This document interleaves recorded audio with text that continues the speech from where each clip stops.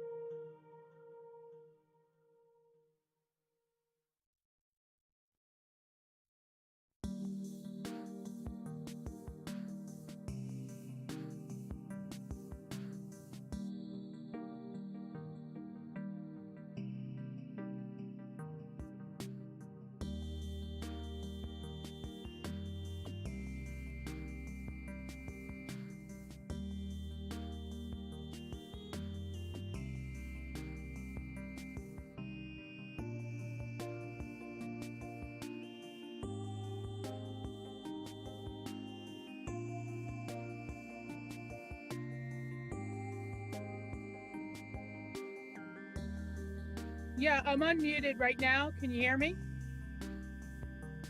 Thank you.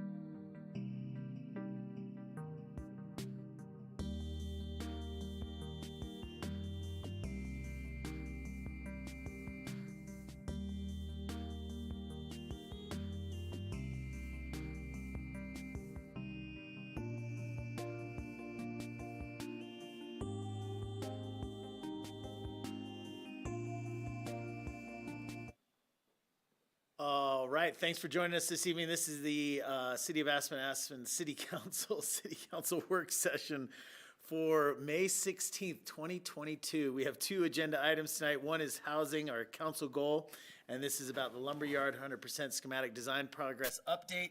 And item number two, Armory update, a review of the public outreach and remodel reuse direction. We're going to get right into our first item, and we welcome the team back to talk about the Lumberyard. Welcome back.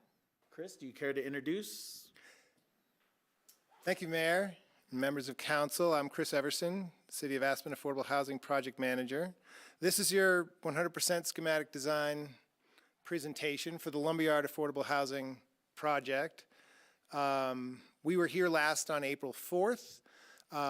We've brought a lot of members of the design team this time, all of whom you'll hear from. No one is here just to warm a seat. The team has taken your direction from the April 4th meeting and put that into the 100% schematic design package, which was transmitted to you late last week. We've got with us Charlie Deese with Cushing Terrell, Laura Doherty with Cushing Terrell. We've got Tom Curl, who's with Curl Program Management. You'll be hearing from Tom tonight. We've got Randy Rhodes with Cushing Terrell. We've got Christine Shine with Connect One Design. And we've got Charles Alexander with Fair and Piers, who's here to talk about our transportation impact analysis. When we shifted from the conceptual design process to the schematic design process, we were able to hear from you some of the concerns that you had remaining with the conceptual design. But we kind of allowed ourselves to step into the schematic design process because we were able to hear from you what your concerns were related to the conceptual design and sort of bring that into the beginning part of the schematic design process. And so similarly, part of what you're being asked tonight is, if there are any concerns remaining about the design, when you see the 100% schematic design today, let's put that on the top of our list of things that we want to continue to work on as we move forward in the next phase of the design, which is the design development, or the DD phase, it's often called. This will allow us, and that approach seemed fairly successful in that it allowed us to move the process forward, but continue to work on your sort of ongoing design concerns.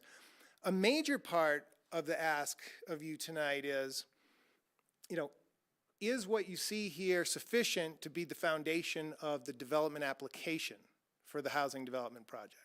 So while there are things that we can continue to work on moving forward, there are some foundational elements that we want to be able to rely on, because we need to go ahead and draft the development application, which we've yet to do, and start the process of preparing that application for submitting it formally, okay?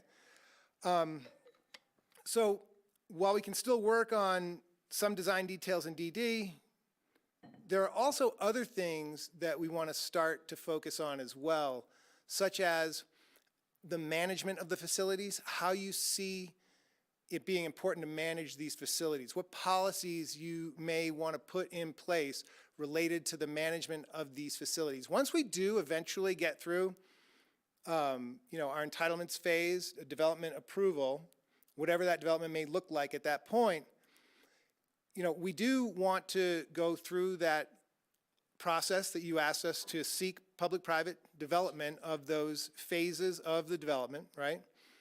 We'll talk about the phasing tonight. You're going to see how we're proposing that the city should get the site ready for development, and then we'll do an RFQ, RFP process to seek public-private development of the different buildings or phases, and we'll talk about what that phasing looks like. But there will be some terms in what we're asking for. We do expect that any private development involvement would seek to provide financing, would seek to construct the facilities, operate the facilities, and maintain the facilities for some period of time, 15 years plus, maybe up to 30 years or somewhere thereabouts.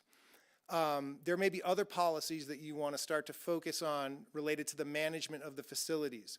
At some point, we'll need to talk about yes dogs or no dogs or how dogs, right? And so policies related to how you want to manage that. And there are likely other topics related to how you want to manage the facilities going forward. So in addition to any ongoing design-related concerns, we may want to start thinking about, management policies as we start to move forward toward implementation. And so that's it, I think, as far as my intro goes. I'm going to kick it over to Laura with Cushing Terrell. Well, great. Thank you. So same format. We're going to talk just a little bit about where we've been, what we're going to talk about today, and where we're going. So a quick recap of when we were here last. We had 7 inflection points. So our takeaways were at that point that underground parking, roughly even split between surface and underground parking, was working an appropriate for the site.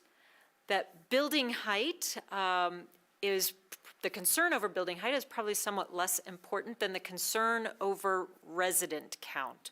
So we really heard about the prioritization of our residents and getting as many people on site as we could.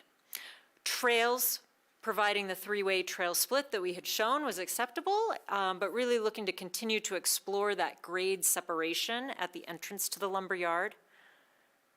Character, looking to continue to develop that palette of natural materials and tones, what those are, how they're inspired by Deer Hill, and really looking at that celebration of all those sustainable design features and how we could continue to push that. Exterior access, really that balance, the combination of interior access for upper levels combined with the exterior access for ground floor units is acceptable. And we talked a lot about unit mix. When we were here last, we had 2 schemes in front of you. And really what we heard was that some of the allowances of what we were calling elbow room made for a more livable site. But the sort of sacrifice in unit count wasn't where we wanted to be. So really what we heard was pushing that unit mix to increase the number of units, particularly looking at 3-bedroom units in the ownership building, to get us maintain our livability on site with what we'd achieved with some of the moves in elbow room, but really relooking at that unit count. And I probably just summed it up, with unit count, which is where we did really look at putting those 4th floor units that we had proposed taking off in that elbow room scheme and putting those back. So those were the 2 biggest areas that you'll see that have changed since we were here last, is really looking at that unit mix and pushing that unit count from the elbow room scheme. So that's what we heard, and that's what we've been working on. So our programmatic elements that we're looking at have remained unchanged. However, we did shift our focus. Instead of looking at that 310 unit count as our given, we really looked at that as a way to maximizing the number of units on site, prioritizing bedroom count, but really letting that site livability help dictate that number. And then similarly, whatever that number needed to be, we would provide on-site resident parking in accordance with what's required. So our challenges remain the same, as finding that balance between competing priorities. So where are we now? We're back. We're back. And we are, oh, too loud? Too loud, sorry. And we're still excited. And so what we're really going to cover today is how that elbow room scheme has been adjusted to increase, again, the number of unit counts for elbow room since we were here last, but really focusing on that bedroom count and getting the right mix of unit types. We're going to show you how the programming of those common spaces within the buildings and within the site, those green spaces, are beginning to take shape. And again, that's going to talk more and more about the livability on site. We're going to talk to you about our approach to materiality. I think it'll be a good discussion of really looking at all of those factors that are going to help the team sort of find the right approach that meets all of our kind of principles for the project. We're going to go over the technical studies that will continue to inform the design during the next step of design development. We'll give you an update on where we're at with our sustainable strategies, the air quality study, and our traffic impact analysis. And then lastly, we're going to talk about the development finance update. So with that, how we're going to wrap the discussion is hoping to get a discussion from you around if the design approach represented here in schematic design is acceptable to use as the basis for the development application.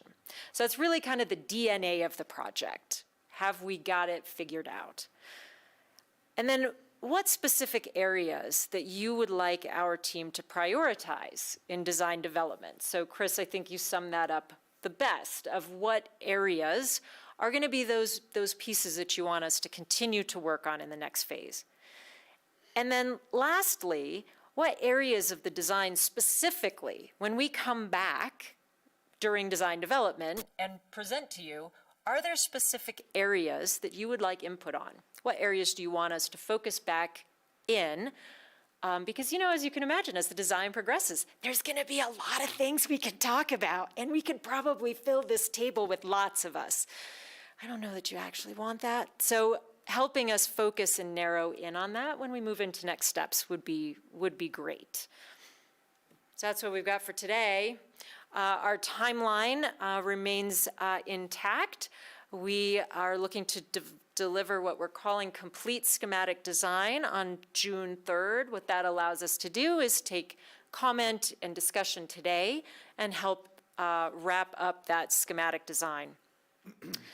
We would then move into design development, if everything goes well, and that land use application process. And that continues to let us track against our schedule to looking to start construction on that first preliminary phase in 2024. So we're still on our timeline. And with that, we'll just quickly go through, why are we here, Randy? Right. So we acknowledge that both the city and Aspen-Pitkin County Housing Authority have very clear goals and prioritization of affordable housing. And so as we looked at all that, we came up with a very focused vision statement for this neighborhood, a stable, thriving, affordable neighborhood that's pedestrian-friendly, environmentally sustainable, connected and welcoming, that looks, lives, and feels authentically Aspen.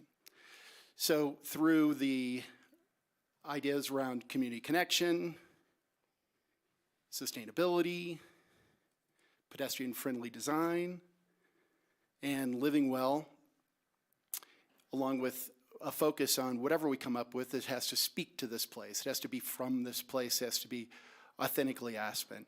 So these are the standards. These are the datum points. These are the reference points that we keep coming back to, and we'll come back to those later in the presentation.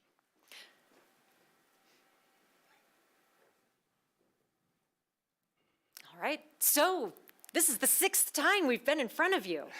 You've heard these vision statements a lot. So thanks for bearing with us. And now what we'd like to do is give you some specifics, because this is, again, our scorecard of have we met and succeeded in those guiding principles with where we're at today with the design. So Randy and I and the team can jump in on some of those specifics. So we talked a lot about community connection. And so a big part of that is being a good neighbor. And one of those that goes into that for the specifics is really that adequate parking for the number of residents on site, so that we can be a good neighbor to the ABC, that we are adequately dealing with the number of cars projected to be here, and roughly splitting that on site, with half of it underground, half of it on the surface, to allow for a certain level of convenient access to vehicles. Yeah, at each step, as we've looked at different mixes and different unit counts, we keep going back to make sure that we're always in compliance with the city standards related to parking quantity. And as we've continued to develop the site, we've thought about things like visitor parking and loading and unloading, and hey, where's the Uber pickup going to be? And so we've got some further explanation and description of our initial thoughts to share with you later today. Also providing convenient access to multimodal transportation. So really developing that transportation hub to make sure that, yes, we've got vehicles on site, but are there really easy points of access to utilize other forms of transportation? So that was an important piece of the design, and Christine will get into how that relationship is developing. I think also improving the ABC bike trail experience to hopefully leave it better than we found it today as part of this site. Yeah, with that, we've got some initial thoughts about how the three-way split can work.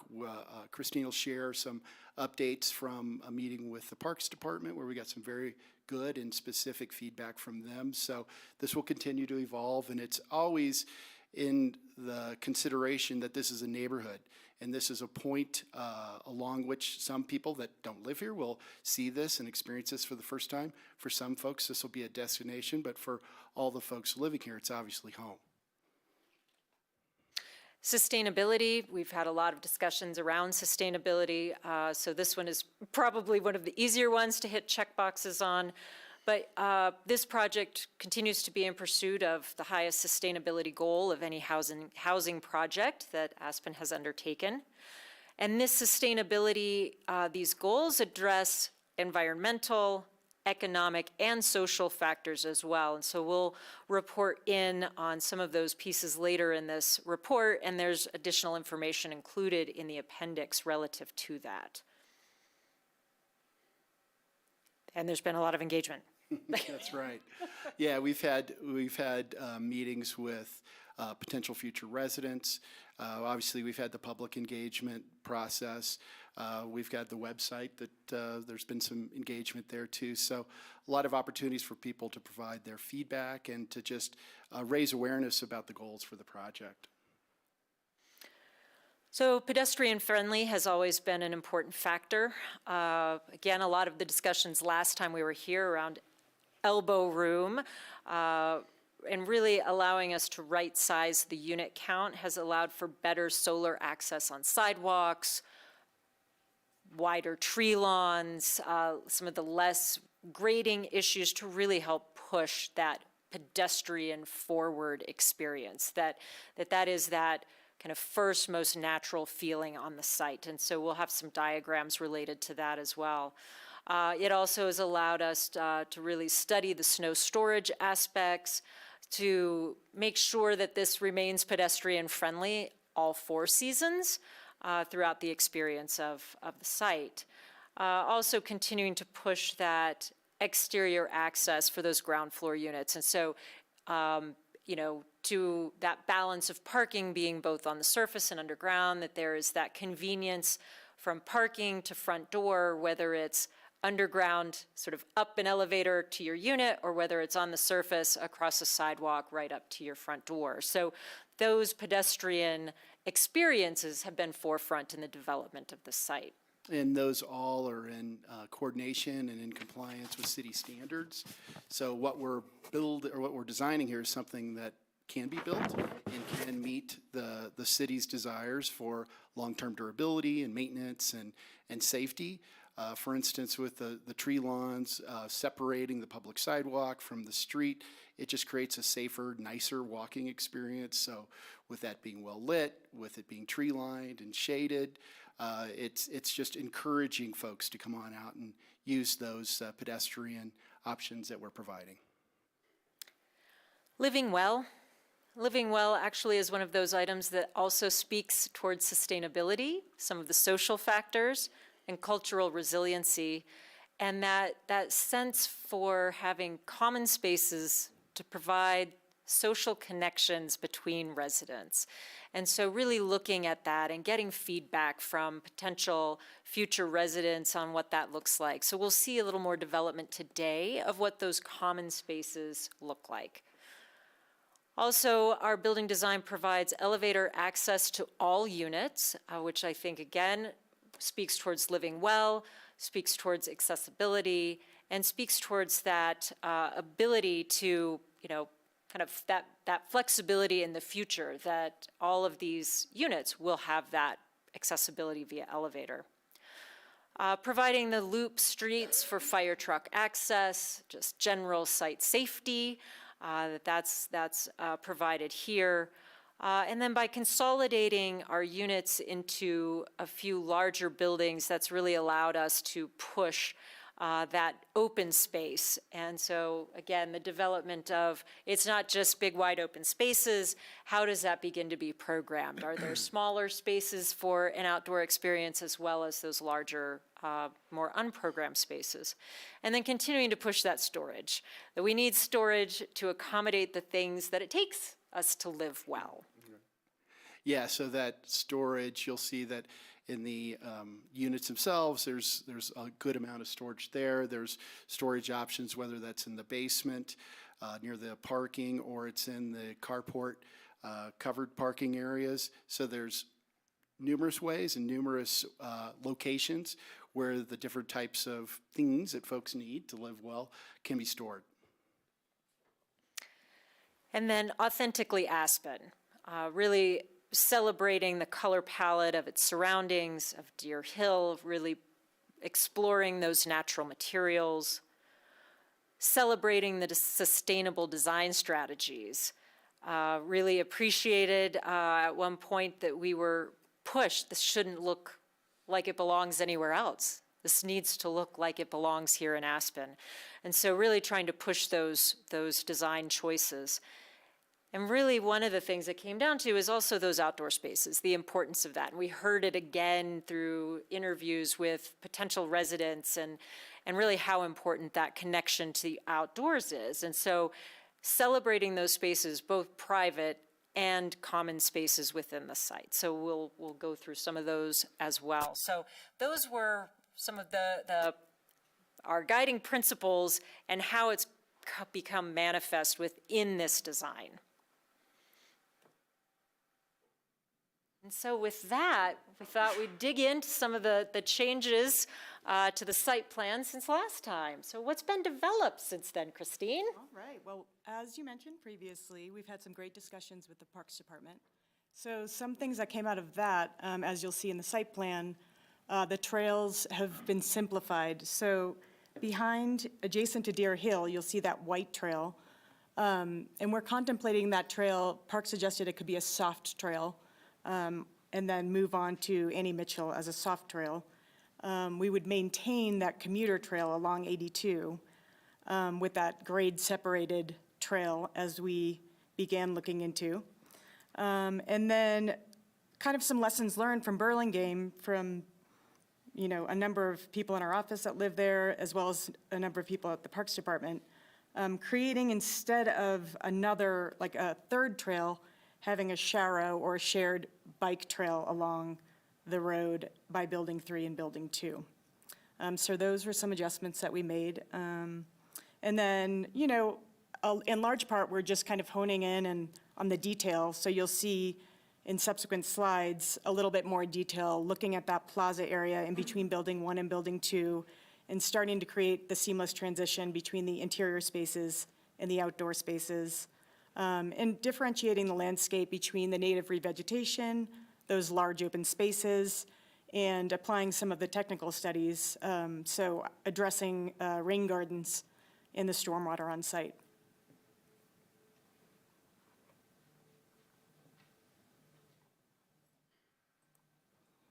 And then we have a few diagrams. Charlie, please feel free to jump in.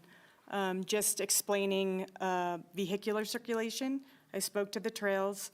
So as you can see, we've started identifying trash locations, the importance of the building entrances and the adjacent parking, which would have, the 15-minute parking, the Uber pickup, so on and so forth. ADA, of course, loading and drop-off, given that there will be probably a number of people in turnaround and housing and whatnot. We realized that one site plan crams a lot of information onto it to show you how the site functions. So that's why this time we're kind of breaking it out into the different user groups, like vehicles versus pedestrians versus just the landscape. And we've talked a lot about the necessity to have the loop streets there for fire safety, but it's also about just convenience for the folks that live here. And because there's going to be parking in a couple of different locations, we wanted that to be a good experience. And then once you park, you've got a nice path to get from wherever you park, if you're parking on the site, back to the building, back to your apartment unit. So there's not like a sort of a behind the building, not so great parking experience. These are nice tree-lined, well-lit streets wrapping themselves through this whole neighborhood. Just had a question. It wasn't clear to me. So this sort of perpendicular roadway from 82 that bifurcates the development. The walking and biking trail there, are those surface level? Because in the new graphics, it made it look like it may also be sunken, and we hadn't talked about that. So the only proposed grade-separated crossing would be right there at the main entrance. The other ones are That's all the like we only talked about. thing. And Okay. I think we've got another diagram that I hope explains the trail stuff a little better that's coming up. But this particular diagram is really talking about how pedestrians move around the site with some arrows, just acknowledging that there's going to be movement between building 1 and 2. There's facilities, fitness, otherwise, in building 1 that those folks would have access to, and that becomes a real place at that entrance. So we've got these community functions all tied together. So there's a higher level of development of those pathways, and that's what this diagram's trying to speak to. Okay. So our two pathways are the commuter trail along 82 and then the one at the back of the site. And then the Sharrow, which Christine mentioned would be bikes on the road, but signalized. And then everything else is more your typical sidewalk, crosswalks, and then the raised pedestrian zone there where everything is coming together just to signalize this is pedestrian first, it's not cars first, please slow down. Pay attention. Yep. Cool. Thank you. I have a question that this map seems to raise for me. And it's maybe a more of a generic question that applies to the larger project, but looking at building 3, I'm really trying to think about how people will load in their furniture and possessions, to the far side of the building, opposite of where any parking is. And again, this kind of applies to all the buildings, but trying to think about when you need to replace a refrigerator on the 4th floor. Are the elevators sized for that sort of thing? Are people bringing in king-size mattresses to replace what was a double mattress? I mean, how do people really bring their possessions in and out of these buildings? And are the elevators really up to that task? Yeah, thanks. Great question, Rachel. Yes, definitely in each of the buildings, at least one of the elevators would be sized adequately for that move-in, move-out kind of experience. The garage heights are tall enough to allow for pickup truck size vehicles to get in and out. There's also loading and unloading spaces adjacent to each one of the building's entries that could be utilized at that time too. So working through the details of that is a key aspect of the livability of this site. You're exactly right. This is a super important component that has to be thought about from Four Seasons. It has to be thought about whether it's, like you're talking about, a potential maintenance issue of getting a new washer or dryer, or it's literally someone coming with all their possessions and moving in for the first time. Okay, thank you. It seems to me a small management issue, but that having some hand trucks and dollies and things like that for tenants to use by the property management company is going to be critical. Otherwise, you're going to have people breaking the steps as they drop things. You're exactly right. And things like padding in the elevators and the right kind of materials from the point where they'd be coming into the building and getting to the elevator. All those kind of thoughts are really a part of the next step that we're getting into in design development, and can't wait to get into those kind of details with you. Okay. Thank you so much. On these maps, there's one Rafta bus stop that is shown. I think we talked about it circulating through the property. What's this representing? Well, I can just speak from our perspective that we did start thinking about, and I think you can probably speak to it better than I can, but from a landscape perspective, just a few places for school bus or additional traffic stops, but I can hand it to you to get, I don't know if we want to go down that road yet, but. No, I can answer this question sort of quickly. I think one of the, as a part of fleshing out the transportation program for the site, we're still aiming to pin down the exact transit routing and whether or not it's going to circulate both ways through the site or just one way on the site. It's possible with the stop location currently shown that the buses would, on their way in, drive past the site, turn right on Baltic, and then circulate southbound so that they can exit again at the Lumberyard entrance exit with just the one stop here versus stops on both sides. The site plan does not mitigate, it does not say that there's not a way to get buses around and add other stops. There's a number of different alternatives that are going to be reviewed and discussed, not so much in detail tonight, but in the final TIA, it'll get into some more detail related to the alternatives. So it's the site plan does not forego the possibility of other bus stops. No, but it depicts one. That's correct. And so moving forward, I assume the distance between building 3 and that current bus stop is a little outside of, what is it typically, 200 feet, 250? Mile. They usually use as a parameter. There's kind of a distance that can be prohibitive to people accessing mass transit. So we're all kind of on the same page that our goal is to have some circulation through the project. So we've yet to discuss that directly with the group as far as what the alternatives are, how we plan to weigh the alternatives, prioritize the alternatives. The draft TIA that we submitted had some evaluation of some of the options, and circulation throughout the site is one of the alternatives. But I think when we first started this project, we were looking at the bus stop, excuse me, the RAFTA stop at the AABC as a possibility to serve this facility because it is within a quarter mile. This one stop would be even closer than that quarter mile, of course, but we've also had since the suggestion that there could be either the bus could either circulate throughout, or there could be some sort of collector type service, maybe even a smaller vehicle or vehicles that do that collection. So we need to spend more time evaluating those details. I think in your memo, I mentioned that we do expect there to be more dialogue on that topic, possibly all the way through, our public hearings, and in some way, finally coming to agreement on what that's going to be. So the possibility of adding more stops, as Randy said, does exist.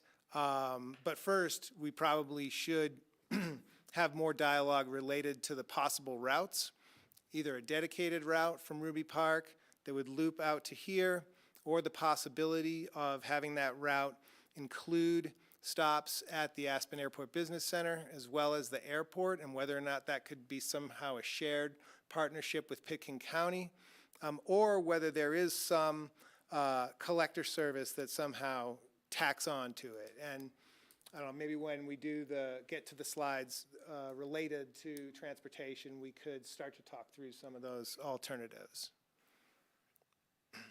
But we're about 600 feet from Building 3's entrance to the bus stop there, so. That's 2 blocks, 2 city blocks. Which is about a 4-minute walk. Anyway, we'll talk about it more. I'm just very, I look at things like that. I look at like trash receptacle locations, the things that make, livability, and it's, there's certain things that people can accept and stuff, but boy, if you have every day where your struggle is to reach transit or your struggle is to take your trash out or et cetera, those are the things that really can make life unpleasant. So I just want to make sure that we're aware of what and not missing details because of constraints that we see in front of us now. Speaking of that, I was wondering, and I know it's impossible really to get something that resembles this, but I'd be interested in knowing of any building project within 100 miles of here that would be similar to this, for my own sake. So if you guys, in your future research, come across something that you're like, hey, this kind of reflects a little bit of what this feels like, I would personally take a trip over there myself and check it out. But We'll pull together some thoughts on that thanks. for sure. Appreciate it. And just to go to one of the things you just said, once we go through the building plans, we'll show you just how convenient the trash issue is for every single resident. Right. And so I think you'll hopefully be satisfied that that one's squared away. Once we get to the traffic impact analysis discussion, I think you'll see that there's a wide range of options being considered that'll take a whole lot of effort on all of our parts to really weigh through. Okay. Thank you. Yeah, the working assumption on the trash is that it would be collected and wheeled out to the trash enclosures operationally. So unless a resident has something oversized, they're really not having to walk to those dumpster enclosures. Thanks. It's about a trash pickup access and making sure those turning radiuses and all that stuff really works. Oh, understood. I want to jump in for a half second on that one. And I'm sorry to be having to make the meeting from afar. But, I live in Hunter Creek, and the free market buildings have their trash cans for the short pickup in their laundry room. And it really stinks, especially in the summer. And it can be a bear attractant. And, depending on when and how many people you have working, they do or don't get those trash cans emptied in a very timely fashion. And so I'm just trying to think about what a trash collection area in one building that has 100 units in it, or a little less than that, X many bedrooms, really looks like at the end of one day, and how many collection spots and buildings you have, and how you deal with odor issues if they're collected interiorly. I mean, that's really a pretty big issue, and I'll wait for a further explanation. But I'm just saying, I'm in a building with only 16 units, and the 4 recycling containers, 5 recycling, and the 6 trash cans have to be dumped every day. And there's oftentimes when it overflows what they currently have available there, and including composting containers. So, to imagine the size of a composting container collection and the frequency of that collection that you'd need in a building with over 90 families in one building, I think that's pretty significant, and we will need to really drill down on whether that's adequate. Thank you. Rachel, you're exactly right. There's design implications with everything you just said, and so we'll be developing that and talking to you exactly about how we think the strategies that we're going to be recommending will address the odor and the maintenance and the cleanability. So those are mechanical decisions, those are finish decisions.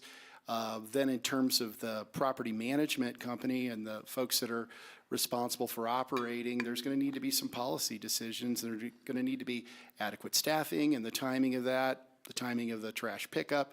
All those things are critical to this working. You're right. I was just going to add, also, there's a pretty good example over at Highlands. I live in affordable housing there, for trash, recycling, compost in the garage. I feel like that's pretty well managed, so we have an example right here, too, to look at.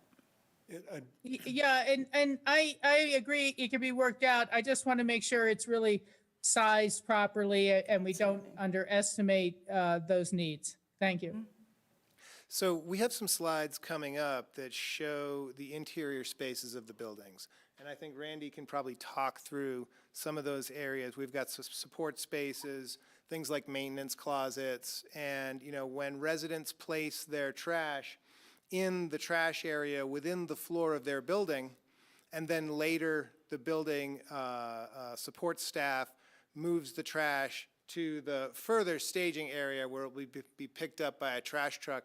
Can you talk us through how you see that at least initially working? Sure, it's absolutely getting handled on a daily basis in terms of it being removed from the trash rooms that are per floor.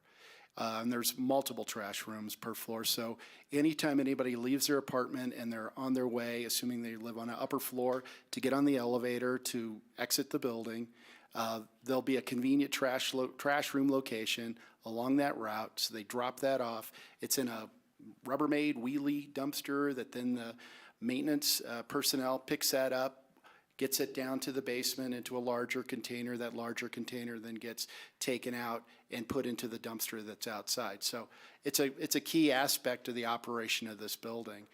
Those rooms themselves are going to need to be ventilated. They're going to need to have the right kind of finishes that are easily wiped down. They're going to need coved base in them so that they can be mopped and cleaned. And so those smells that you're talking about, Rachel, it's a function of right design and then right management.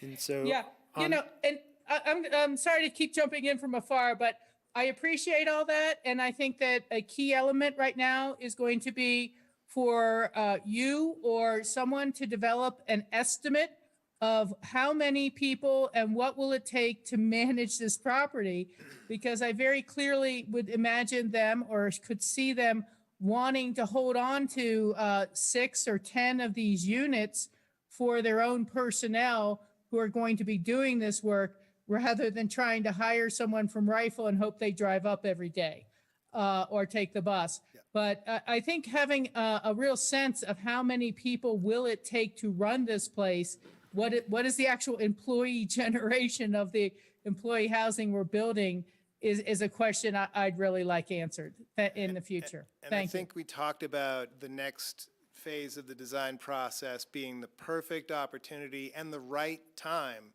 to talk about how the facilities will be managed. So we'll take the next step in the process to analyze those next steps.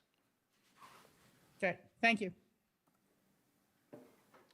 Yeah, I think I'm just dovetailing on what Chris just said, is that we're being asked for sign off on 100% schematic design. And a lot of things we're talking about now are operations and details, bus routes, bus stops, all things that I think will be addressed in design drawings and further along the line here. So if there are any questions that arise here that are precluded from the schematic design you're presenting us, please bring that to our attention. But everything I'm seeing on the Fair and Pier study, transportation, all of this are things that can be worked out for operations and for final design drawings. Yeah, somewhat. I mean, going through the design and process and trying to work out Burlingame, I mean, we had a lot of great plans. We had a lot of great discussions, and not all of it worked out. So I'm just glad that we bring everything to the table we can as early as we can. Yeah, I think we're going to find no matter how well we think we have this planned out, that when people start moving in, we're going to go, oh, they didn't want a sidewalk there, they want one over here. So some flexibility, I think, should be built into the design so that as people start living there, that there are some adjustments that can be made for livability.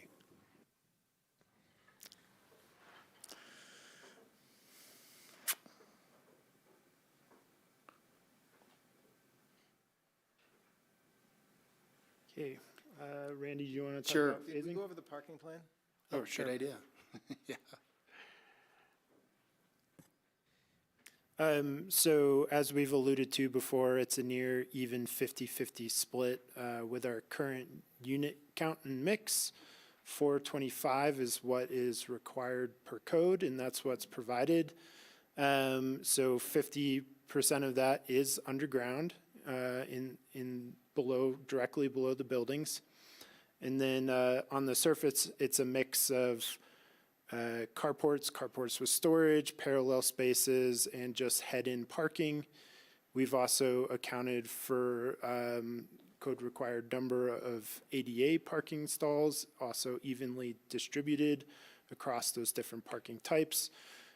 Also included in this is EV parking, future EV parking, and how that works with the electrical infrastructure on site. So that's all starting to become real on the drawings and worked out to the point where the proof of concept is there, we're confident moving forward.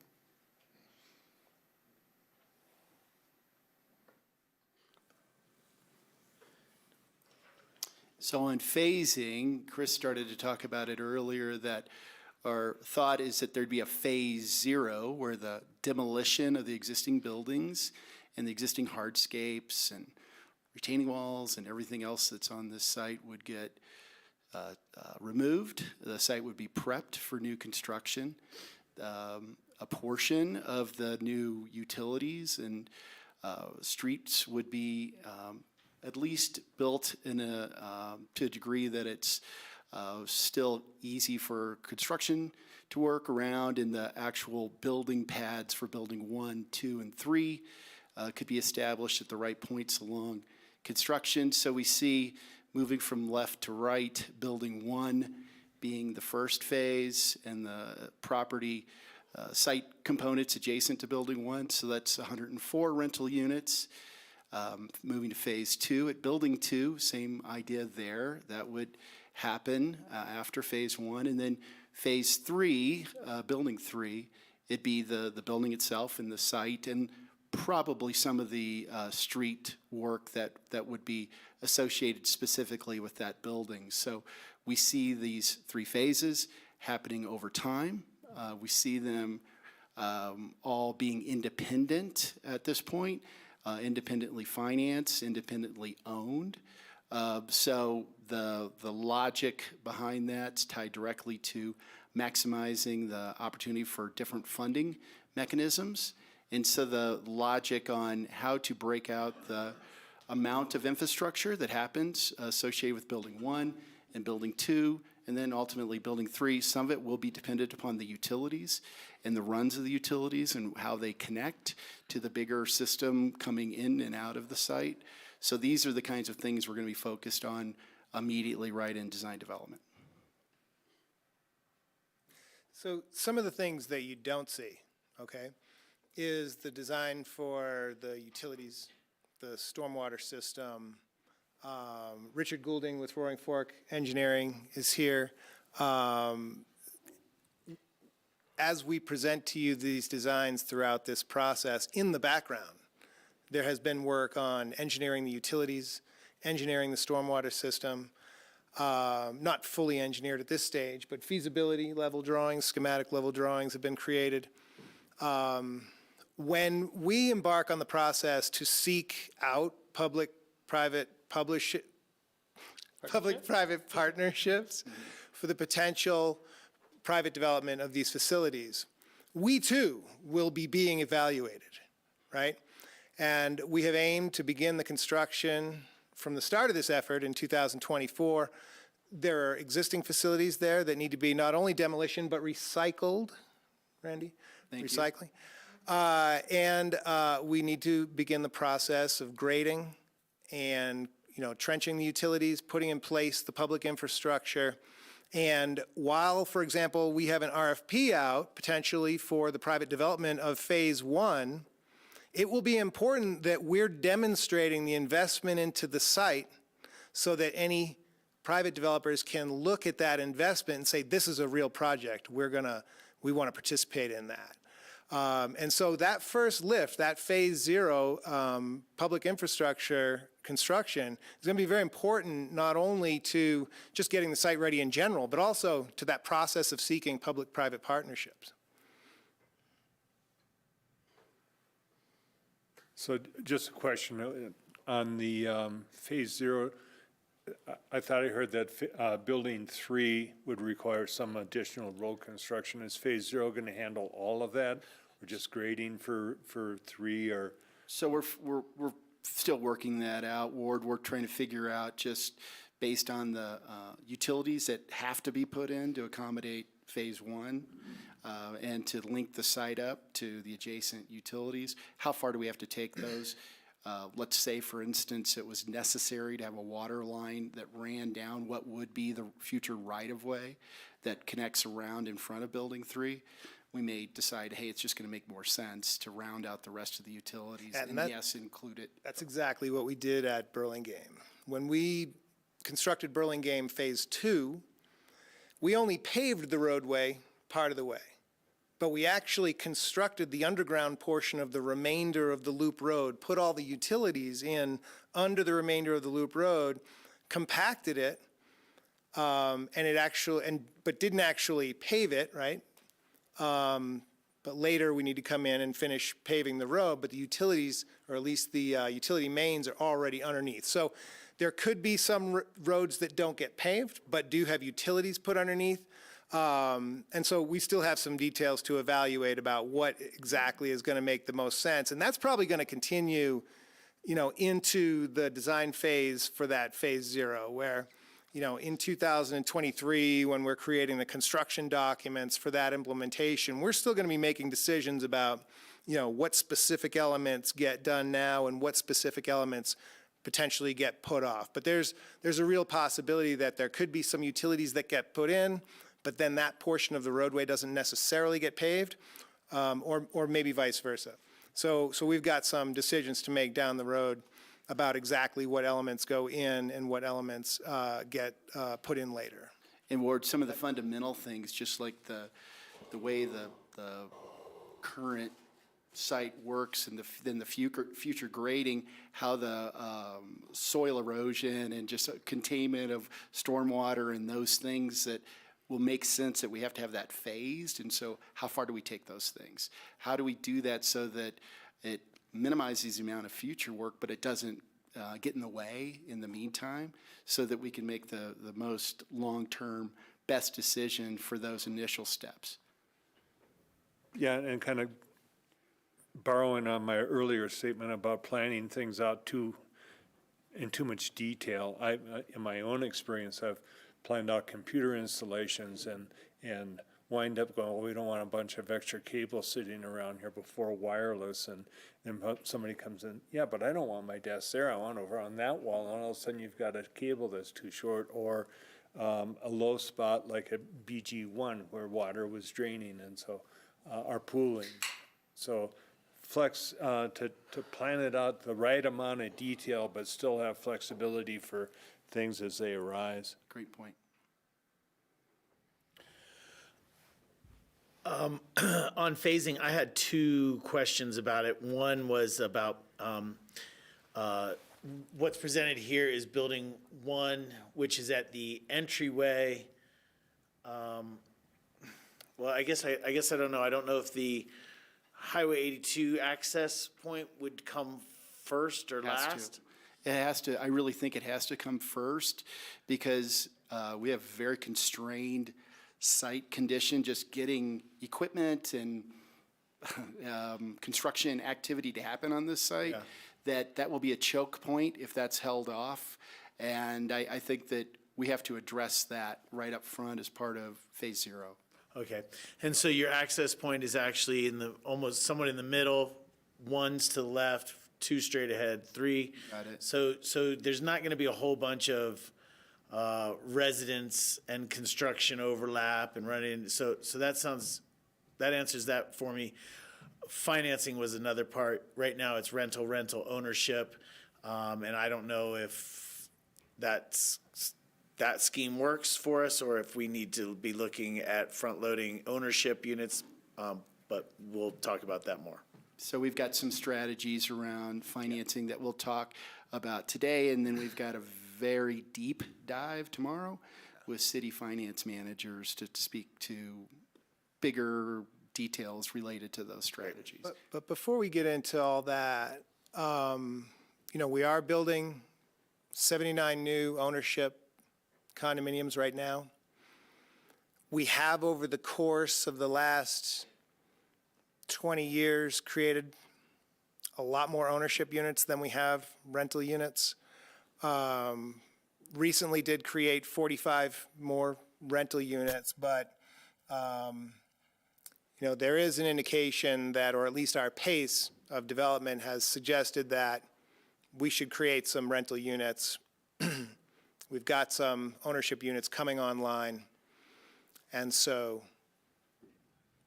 at least as far as that prior effort over the last 20 years, what we have going on right now, the need for more rental units has suggested that this perhaps is the right order. So we should probably talk about that more if there are more concerns about that.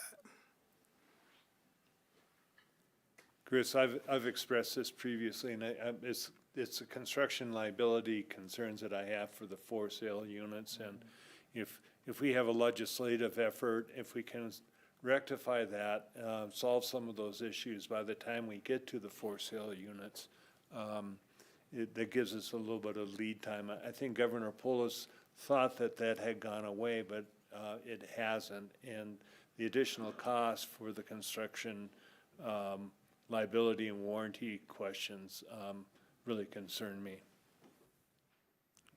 Rachel? Oh, got the unmute button. You know, it'd be nice if we could have a little flexibility after the first building of rental is built to make the determination. And I tend to think that our Burlingame Phase 3 unit sales this winter, early spring, or however that ends up with the final constructions happening, will illustrate how many people we end up having who move out of rentals when they finally are able to buy something, and then free up rental units, whether it's at Truscott or Castle Ridge or Centennial or other places. I think there's a real relationship between especially the longer term rentals and people bidding on units and hoping to finally, get a right size unit and more life security through ownership. So it is a mixed bag for me about that. I don't know enough to say this is the right phasing, or I don't know enough to say this is not the right phasing. But I do think that the demand for future ownership units continues. And it's really about a family or an individual's life cycle. At a certain point, you start saying, I'm putting out an awful lot of money in rent. I'm not getting any equity. I could lose this lease next year if I start making too much money for the categories. I think I better move somewhere where I can really create stability for my family. And that kind of happens when people hit their 30s. And frankly, it happens when they're at a more professional level and able to, think about home ownership seriously. So I just don't want us to be so all in on rentals that we're forgetting the people who live in rentals who want to start owning a place and having their monthly payment count for something and helping them with retirement. And, not that we can go too far down this rabbit hole, but clearly a rental only community who likes to rent for their whole life cycle tends to leave us with a lot of people needing social services and welfare in later life and in retirement because they haven't had a chance to build any equity up. And their rents always go up to equal a good third or more of their income. And they usually aren't saving much for retirement and come down to Social Security only and then turn to the county for assistance in all their living costs. So I think we have to think about this in multiple ways, not just the financing of this project or rental demand from businesses who never bothered over 30 or 40 years to help their employees get a permanent home anywhere else. Thank you. So can I offer you some statistics? So since the year 2000, once we complete and sell the units at Burlingame, the city will have developed 336 ownership units versus 132 rental units during that same time. So here at the Lumberyard, we have 81 ownership units and about a little under 200 rental units.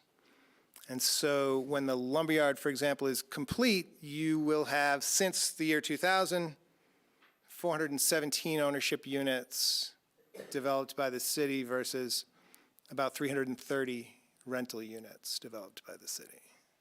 Chris, are the numbers you gave before, that's total units since Burlingame started or just Burlingame unit number? So all the numbers that I just stated are from the year 2000 until now. Including Burlingame and everything else? Yeah. So as it's shown, you would still end up having produced about 100 more ownership than rental. You know, for me, I'm not sure that's a bad thing, Chris. You know, I want the permanent and sustainable community to continue as much as rental. And I continue to say, I'm really tired of everyone putting the entire housing shortage for the entire valley on the backs of the city only. You know, we could see Pickens County start to create a funding source and actually build rental housing as well, or the business community as a whole. But I have an obligation to make sure we're not just a transient community in the future, and that we have some permanence. And so that's why I'm interested. As I said, I'm not opposed to the phasing you've put forward, but I'm not sure it's right.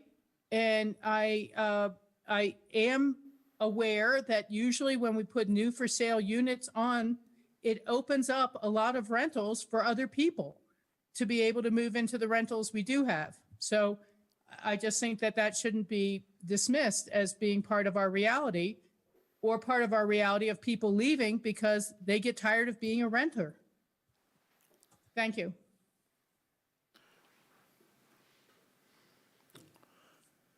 Next item. So, kind of moving on from a little harder conversation, we wanted to show some of the development of how those pedestrian experiences we've talked about, how they actually are manifesting, how they're coming together with the building design and the site design. So here's one example of those street access direct into units and those patio spaces created.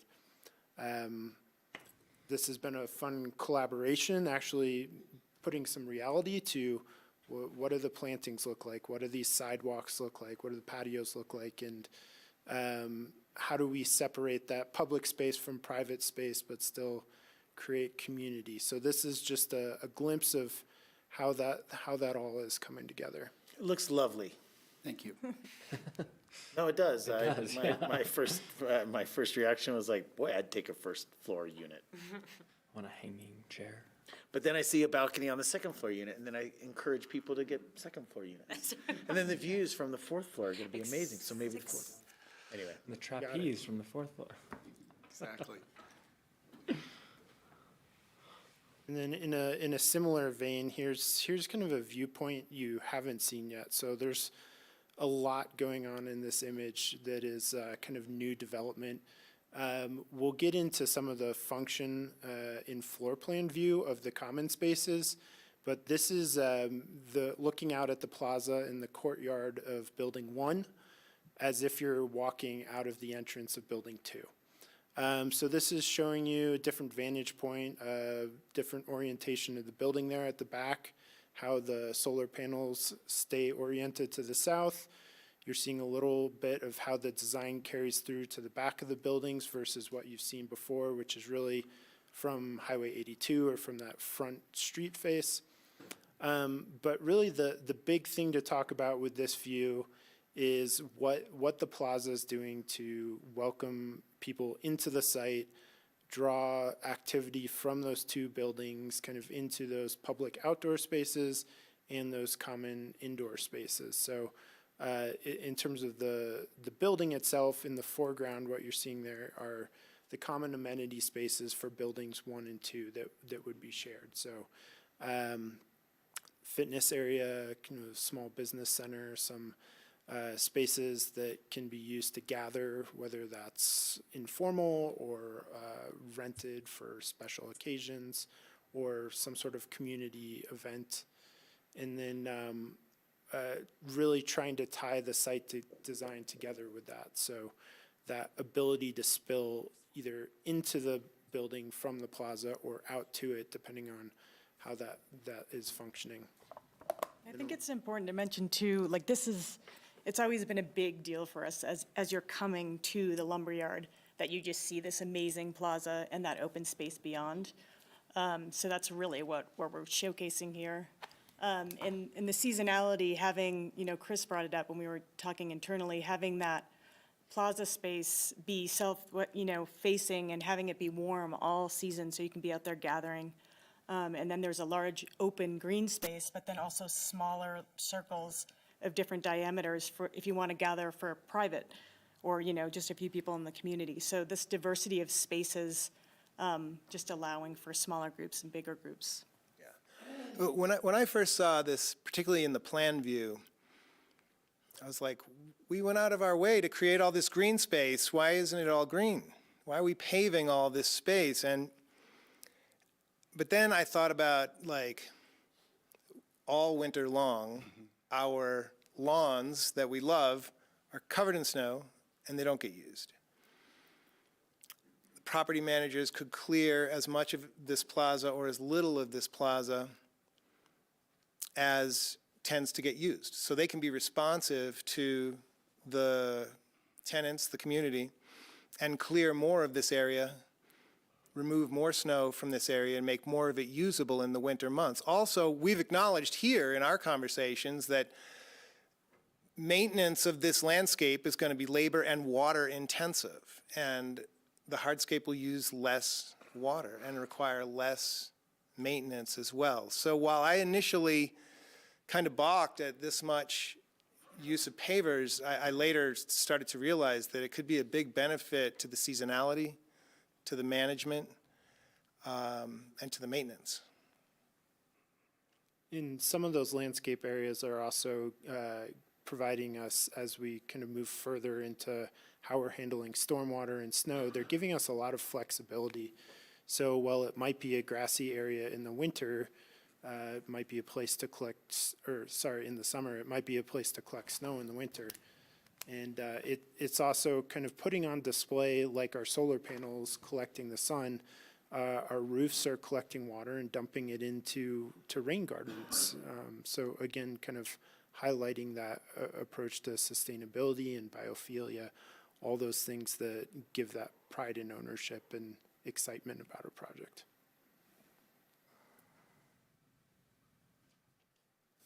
Okay, back to boring charts and numbers and stuff. So just a little history lesson of where we've been and where we've ended up. So starting concept design, we had 310 units, 448 bedrooms.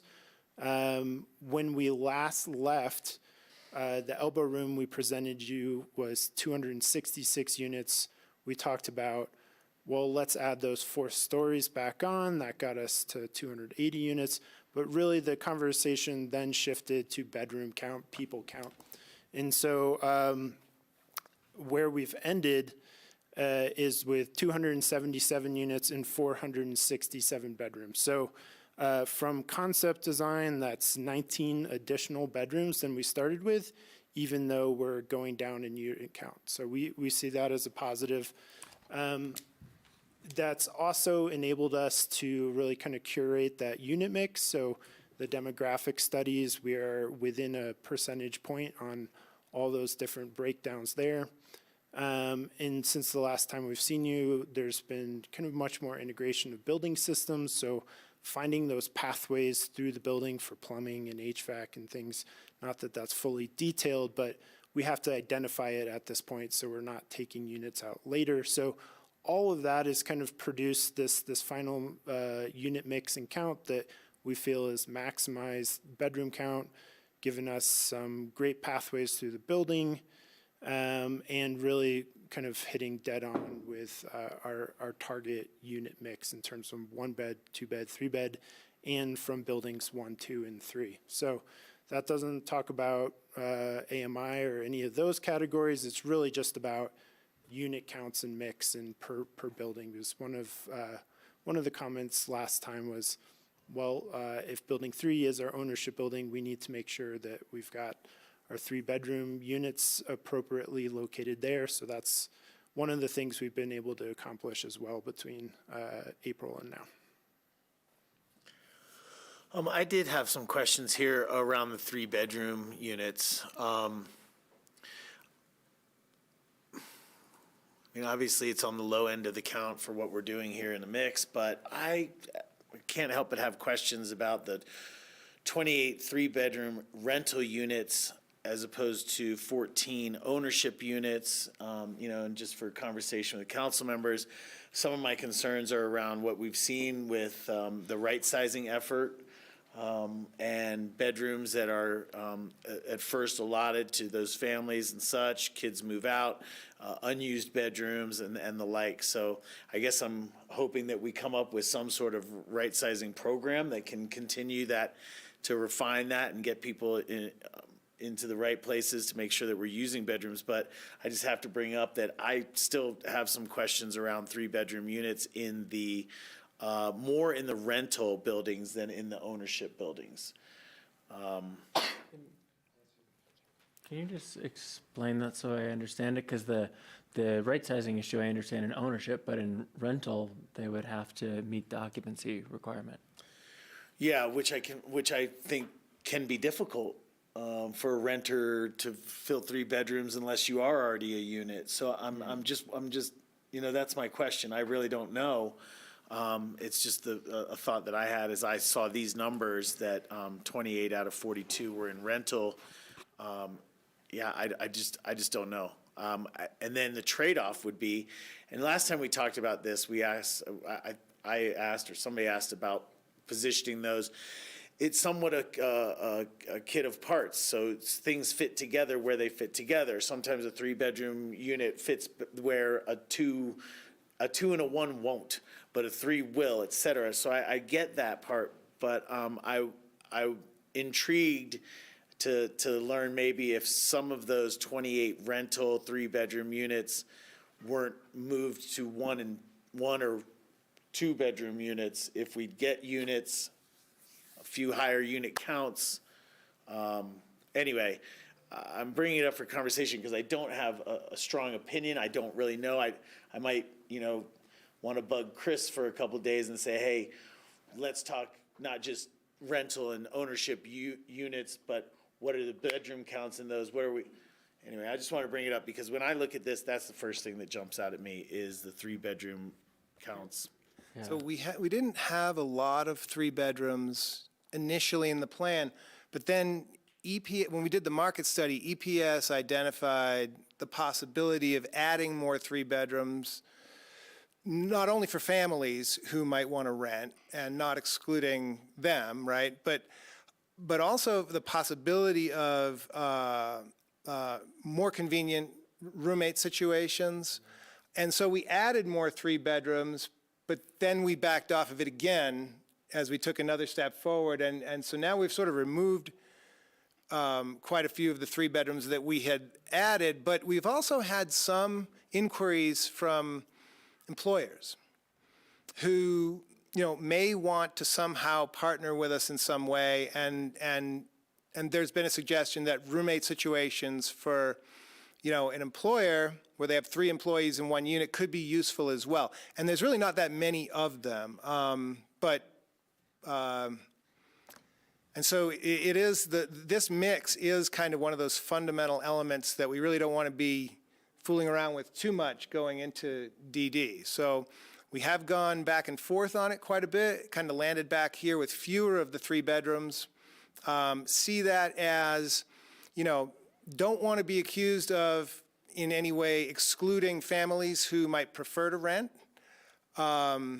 We have heard over and over from the housing office that they have a harder time filling the low-income three-bedroom units, no question. So we can tailor the income mix of those three-bedroom units more carefully, and then also potentially seek, to talk to any employers who may want to be interested in that roommate mix for their employees as well.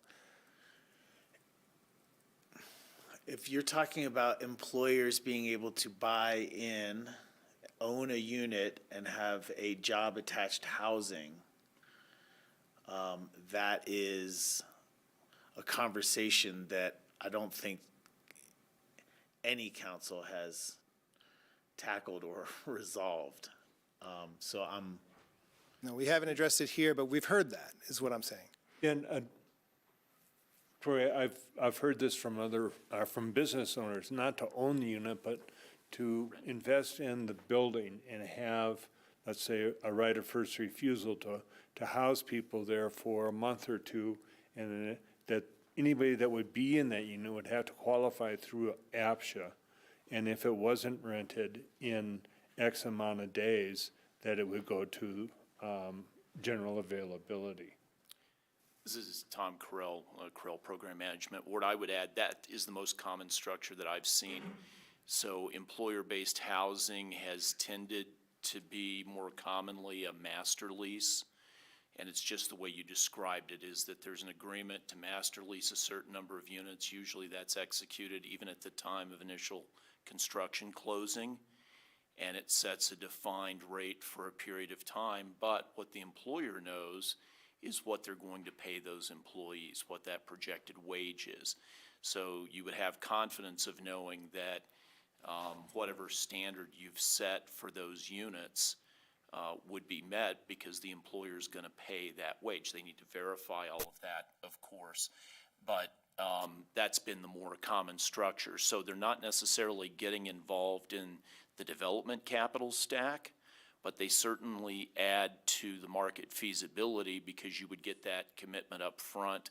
And even if you're working with a private developer, that wouldn't preclude this structure. You could have a master lease from even multiple employers to pick up 2 or 3 or 4 units.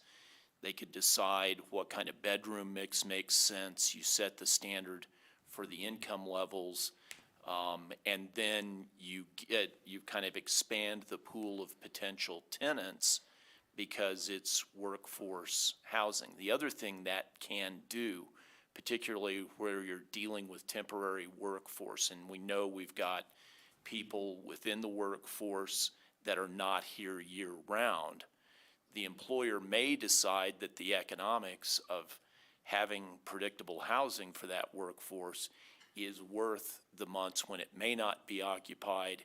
And then, you know, there's other questions about, well, how do you utilize that? Or are they just paying for a unit that's unused?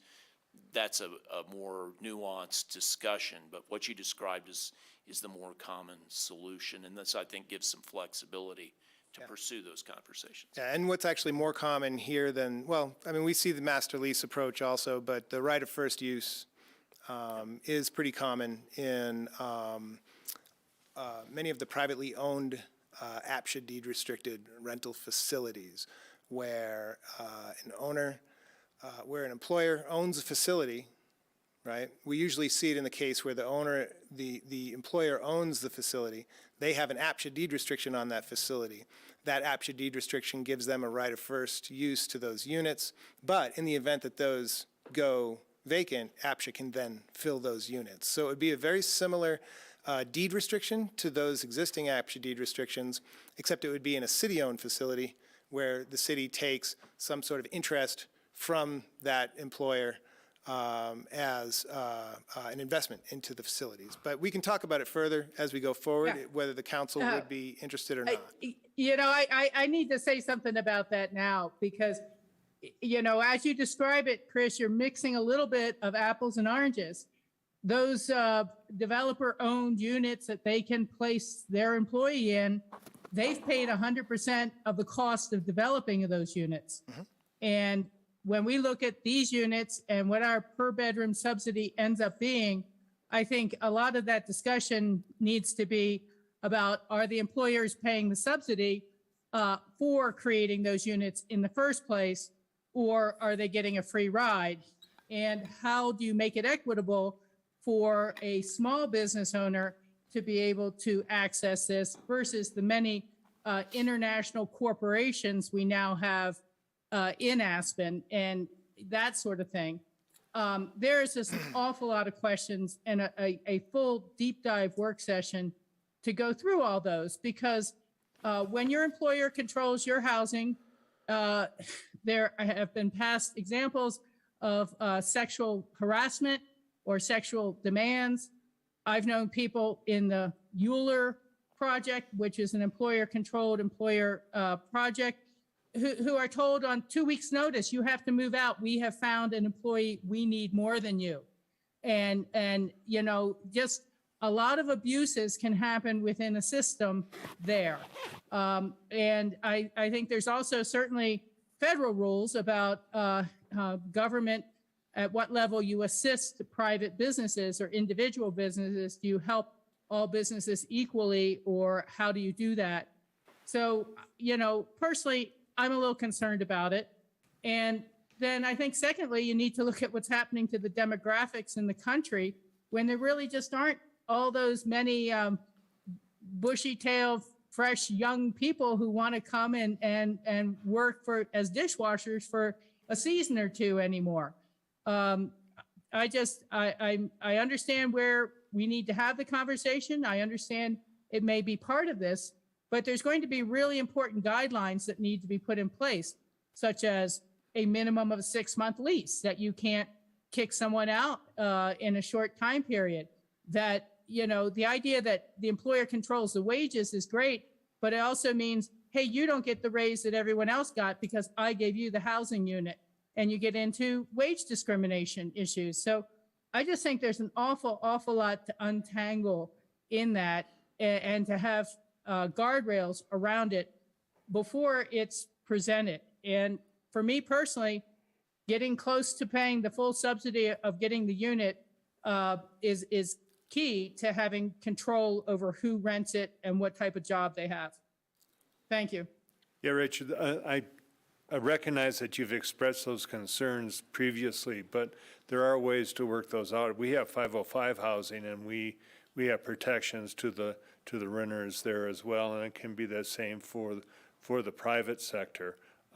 I think those are valid concerns, but I'd rather find a way that we can do something than reasons why we cannot. And consortium or syndicate of business owners could pool their resources and provide housing. I think it's certainly something worth investigating. At the outset of this meeting, we talked about what are the details we want to get into as we move forward in the process.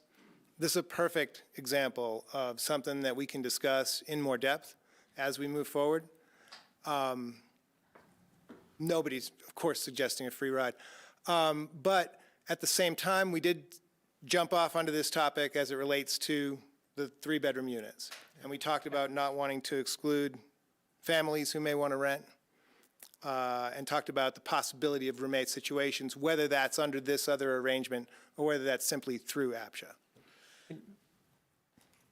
Just my last thing is, I wonder if we could get any information from APSHA offices about managing 3-bedroom units with unrelated tenants.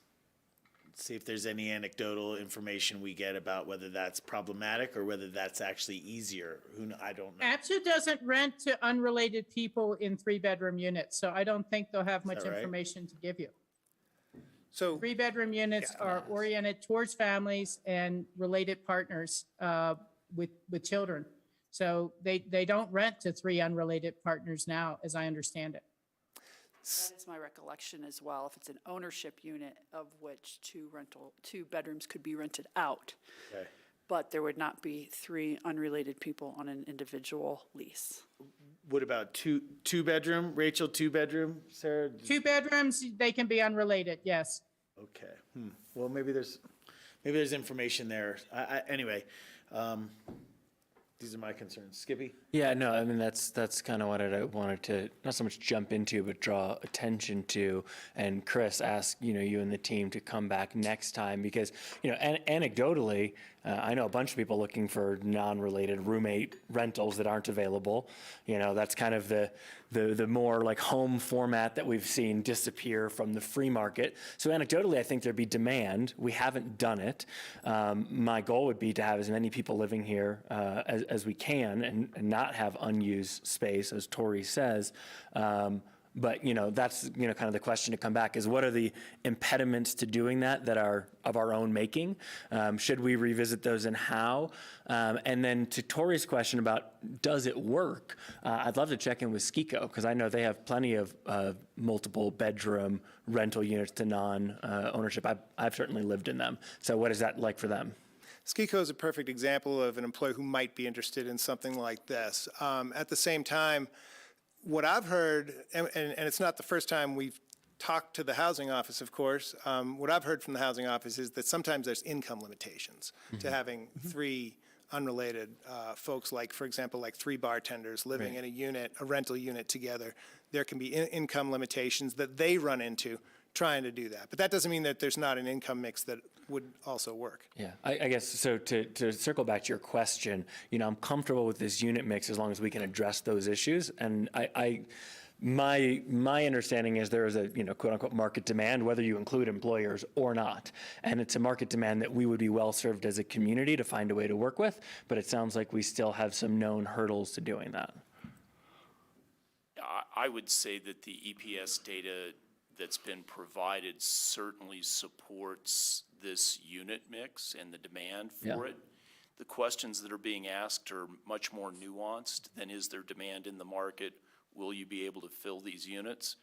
We're now having a conversation about parsing who it is that would fill those units, how they would be filled, what your leasing policy is, and then if there's a different policy between 2 bedrooms and 3 bedrooms, this gets enormously complicated very quickly. So some of this is more policy-related questions and not really market-related questions. Yeah, I appreciate that. It's true, and it's important to kind of just get it out in the open because if there are policy decisions that we know we'd be unwilling to make, for instance, now, then the physical structure has to reflect that reality. I don't think I'm hearing that, but nonetheless. Thank you.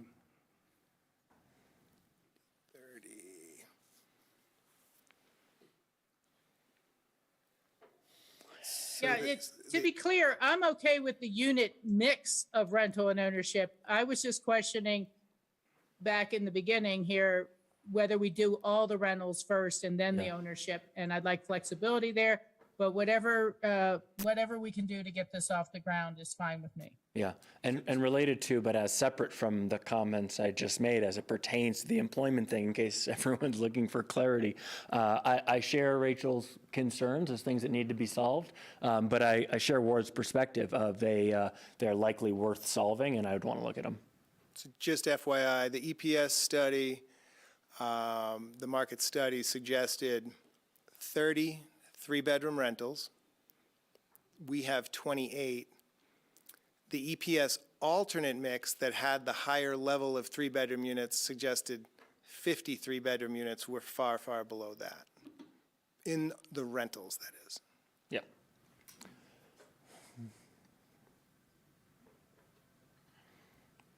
I don't know if that helps. It all helps. Hello. Yep. Oh, that's on me. Chris, did you know that 7% of the statistics are made up on the spot? 33% of the time, I believe that statement. Any other comments, questions, suggestions on building program? Blanket. Freezing, huh? So cold today. Extra cold in here. It is. Any opportunity to turn the fan down or the heat up or something? Rachel, you picked a good day accidentally to stay at home. You'd have 3 sleeping bags on right now in here if you can't tell. Getting close to teeth chatter. All right, next slide. Okay. Alrighty, so we're going to look in a little more detail at some of the building plans, just to show a little bit of level of development in terms of support spaces, and those are both kind of building systems and common or management spaces. In the blue, in the basement level, in the parking, those are opportunities for resident storage. The items in red are either circulation space or it's the electrical entrance. We've factored in some area for batteries for the photovoltaic system. Whether we end up using that or not, we don't know. That's the direction it's heading after coordinating with Aspen Electric. The point is really, we don't want to not include these things now and then lose a unit later when we have to force them into the building. And we don't want to show a parking count that later is going to have to get edited or revised to all of a sudden accommodate some of those things. So we're trying to adjust the plans so it's keeping all these things in mind at the same time. And we've been able to start layering in the accessible parking spaces here on the basement level. They're really coupled with those elevators. So really that's the goal when you're locating those spaces, make them convenient as possible to those accessible routes. We'll get into some of the common spaces on the ground floor in a little bit more zoomed in here on the next slide. What I did want to point out, not to beat the trash conversation to death, but you can see these kind of larger pink boxes on each wing of the building. What we're really looking at is a fairly decent sized trash room that is about one trash room to somewhere in the neighborhood of 5 to 7 units. So that is really convenient, especially when you're considering operationally that's being removed, whether it's 1 day, 2 days, that's something operationally that can be sorted out. The primary goal is make it easy for the residents. And so those rooms are big enough for landfill, compost, recycling, separate bins to make that side of it easier as well. So similar to dumpster enclosures at Burlingame. Now, if we find that operationally we don't need all of those can turn into additional storage for residents. We've accommodated for most of our mechanical plumbing pathways already, so I think we're pretty well set here that we're in good shape moving into design development, that we're confident in our unit count, our parking count, et cetera. But let me zoom into, so this is building 1's common area. So the assumption we're running under here is that if building 1 and building 2 are both leased, that they would share a lot of the management and common amenity spaces. So that's what's manifested here. Back in the parking plans, kind of right here are our loading spots. So that's kind of showing you that direct relationship with loading and then the front entry into the building.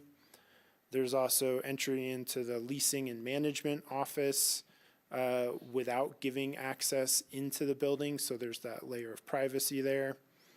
The maintenance and office and workshop, I think we'll be adding in a sidewalk there to give them direct access for deliveries, so you're not hauling in 100 filters whenever those get delivered, or new air conditioners or fridges or whatever it is.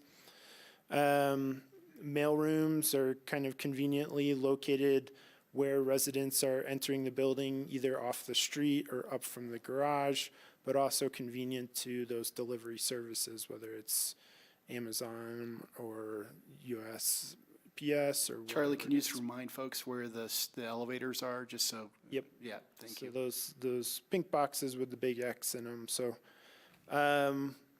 we're also looking at doing like a stair that's a little bit more celebrated, giving some life to those lobby spaces. Those are also create great opportunities for kind of chance interactions with residents. And then over on the right here, that really sits itself into the plaza, there's a fitness room, some restrooms associated with that fitness room, a little bit of a lobby that helps distribute people once they come into that space, so that if there is ever a gathering or a party rental or whatever on one side, all the residents can still access the fitness room on the other side. There's room enough for a little bit of a business center here, so folks that might not have room for a printer or might not buy a printer in their unit, they can come down here and use amenities such as those. There's kind of a little bit of a living room, game room, and a kitchenette, and usually you see residents using those on occasion, or they're rented out for special events like birthdays where they might not otherwise have room to host 15, 20 people in their units. Can you point out the access control right there, the door that? Yep. Yeah, thank you. So the idea with the location of this is it's very easy access in terms of exterior access for the residents of Building 2 to get over to here. It's less than 100 yards. They can enter in this door without having access into the rest of Building 1, so it's just that layer of security. And then they can kind of distribute into these amenity spaces from that lobby. And then the next slide is looking at kind of the relationship with the exterior spaces. All three of the buildings have one elevator set? No, so Building 1 has 2 elevator sets, recognizing it would be quite the walk to get all the way around. Buildings 2 and 3 have 1 elevator set each, so those sets being 2 elevators. Great. Which if you go by the guidelines, Building 1 probably has more elevators than it needs, but because of the distance, it's a convenience thing. If there are move-ins, you don't have to shut off elevator access while somebody moves in. There's other options. And there are specific distance requirements related to the accessibility. And so in those banks, likely you do 1 elevator cab that's a little bit larger to accommodate those couches or mattresses or what have you. And then the other one can be a little bit smaller because it's just a passenger elevator. And that larger elevator would also accommodate a gurney, so in emergency situations, there's an elevator there that's set up to be adequately sized for that kind of emergency.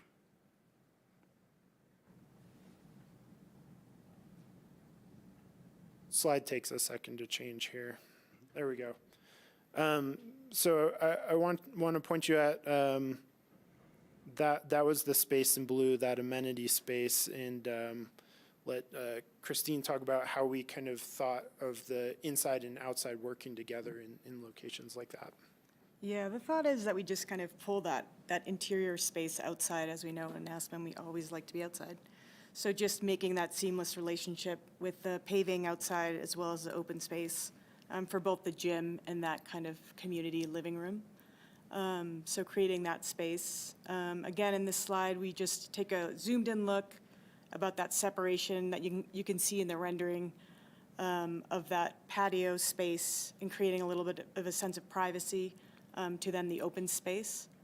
We look at, that the paving area really is speaking to those desire lines between buildings, between units, so you can freely move throughout the site.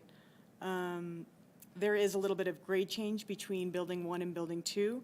So you can see there's some stairs and a ramp that gets you to Building 2. And, again, just a closer look at some parking areas adjacent to the entries, which is super important, and that raised paving area. And then also diversity of spaces, having more wooded areas and more open sunny spaces as well. Just one, if you go back to that slide, just like that comment on kind of the extension out to the pavers, and just kind of reminded me, when we talked about doing this room, at one point we had talked about doing kind of like the sliding wall thing to open up, and we didn't end up doing it, but I was reminded in a really sunny, warm day the other day how nice it would have been. Mm-hmm. And so I just think, if something like that can be considered for that area out to the paver, so if a local resident wants to do a yoga class for everyone, then, you have that whole thing opened up and make it a nice community event. Whether that's like a garage door kind of thing that happens or it's sliding. Yeah. So that kind of free in and out Yeah. opportunity, that's what we're starting to develop here. Perfect, yeah. And so this is Building 2, some similar themes here. With Building 2, we're not planning to accommodate those management offices because they're in Building 1. similar with some of those amenity spaces as well. I think just with the constraints of the site, it also makes more sense to have those as an appendage to building 1, but easily accessible from those in building 2. But all the other kind of building systems and storage spaces, kind of conveniently located mail rooms, all those same things apply in building 2.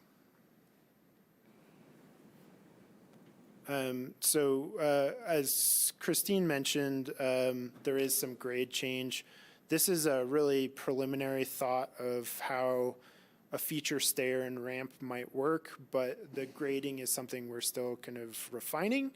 The hope is to really make this kind of integrated with the landscape in a feature that's not just serving the function as a stair or ramp, but brings a little bit something else to the site that isn't in like one of the circles or on somebody's patio or what have you.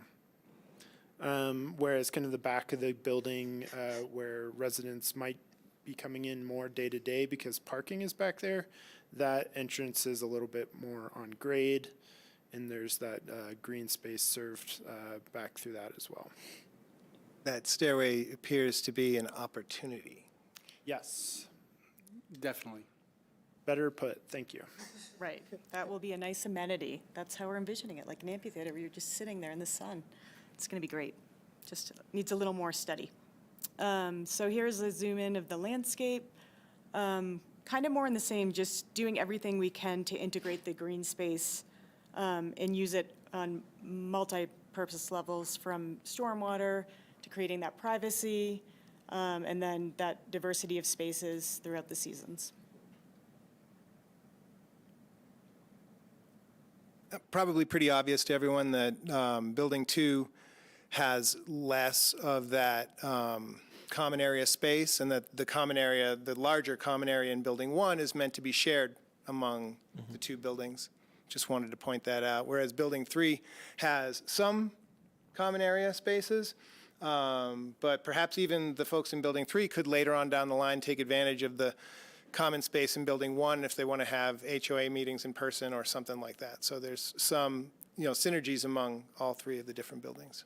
And the different aspect, Yeah, too. that's a little bit of a question I wanted to ask on this.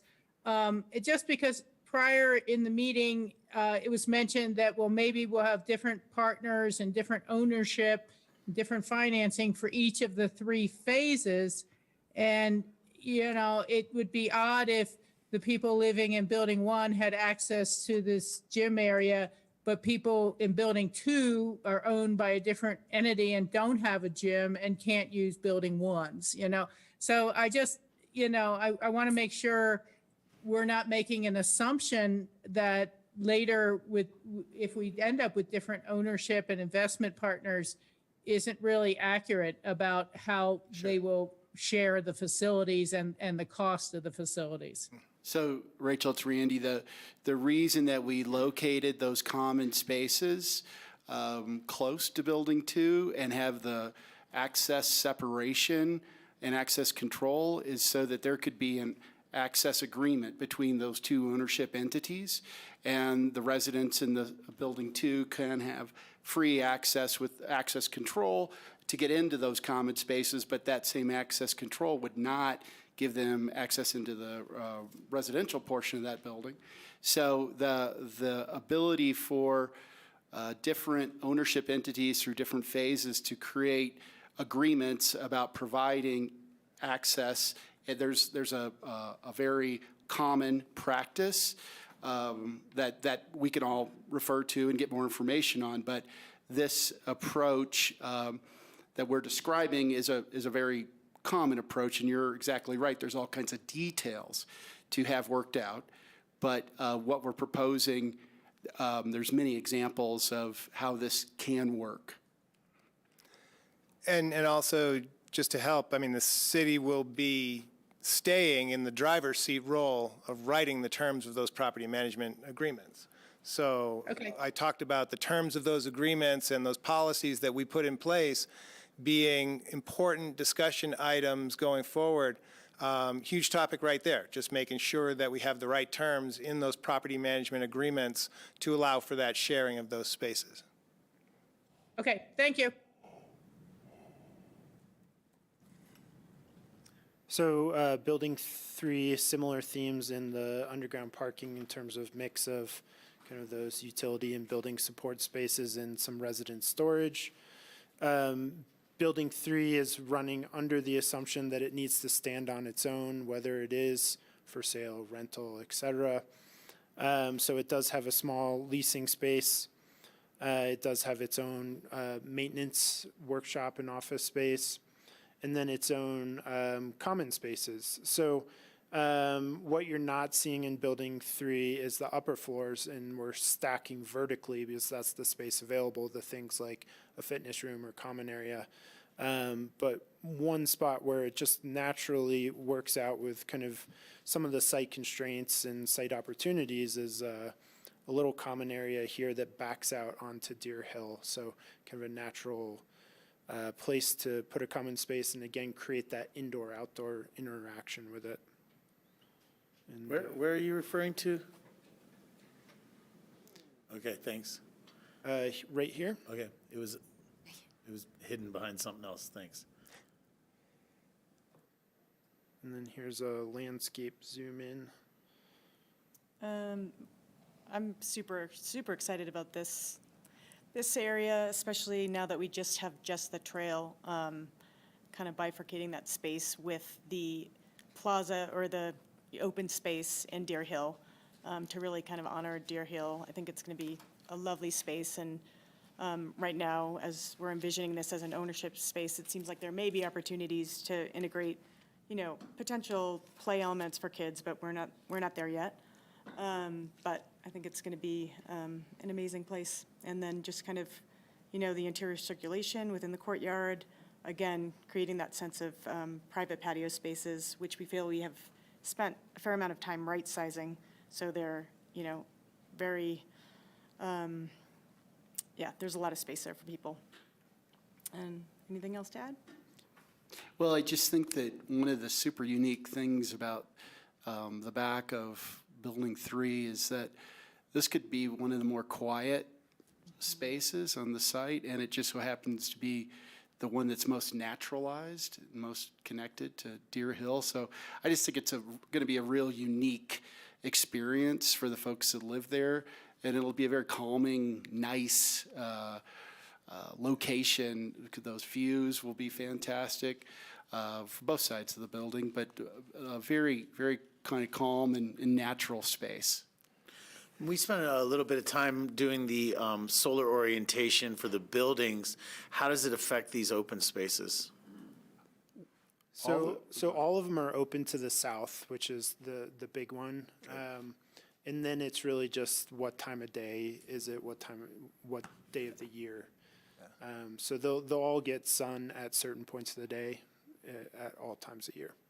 One of the things that I made this group do is I made them walk out into the courtyard at the Maroon Creek housing. If you've ever been out to Maroon Creek housing, it's at the intersection of Highway 82 and Harmony Road. On the north side of Harmony Road is the Burlingame Seasonal, but on the south side is the Maroon Creek housing.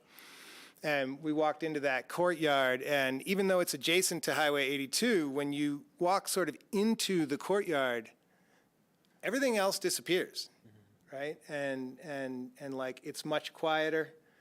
And this courtyard is even more protected than that one because this one is almost entirely closed off. This courtyard's going to be feel, even though it's shared common area, it's going to feel very private. It's going to be very quiet. It's going to be very peaceful and connected to Deer Hill. I think Christine's right to be excited about this. Yeah, I think the perspective from any of these units on the rear side, you will not see any other development. They'll just, like the angles, and just so happens the way this works out, that it is a very private and very naturalized setting.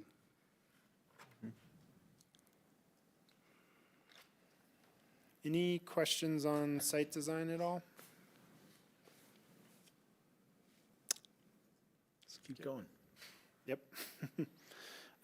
So this is an image you've all seen before. This is more just kind of a warm-up for talking about our approach to materiality.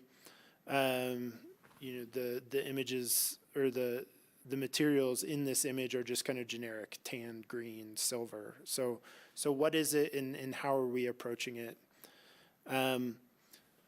What I'd like you to take out of this is that we're not selecting a material today. There's a lot of homework to be done, but we wanted to show you our process in evaluating how these fit into the project, and then just a few teaser images of potential substitutes at different price points in each kind of color group.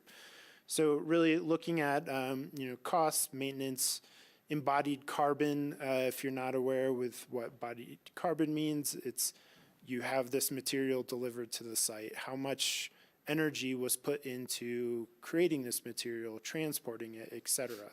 So a lot of the carbon consumption goes into construction, and particularly into these materials. So that is an important aspect of the way we look at things. Similarly, VOC, so volatile organic compounds. In this case, there's most materials this day have declarations saying what is in them, what's harmful. So certainly versus 20 years ago, this is a lot easier to manage, but it's still important. And then recycling as well. So we try to design 100-year buildings. That's not always the case. So making sure that the materials we do use aren't just going into a landfill. That's also important for construction waste, which again, you try to reduce, but you can't always eliminate.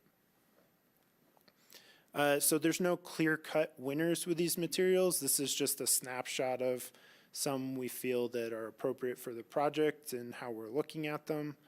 And then costing is something you'll start to talk about tomorrow in more detail. But that's something ongoing on our end, understanding what's not only the right material, but what's the balance with the right material and cost. I think part of that discussion for you, if there's any feedback on this, do any of those metrics that we've got all listed here, are any more important than others? I know in the past we've talked about maintenance, the maintainability of these materials. And so are there some of these that should have a higher weight than others as we begin to evaluate these? And again, these all go into our goals for sustainability, for our stretch goals, for the financial piece. So they all are interrelated, but do any of these rise to the surface that maybe are more important on the outset, or do we just evaluate these sort of amongst that big matrix that of the entire project goals and guiding principles? I would say that you primarily would be evaluating them on that matrix. You guys are the experts in this. If I have to become a exterior siding expert and create my own metrics, I will go absolutely crazy. Oh, no, yeah, we don't want you to do that. Thank you. Or But- crazier, I should say. But if this is one of those that we find that pursuing some of the carbon pieces are really far more important for the conversation, it would be great for us to understand that maybe cost isn't a leading. And again, this may not be an easy answer, and if it's just sort of put that in your soup and we'll figure that out, we absolutely can. But if there's anything that floats to the surface as, man, just make sure this is as maintainable as possible, then Yeah, we'll know what our priorities Maintenance and are. embodied carbon are my number 1 and 2. I heard maintenance and embodied carbon. Low maintenance, low embodied carbon. Same. Yeah, I mean, I think that they're all important to us. This little like micro lookbook palette you got here, I think is really heading in the right direction in terms of colors. I mean, they seem very premium. There's good natural grain, all the things we've talked about, sort of blending in, but also having a you know, beautiful, modern integrated aesthetic. So, you know, I think we got to see kind of where they all balance in the end. We know we're hitting our environmental targets regardless because that's a project goal. So I think you're off to a really good start. Yeah, Rachel? I'm gonna come down on maintenance as really one of the key items for me, and appearance, which I think Skippy was kind of getting at a little bit there, that it tends to look really well put together and appropriately put together and not cobbled together at the end of the day. And part of my thinking is that if we end up with lower carbon materials, but end up replacing them sooner, won't we be kind of getting the carbon on the back end rather than the front end? So long-term maintenance and durability combined with appearance are the most important items for me. On the one hand, cost it is not as much, because I think the majority of the cost of this project is focused on the actual building construction and interior systems and, you know, infrastructure and everything like that. So I wouldn't look to the cost savings on the material as being, you know, something that makes or breaks the project as much as long-term maintenance. Thank you. Yeah, and Rachel, thank you for saying that too. Just to clarify, the aesthetics are really important to me as well. You know, we shop with our eyes first. Whether you're coming home every day to live there, you're passing it from the highway, you're voting to approve it or disapprove it, you know, that will be the first thing, but not the only thing that you notice. And we didn't put appearance on the list because that's a non-starter. Should be obvious. Should be self-evident, yes. But yeah, it's important. Thanks, Rachel. I appreciate that. I think that's great feedback. Thank you. Here's a slide just giving you a little more detail on something you see in the renderings but might not fully understand from the renderings. It also helps our internal team figure out how we're going to build it. It's a major element, so it's one of those where it's a very important detail. So just jumping ahead a bit. But at least in the way I've imagined materiality, this is very in the foreground. This is drawing your attention intentionally. It's dynamic in the way it interacts with light. And so some of those other materials might kind of fall more into the background. So this is really kind of other than the solar arrays, a very statement piece of the design. We're also trying to look at how it is functional. So it's creating railings for balconies. It's providing shading. It's providing privacy. So it's doing a lot for us other than just being decoration. It's functional decoration. But thought it'd be just fun to share some of the development there. We looked at the images on the right. That looked at effectiveness of shading strategies depending on how you're oriented. And so the same approach would be brought into these as well, depending on are they on the east-west side of the building or the north or the south.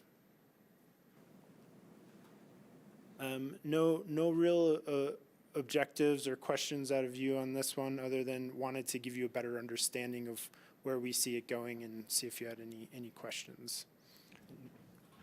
Not question. I just appreciate the time you've put into this. I appreciate you pulling it out and showing it to us. This is a cool and dynamic, functional design element of the building. You know, it is something that will draw attention, and it's an opportunity to maybe get more with less overall. You know, it's like the really beautiful necklace that you might wear with a t-shirt instead of having to wear the really expensive dress, right? So investing in really nice materiality in this and drawing the eye there, I think could have the overall benefit of less cost with more acclaim. Exactly.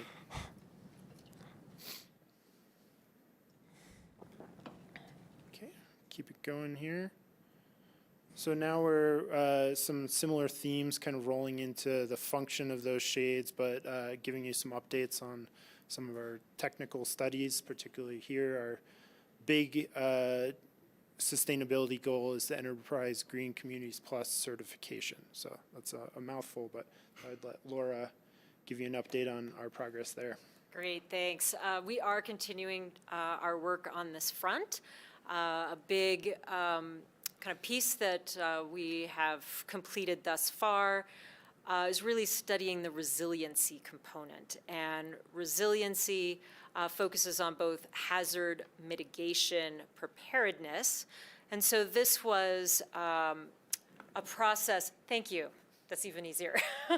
So this was a process of reaching out to a number of stakeholders locally that have direct input on these vulnerabilities that have been identified.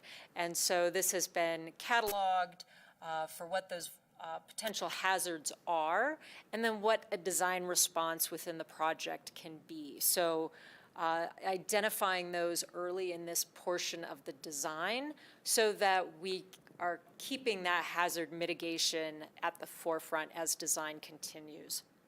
One of the other components of resiliency is cultural resiliency. So looking to ensure that the project is really meeting those social aspects of sustainability. And so, a number of workshops were hosted with potential future residents for feedback and eliciting what that cultural resiliency and those touchstones would be. And so getting those kind of identified and also incorporated into the design at this point. So there's a lot more additional information in the reports in the appendix, but those were two big key components that we stepped through in meeting that kind of design around green communities. There's a whole checklist that we've also gone through related to specific design components and getting those integrated now in the schematic design, as opposed to making those decisions down the road and trying to backload those into the project, because some of those are about site features, not just components inside the building. So we've got a complete analysis of that we'll continue to refine and we'll continue to share as we advance the design. I didn't understand at first the cultural resilience component of the Enterprise Green Communities. I had to read more about its purpose, about aiming to be inclusive and of all types of people and cultures, but also aiming to uphold the cultural connections of the area where the affordable housing development is being done. And Enterprise Green Communities is specifically for affordable housing developments, right? So we had interviews with folks who live at Truscott and at ACI. There's about 8 to 10 people in a couple of different groups. And a couple of things struck me. People really like Truscott and how it's managed. For all its acne that we talk about, people really like it and really like having the opportunity to live there and actually like how it's managed. The connection to the outdoors and the surroundings was no surprise to hear that is hugely important to people. More of a surprise was it's really a primary cultural connection for a lot of people to have a connection to arts and culture in Aspen. And one of the things that we heard quite a bit of was the sort of erosion of accessibility of those things. Yeah. And I've been racking my brains trying to figure out if there can be potentially any arts and culture connections that can be offered here in some way, even if it's just a bulletin board that talks about this week's activities. I don't know. I just want to throw it out there. I really appreciate you saying that. It's something that I think a lot about as well, and I don't have specifics of how we can do it, but we've talked about using design to sort of inspire community connection and whimsy and, mental health in general. So whether that's, the lighting for the outdoor common space being a rainbow, or a little speaker that can play music out in the park, or a poem hidden in a tree, conversation prompts in the common rooms. I mean, there's innumerable examples, and I just think the important thing is that we're looking at it, that we are thinking about building it in from the beginning. Who knows, right? Like, is there a message of encouragement from each of the first members that goes in the bricks in the commonplace, right? I mean, we can have a lot of fun with this, but we should be thinking about it from the beginning. And we've talked a lot about involving the arts community in part of that, whether that's an arts council of some kind that we will hopefully have in the near future, or just, gathering together creative thinkers. But I think absolutely this is something that we should be thinking of from the beginning, and thinking about it as an element of the finish as well. So I really appreciate you thinking that way, Chris. That's cool.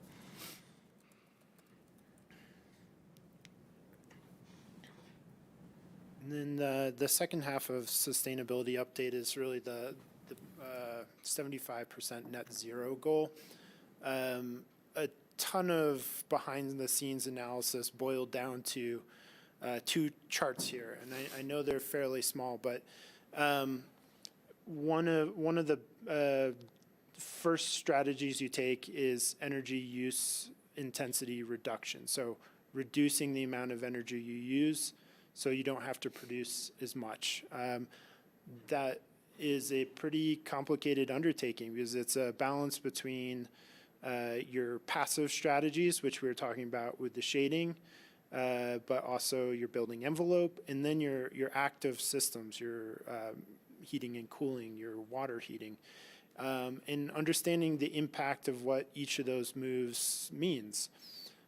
So that's really what this chart is on the right. We have some pretty aggressive baselines with building code and with enterprise green communities, so that's already getting us some of the way there. Now we need to figure out what are the effective strategies to really keep reducing that. And do we have all the answers now? No, because we don't have all the cost data necessarily. But we do at least understand the impact of some of these strategies, like there's heat recovery systems for wastewater. It's a fairly new approach to reducing energy usage and heating water. We don't know if that's the right system yet, costs included, but what that balances is, do you have to buy more solar panels and more batteries to support solar panels? So this is, again, kind of an update to say we're on track for net zero. All signs point to, yes, it's achievable to get to that 75% level. And we've started to really break down all of the means to get there. What this chart on the bottom is, and I don't entirely understand it myself, but our electrical engineers have done quite a few large solar projects, and one of the struggles is what happens when you're producing more energy than you use. Not all electric grids can handle that, and so the conversation with Aspen Electric and the pathway forward is to provide some energy storage so that we're not supplying too much back to the grid. So what this chart is plotting is our energy use versus our energy production to help determine what those limits are and to help us preliminarily size battery systems for the building.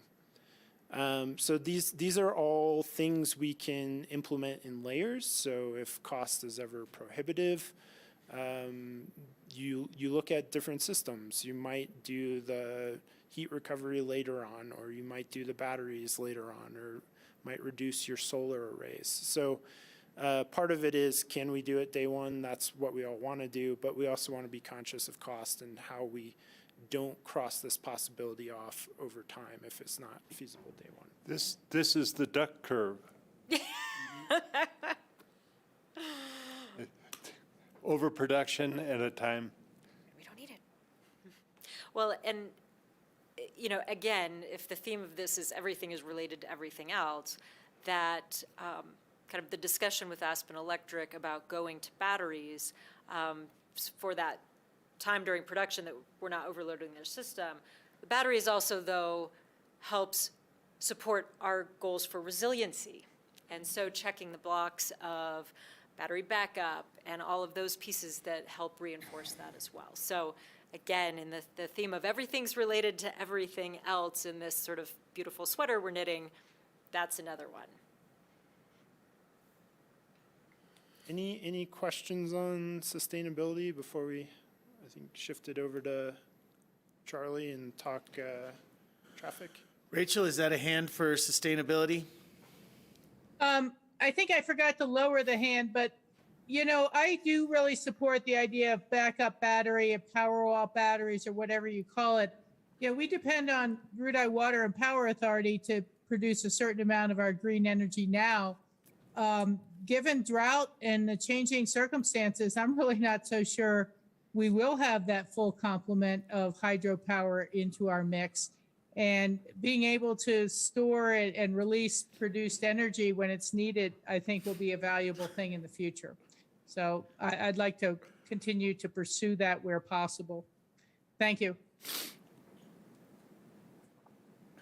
Great, well, with that, I'll hand it off to, oh, forgot, we had one more air monitoring before we do traffic. That's Charlie knew. You don't want to take it? No, I'd rather You don't not. want to take air monitoring? So this also is going to go in the category of I'm not an expert in air monitoring either, but would be happy to take any of your questions back to air resource specialists that put this together. But the main takeaways from the report that are also included in the appendix is that essentially the measurements and the toxics that were observed do not appear to generate potential adverse health effects via inhalation.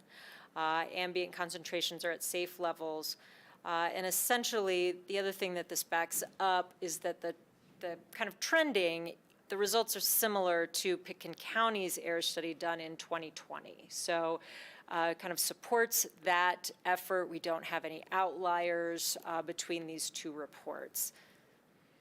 Not an air specialist. To be fair to the Cushing-Terrell team, they did not conduct the air sample testing. We did that, the city did that directly with ARS under the direction of Jeanette Whitcomb, who I sadly have heard is leaving the city.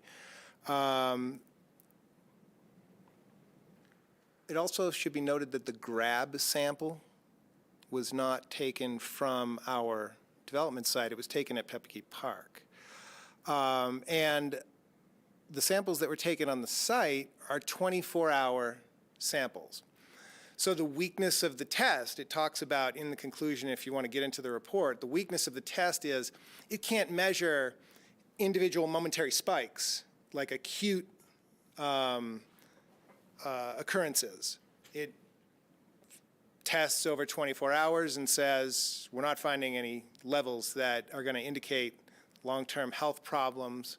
But it does go on to suggest that there is a technology where you can take a sample that somehow detects instantaneous spikes, grabs a sample at that moment, and then do testing for acute concentrations at that time. So there's a possibility that we could continue to do more testing. Maybe we digest this first and try to get with Jeanette before she leaves about the possibility of any further testing. But this is the results that we have of the testing that was done. We have a unique opportunity now with the airport closed to get some baseline, but it's also off-season, so there's not a lot of traffic. But with the airport takeoff and landings not a factor, we could get some perhaps interesting data, while the runways are closed, or the runway is closed. Have to hurry up and get out. Runway is not closed. I landed on it about an hour ago. Oh, there They goes that opened it for you? That's so nice. Plane tomorrow too, so we'll see. I'll report back. I just want to point out that Pitkin County study was actually published in January of '21. I think that the sampling was taken in '20, and then it was published in '21. That's all. John? It does seem like this should be studied further just because of the fact that the airport's closed all night. And so there are no planes landing and taking off during that time, which means our data is skewed for the time, the whole 24-hour period when planes aren't actually flying. It should be for a much shorter window. I'm for a little further study. Members of council, if you're interested in further study too, we should contemplate the timing of that because there's the current configuration of the runway and there's a future configuration. And so that could have different impacts that I just want to be cognizant of is that our data will be static, even though the conditions out there are likely to change in the next 10 years.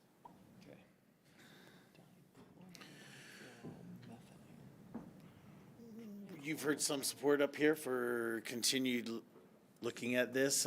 This information that's presented to me is not enough to educate me on whether there's an issue here or not. I don't know. So I support, of course, making sure that this is a safe endeavor. I don't know if you need to hear anything else from us on that, Chris, or if you can.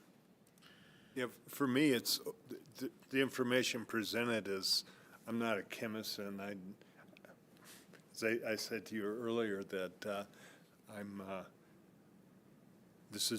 I have no knowledge in this area, so I have to rely on the experts, but the basic conclusion is that there are no outliers of chemicals that are presenting a health concern to us, but that is a primary concern, is health of the people that are going to be living there.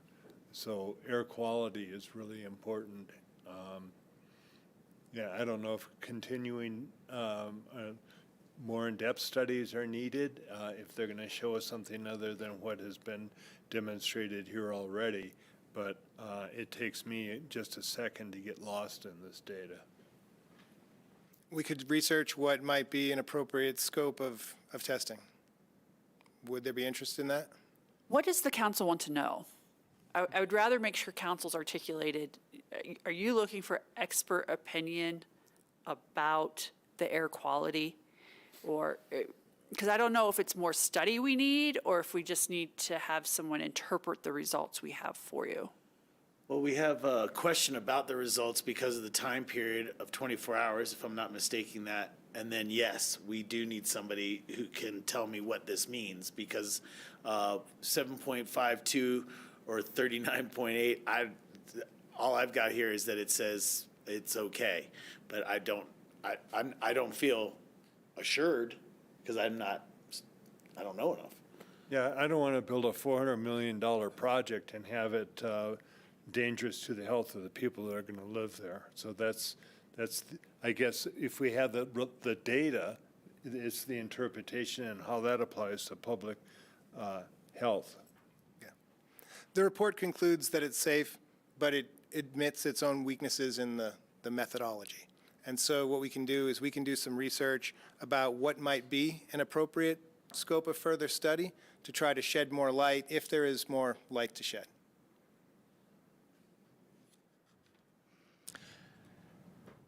Yeah, I'm with you guys. I don't have the background knowledge to know other than to accept the outcome that it is safe on average. I would say the one area that seems to be a shortcoming for me, knowing the use pattern, is just, what are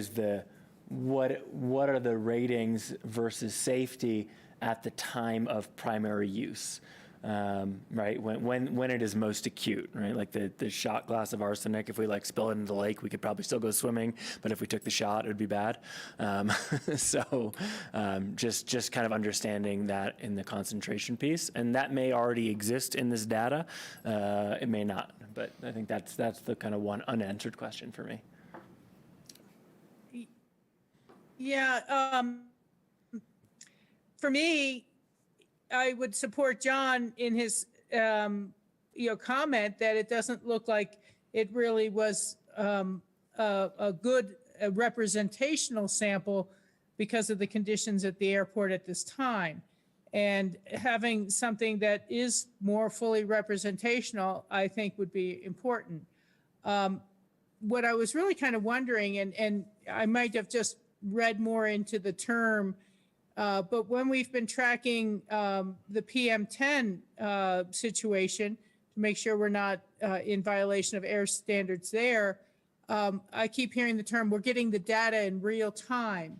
So I don't know if that becomes daily average data, or when they say real time, they are kind of tracking it hour to hour, versus the old way where we would get a filter that collected for a week and see how much was in the filter or something like that. So I think it'd be good, to the extent possible, to have some real-time data, maybe not Christmas Day type of, peak of air traffic, but something that's really representational of the majority of the days of traffic that are out there, and take a look. I think it's has been looked at by the county at some level with their airport studies, say, for example, with the impact to the North 40 residential neighborhoods, and as they've been planning on going forward. I'm not sure that they checked it down at the other end of the airport business center kind of layout, and which I guess we should do. And I do believe there was work done on noise and those sort of issues when the Burlingame seasonal housing was built with the MAA 20 years ago.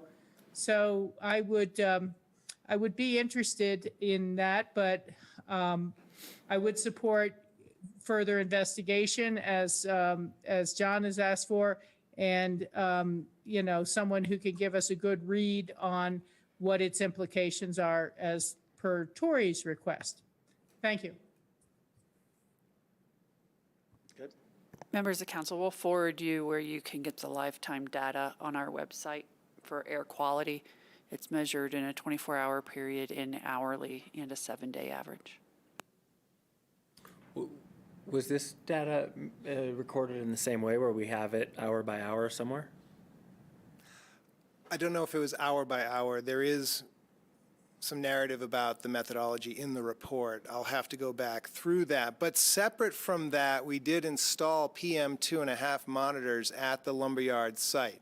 And so, Rachel, that was not part of this report. That was part of separate PM 2.5 monitors that were set up, which do collect data in real time.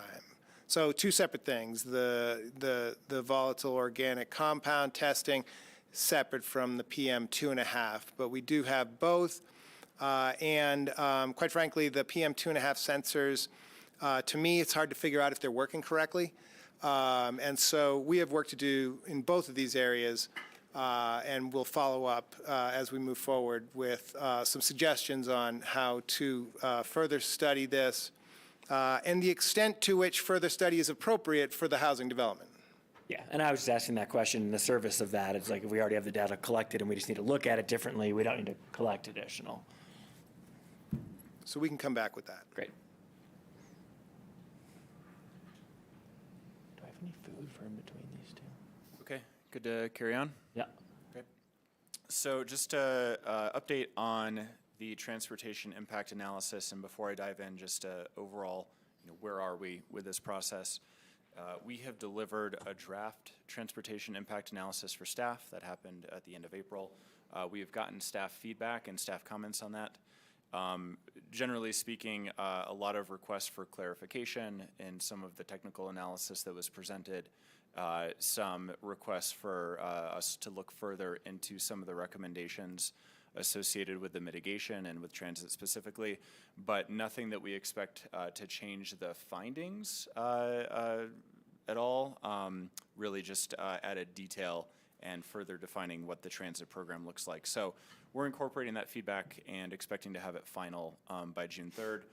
This is a little bit unique in this situation. Normally, these are prepared by an applicant per the city's transportation impact analysis guidelines and presented when projects are seeking approval. In this case, the city is both the applicant as well as the approving agency for this. So I think what we're looking for tonight is any questions that council has for us that we can answer tonight, other questions that we can take back and resolve and bring back to you at a future date.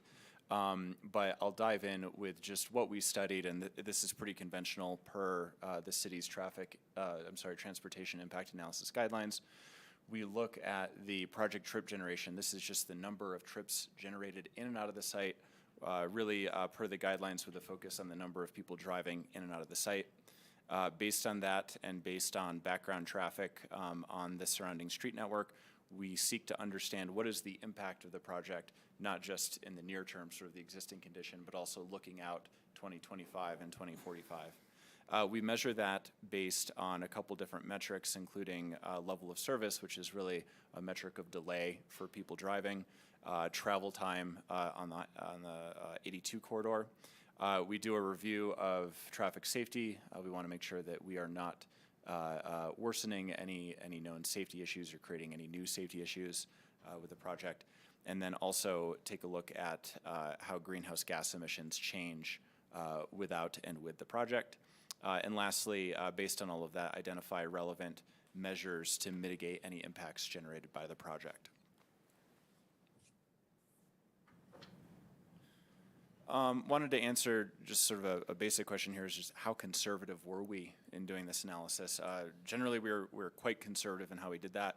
A couple different ways that we looked at that. First, when we think about the number of vehicle trips generated by the project, we did not make any reduction to that number based on what we anticipate the transit ridership to be. So obviously, through a strong delivery of transit to the site, we hope to reduce the number of vehicle trips. We expect to reduce the number of vehicle trips, but for the basis of our analysis and to be conservative, we did not make that reduction. So in that way, this is sort of presenting a worst case scenario of delay in travel time with the project.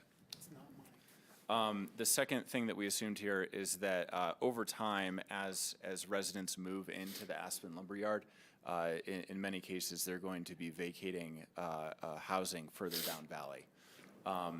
For the sake of being conservative and presenting that worst case in this analysis, we're assuming that over time, that down valley housing refills with employees and that those employees, have the same dynamics in terms of where they travel and traveling to the Aspen area. So we assumed in our 2025 and our 2045 analysis that housing refills. Would you just touch on, under your slide of what we studied, mitigation measures? Would you just touch on that? Yeah, like what a mitigation measure is or what we're proposing what for did mitigation. you look at? What were you looking at? We were looking primarily at any mitigation measures that could improve delay, which is to say reduce delay, maintain safety, getting into and out of the project site, and then generally, maintain or increase the number of people that can move through the 82 corridor without increasing levels of traffic. So that's sort of where transit falls into it. And you're going to be talking about that. There's a slide coming up on mitigation Slide measures. about that at the end. Yep.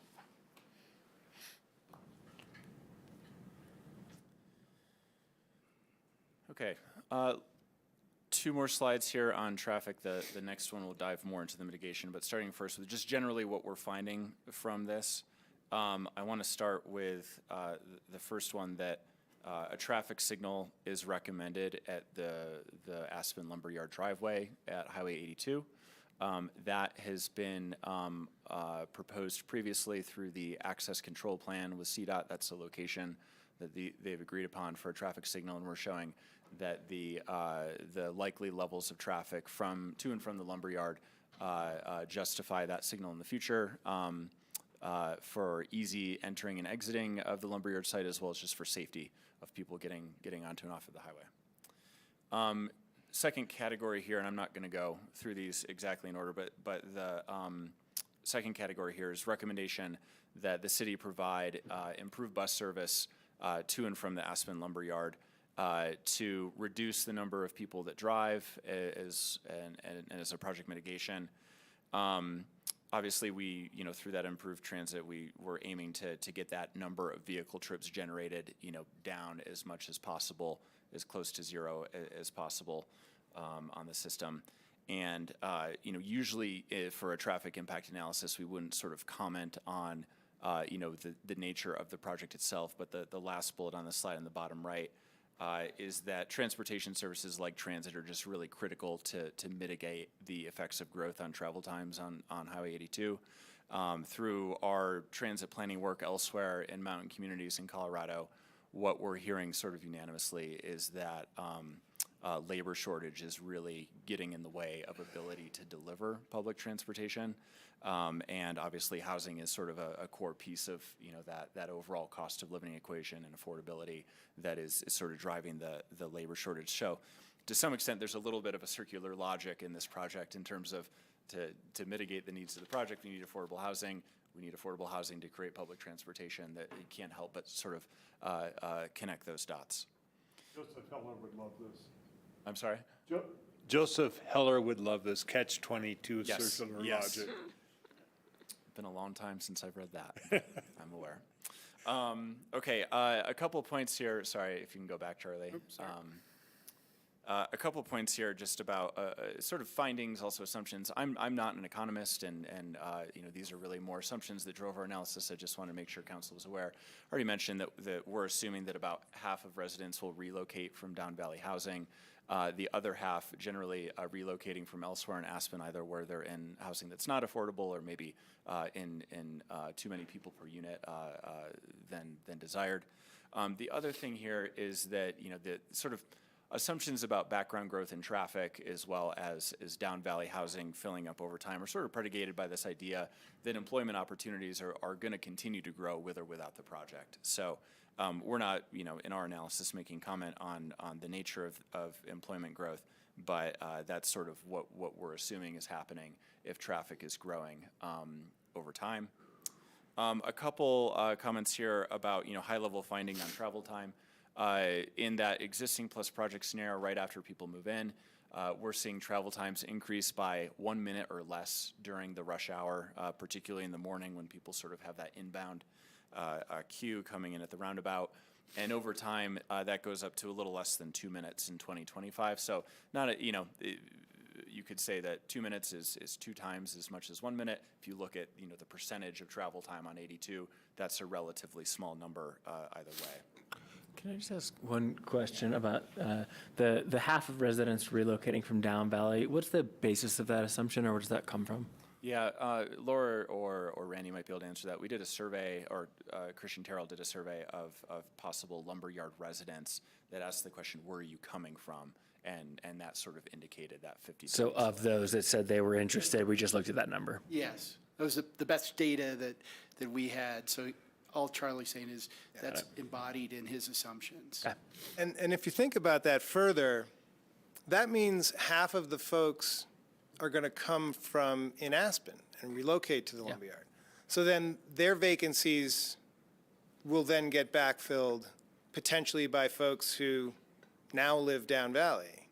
So I feel like it's doubly light on the amount of reduction of CO2 emissions that could eventually result entirely from the Lumberyard. So appreciate the conservative analysis, but there's more to it in that backfilling process of vacancies that then get created. Mm-hmm.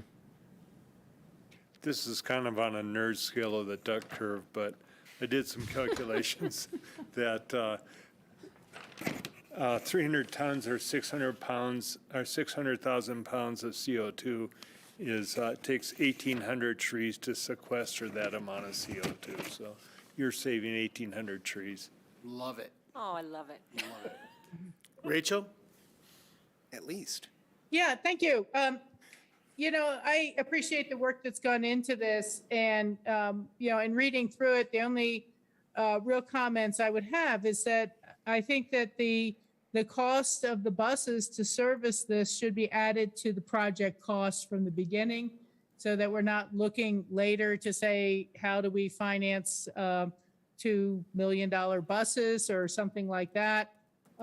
It is as much infrastructure to this project in my mind as stormwater runoff, you know.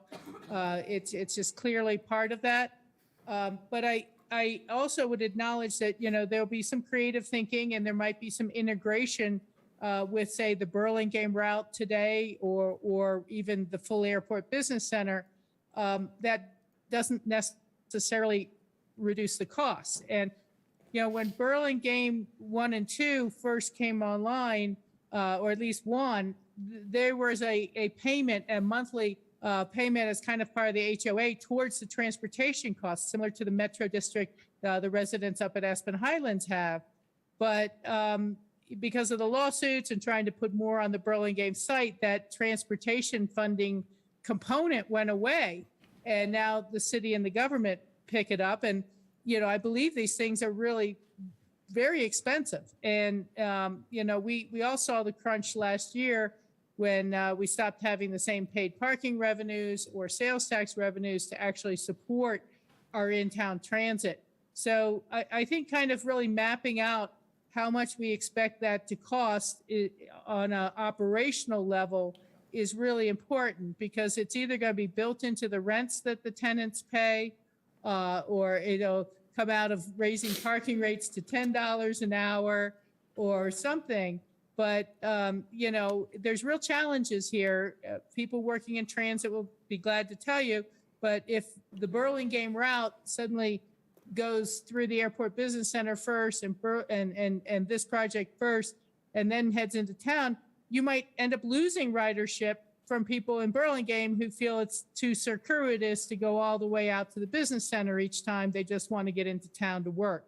And so, you know, distance and the route synchronicity really matter. It's not something when people say work out a partnership with the county about servicing that with the airport, when we're already not seeing the county really contribute in any sort of equitable way to the housing shortage. So I think we need to just nail these numbers down so that future councils know what the commitments were and the public knows what the commitments are, and it doesn't become a project that's served by just one bus once an hour and everyone ends up starting to drive again. I think these have to be locked down and not just hypotheticals for our future public support on any sort of bonding question we might have to finance this project. Thank you so much.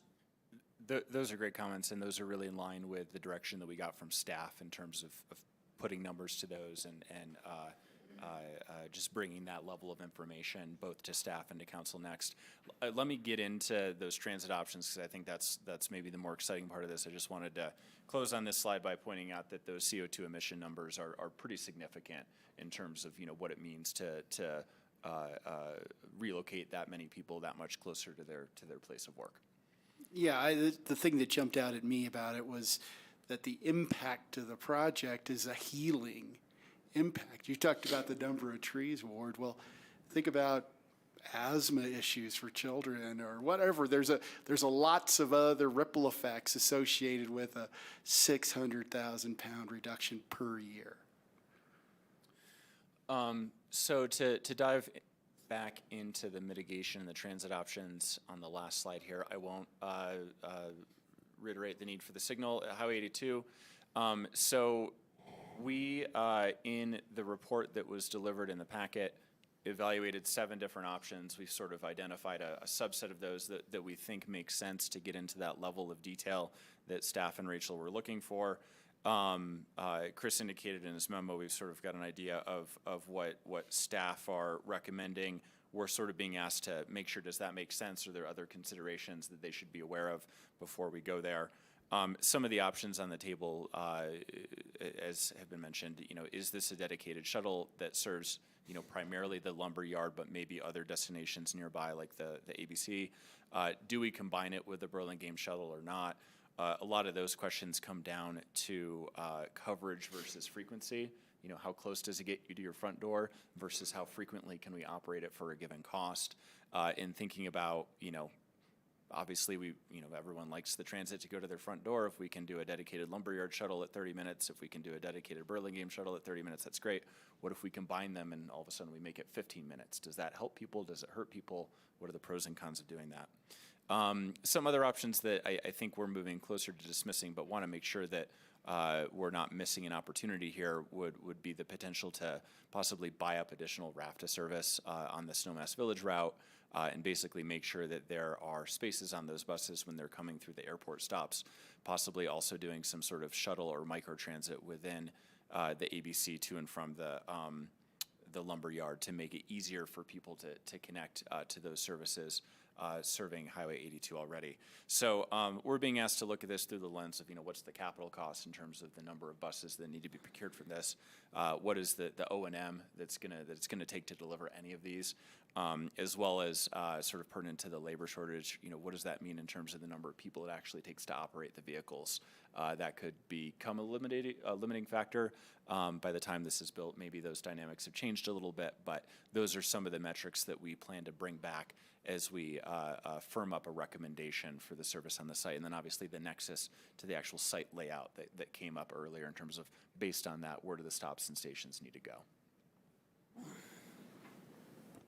Yeah, Rachel, thanks for bringing all that up, and thanks for addressing that. It was in my notes that, we get funding for our circulator services from our parking. Do we add just another circulator service that we contract through RAFTA to handle just the Lumberyard? If we expand it to the whole ABC, then all of the issues that you're raising, and Rachel, I also had on my list of concerns.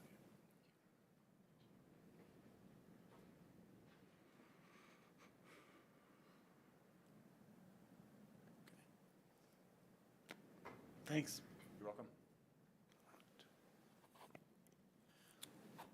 All right, well, on to development finance. We appreciate everybody's energy and tenacity in sticking with this. I just want to bring us back to the fact that we're at the schematic stage of design. We've got a preliminary cost estimate that's been applied to the project, and what we're trying to do today is give a first blush look at what some conceptual level financing might look like for this project, what some of those opportunities are. We talked a lot about bedroom mix and even more about economic mix. And what I heard was, I think there's agreement that we've got the right bedroom mix, that it's aligned, but there's some questions and details both around policy and around market demand that you're looking for some more information. So some of the things that we specifically looked at as part of this analysis is what are the opportunities to maximize the amount of first mortgage debt on the rental properties as a funding source that can come that would be supported by the operation of the rental development. Also looking at, based on the economic mix in the buildings, what are the opportunities for subordinate debt that could be available? And then the importance of pursuing state and federal grant resources to help support, in particular, the infrastructure, the overall redevelopment of the site. And then part of the conversation as well is looking at development partnerships, public-private partnerships, and those different opportunities, again, to bring other resources, but also to bring additional capacity to what will be Aspen's largest housing development to date. So going to the next. So you'll recall from the prior presentation, the stage that we're in now is the initial planning and design stage. There's been funds expended historically to get us to this point, and obviously resources associated with this effort, and that design effort is continuing going forward. The development's been described in 4 stages, phase 0 being the site demolition, site grading, stormwater management, and infrastructure development. Did I misstate? No, we just didn't say recycling. Oh, and recycling, yes, yeah. Yes, I mean, in my mind, enterprise green communities is fundamental to affordable housing, and that's a given of what you've got to be doing in order to manage demolition effectively. In my world, that's a given these days, but let's not take it for granted.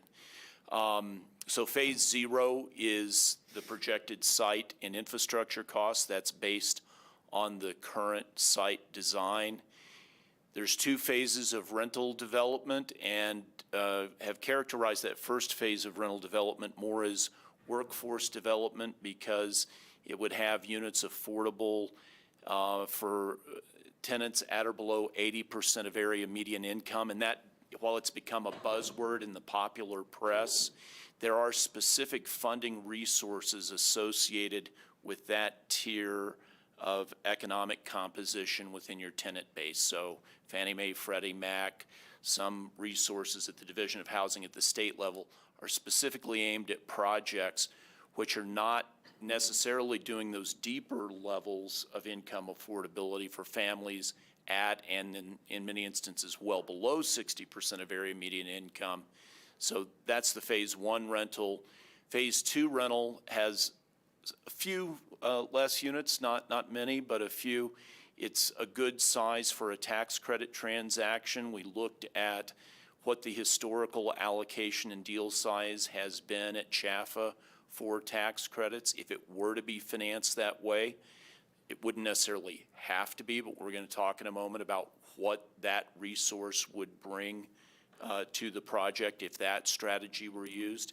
And the economic mix in that building is tailored to be competitive for the tax credit, for a tax credit application, and then looked globally at the economic mix across Building 1 and Building 2 to make sure it's still tied to the demand characteristics in the EPS study.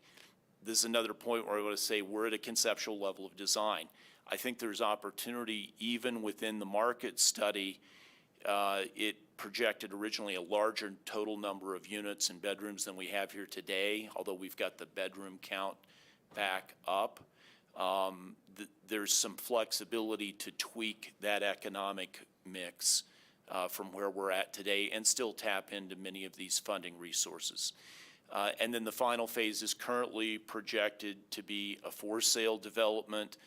Again, Ward, I heard exactly what you're saying, and that is that, you know, the cost of OSIP, the insurance and liability cost related to for-sale development is meaningful. The amount of subsidy required to make those units affordable is significant. And this is an area where there's not as many funding resources, although we're seeing more and more philanthropic resources. So what this does is projects out over time, and an important characteristic of this chart is it also talks about the funding approval that's needed on an annual basis based on the revenues that are coming in the city's budget. And that will be one of the key determining factors of the pace at which the development can proceed. One of the factors that's working against the project is the escalation in construction costs, the lack of labor, the current volatility that we're seeing in the construction market, which makes this stage of cost estimating even crazier as a result. So this is a particularly difficult time for the cost estimator to put these numbers together, and we're still early in design. We're still ratcheting a lot of these details down.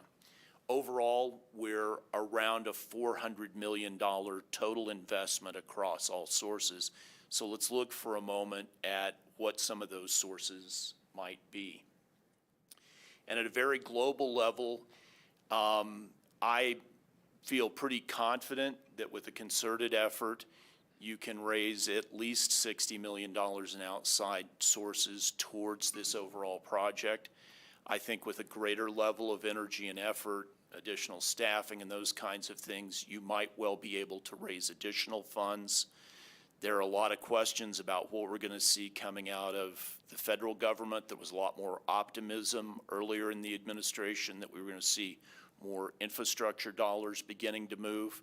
We're still seeing some of those dollars make their way through programs, but I think the future is a little less certain in that regard. But let's go ahead and look at the next slide. So big picture, again, this is about 16% of the projected funding resources. And what this table does is puts a little finer grain to that analysis. This will get refined with additional cost information as we move forward, as well as specifics about the exact funding programs that can be tapped into. But in general, the commercial mortgages on the rental piece, this is using government-insured rental mortgage programs, Fannie Mae, Freddie Mac, or Federal Housing Administration loans, or possibly rural development guaranteed mortgage financing. Aspen is eligible for any and all of those programs. Some of those programs relate specifically to workforce housing, and in general terms, you need to have about 55% of the units in a given phase of development to be affordable to tenants at or below 80% of the area median income, both on an income basis and in a rent charged basis. And you'll get at least 30-year mortgage terms. In some instances, they're going up to 40-year terms, fixed rate mortgage financing, and all of that means we're able to borrow more money, bring more dollars to the table to support that housing. The tax credit equity, if you chose to pursue tax credit financing on that phase, would likely raise in the range of $14 million in tax credit equity. Additional subordinate debt funds, primarily at the state level. Some of those could be federal funds. They could be home dollars. That has another layer of compliance strings associated with it. But there are state housing trust funds, and just approved in the legislature this past week was a package of over $600 million, part of it federal money that's coming down. This project would be eligible to tap into some of those dollars. So in addition to the first mortgage. We only need 400 of that. I mean, just 2/3. Not asking for much. perfect. I think, Mayor Tory, if you send the good governor a note, I don't know why. I'll get sure to handwrite the letter. Get right on it. No typing. You have another slide after this one, I believe. Yes. Rachel does have a hand up. I want to make sure Sure. her I think moment it's a doesn't good pass. point to but- take a question. Okay, Rachel? Yeah, thank you. I just wanted to point out, and I had emailed Chris about this earlier today, but the low-income housing tax credits that we've used in the past have now proven to be quite a barrier to actually occupancy of those units. And Housing Office has had some Trustcott units advertised for a fairly long time, and no one makes the income cutoff. And they will get 20 applications in a week, and they look through 20 applications and talk to the people, and they cannot approve any of them. And part of that is maybe that there's been a salary increase across our community of $3 or $4 an hour in the past X couple of months because of the housing crisis. But they're very, very hard to fill. And the paperwork has gotten really outrageous for a lot of people. So I'm really hesitant about wanting to get into a 30-year commitment of what those units will rent for when and the income people have to have when it really just doesn't match our economy at all. And, you know, if anything, we're getting yelled at that why do we have empty units? And we're like, well, because we made a low-income tax credit choice 20 years ago, and we still have to live by it. About the only people who really tend to qualify anymore are single parents who will have one person per bedroom, but only one income. And that any family with two actual incomes just don't qualify. So some of these credits you talk about might work, but others are just, not working for the housing and for the jobs that we have now. I just had to put that out there. And yeah, I'm sure Skippy can confirm the challenges and how frustrating it is to have empty units that we can't put people in because no one makes that low amount of money anymore. Yeah, I Thank you. concur, Rachel. I think that housing tax credits are targeting a lower category mix than what we've been targeting for this lumberyard project. So it just doesn't make sense to go down that road. So Thank you.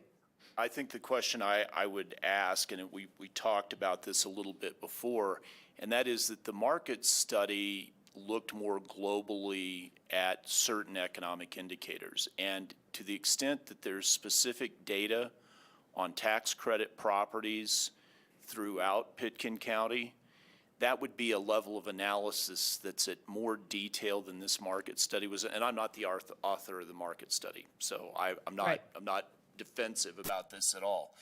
The point I'm trying to make is that I think you raise a really important question, and I would recommend that you get data associated with that, because I also think, you know, part of what we looked at here, and in order to get tax credit awards, generally you're having to do what I've referred to as deeper income targeting. And that means you need to set some units aside for families at or below 30% and families at or below 50%. Those have typically, under the rules of CHAFA and how they make those tax credit awards, having those deeper affordability requirements gives you a leg up in getting one of those tax credit awards. I think there's a meaningful opportunity with better data to sit at the table with CHAFA and say, look, in our community, this is the need we're seeing, but you've got to come to that conversation with data. I think that data is attainable, but having an abstract conversation about this won't move the needle. So I appreciate the comment that this might still be useful. When you're talking about the potential to bring $14 million in equity to a transaction, it's probably worth a little elbow grease to dig more deeply into this, to do a more fine-grained analysis.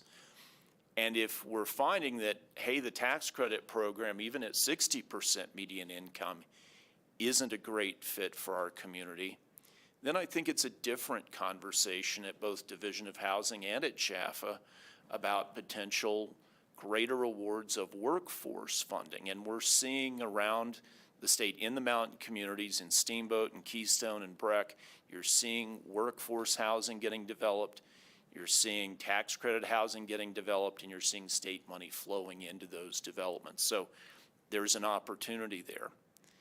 One of the other important opportunities to talk about, and I think this goes to our next slide, which we can kind of segue into, is when we look at the CHAFA tiering of rents and we look at the APCHA rent structure, there's a pretty significant difference. And the simple fact of the matter is, under the federal rules, rents are set at 30% of area median income. And in many instances, the APCHA categories are charging significantly less than that. And we didn't bring that analysis to this conversation today, but we can share the data. There's actually an inverse relationship when you look across all income categories in the current APCHA rent structure. That is, your highest wage earners are paying the very lowest percentage of their salaries, and your lowest income earners are paying the highest percentage of their rents. So even if you wanted to stick with a locally based income tiering system, it's a regressive system, the same way a tax is regressive. If you want to charge less than 30% of someone's income and you think maybe that other 10% is going to help them move into for-sale housing or achieve that goal, I would suggest that you look at something like 20 or 25% of everybody's income. And if that's not palatable, at least consider a progressive rent structure where your very highest income earners are not paying the least amount of income. The initial analysis, based on this unit mix, based on this cost, based on historical operating cost, would suggest if you moved to the Chaffa-based system, just on these two rental properties, you would raise about an additional $12 million in capital that's not shown in this analysis. It needs it needs more than economic analysis. This is an important public policy decision. But I think looking in detail at the impacts of the current system, when you've got a $400 million investment on your plate, this may be the opportunity to take a harder look at that and to do something that I'll go out on a limb and say that I personally feel like might be more equitable to the tenants you're trying to serve. You know, if I could just say, I think that that's really great information, and I know it's not part of this contract, but that analysis is something we've not heard from APSHA staff at all about the categories or the rents. And we've heard that pretty much everyone is being kept at roughly 1/3 of their income based on these fairly broad categories. So I'd be happy and would love to have that analysis that you've come up with explained to our housing office in such a way that we can make use of it, because I find it very interesting and very useful. And I'll just leave it at that. Thank you. So please allow us the opportunity to share that with staff tomorrow. We've got another work session.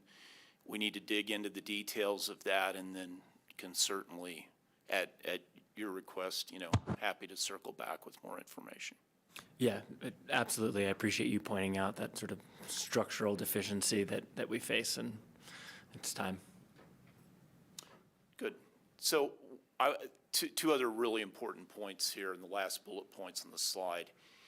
Of the communities that I've had the privilege of working in, and I've done affordable housing development transactions in 10 states now,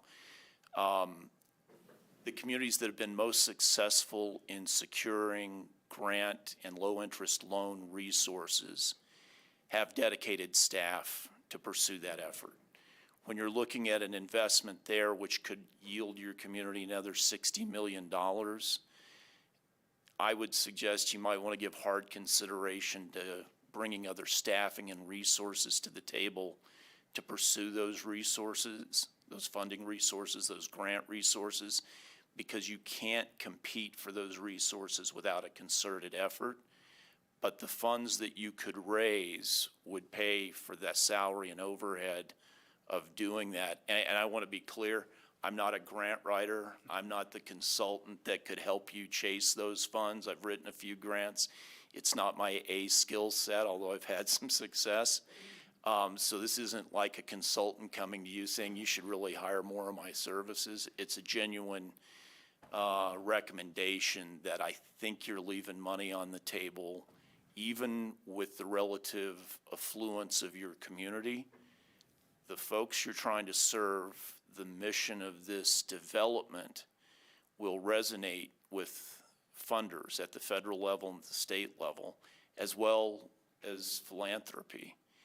And to get there, the communities that I've seen that are successful, there's an enormous amount of interdepartmental coordination.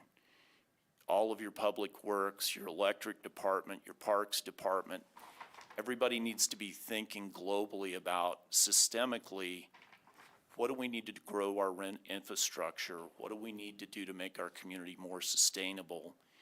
Can we leverage the great story of affordable housing here to help bring those resources together? But it's a multidisciplinary effort that requires that interdepartmental coordination to chase those funds and figure out, yeah, we shouldn't just go get the money to do the infrastructure for the substation and the electric on the Lumberyard site, and I'm making this up, it's a hypothetical example, not a real example.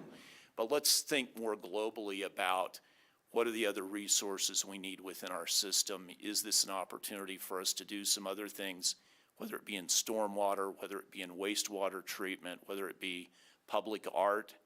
There's funding resources out there. You've got a great pool of money as a matching source, and I think there's an opportunity to tap into that. You could do better than $60 million if you put the right effort behind it. Well, and I think it could impact things far beyond our project that we're talking about tonight. This could be something that's something that sets up the effort for the next 20, 30 plus years. So I think this is a big point, and it would be a big policy decision, but we see this as a critical step in being able to effectively go after these type of resources. Thank you. So I appreciate your willingness to listen. I appreciate you making the difficult sound so easy. Oh, I hope I didn't give you the image that this was going to be easy. No, but that's awesome insight. Thank you. Skippy? I was just going to ask Sarah or Chris, I'm not sure if you're aware, but we've budgeted for a new person at APSHA who would be looking at grants and things. Is that individual kind of the same individual they're talking about, or is that individual thought of as doing work outside this scope and this would require an additional person in coordination with or in addition to?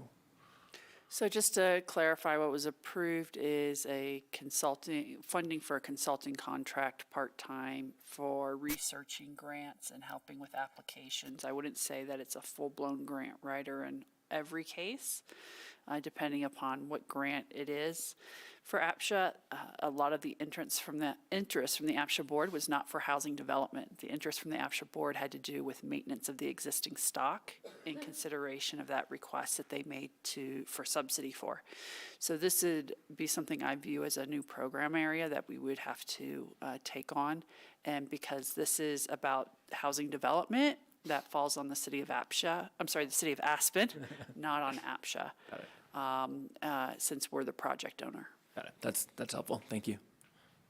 We would certainly do it in coordination with them, but by design, we've drawn a line that much more of the development activity is outside of APSHA. Got it. Thank you. Any other questions or comments on the last portion of the presentation? I think that brings us to three key questions that we want to get to this evening. And after 3 hours of discussing it, let's go ahead and answer those questions. Those questions, once again, are confirmation that what is presented here is a foundation and a basis for moving forward. What items would council like to keep working on or look for opportunities in? And then going forward, what items does council wish to have continual input on, if you will? Those are what's in front of us now. Does the team have any other specifics, questions, or anything else you want to put forward to us, or clarification of the three questions that I just mentioned? No, if we could address those, that would be fantastic. All right. So I'll kick it off just to give other council members the opportunity to look really good in their comments after mine. So overall, yes, I am supportive of the direction we're going. The conversations that I have around this are that, this is difficult for me. A large-scale development like this, the impacts that are going to come along with it are counter kind of to a lot of what I do as a person and as a being. But I recognize that, our housing crisis, our community crisis, and our workforce crisis, and those three are enough for me to support this project going forward, even with the challenges and impacts that it may bring.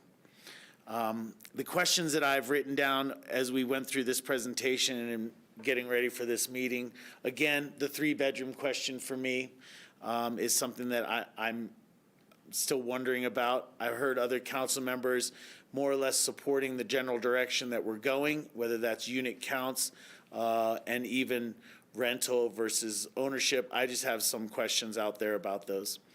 One thing that we didn't talk about here was the child care facility and the set aside for that land.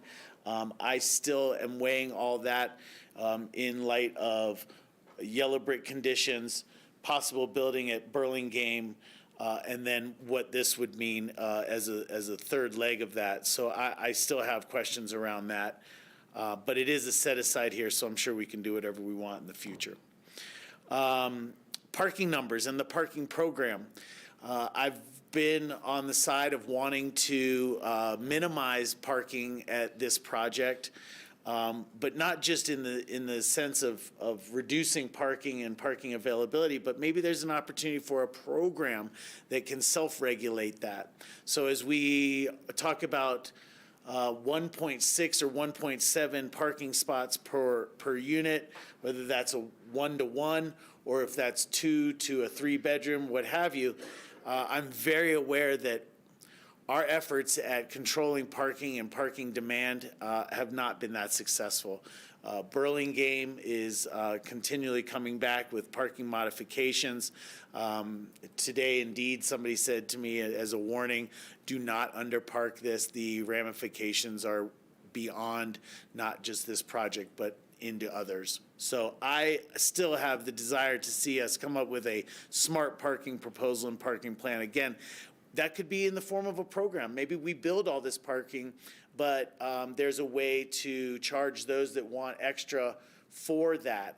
Maybe there's some other programmatic things that we can do to minimize people's desire to park whatever they have the opportunity to park. Trash and diversion, we covered that greatly tonight, so I appreciate that. I think a lot of my questions are answered there. You gave a lot of examples and answers to assure me that you're thinking about that as one of those primary and fundamental operations that needs to happen to make everybody happy here. We heard some comments tonight about employee generation for this actual project site and maintenance numbers that will come along with it. Circulation and transit, there's still work being done on that, but we have all a shared vision about making sure that circulation and transit are as successful as possible. I had questions coming in tonight about phasing. You answered many of those. I have a note here that says something about gardens and green living. You presented that open space and kind of the community space in this very well. I'm just wondering if there's opportunity to elevate that even more for greater connection, whether that's the opportunity for on-site gardens, and not necessarily like we have with community gardens where everybody has their own plot, but maybe it's a shared garden where people that like to endeavor in that can share that opportunity and share that space, not necessarily quadrant off for individual use. Again, the transit plan has said a lot here. Air quality, we still have some outlying questions about that, so a little bit more work on that for me. And then finally was our what was mentioned about rental categories and percentages of income, those numbers as we flesh out this project. When we talk about financing obviously is going to be a big part of how we get this done. Again, you've presented some information here in our packet that makes me feel even more comfortable than I did before even on the financing. So talk about the elephant one bite at a time, $400 million. But in our phasing and with some great input and opportunities that we're being made aware of, some of those are getting more graspable for me, which, $400 million project is a large one. So that's well beyond my experience before even going through Burlingame previous. What we're seeing now with costs and this location as well are challenges that I didn't see before. So I just use that as a kickoff. Yes, as far as having input on, I think I listed some of those that are kind of in my list. So with that, I'm going to keep it brief and look to other council members. I'm actually going to go to Rachel just because she's not in the room. So I'm going to see if Rachel would like to answer those 3 questions that have been put before us tonight. Thanks, Tori. You might have to repeat the questions because I don't have them up on the screen now. Okay, here we are on the corner. I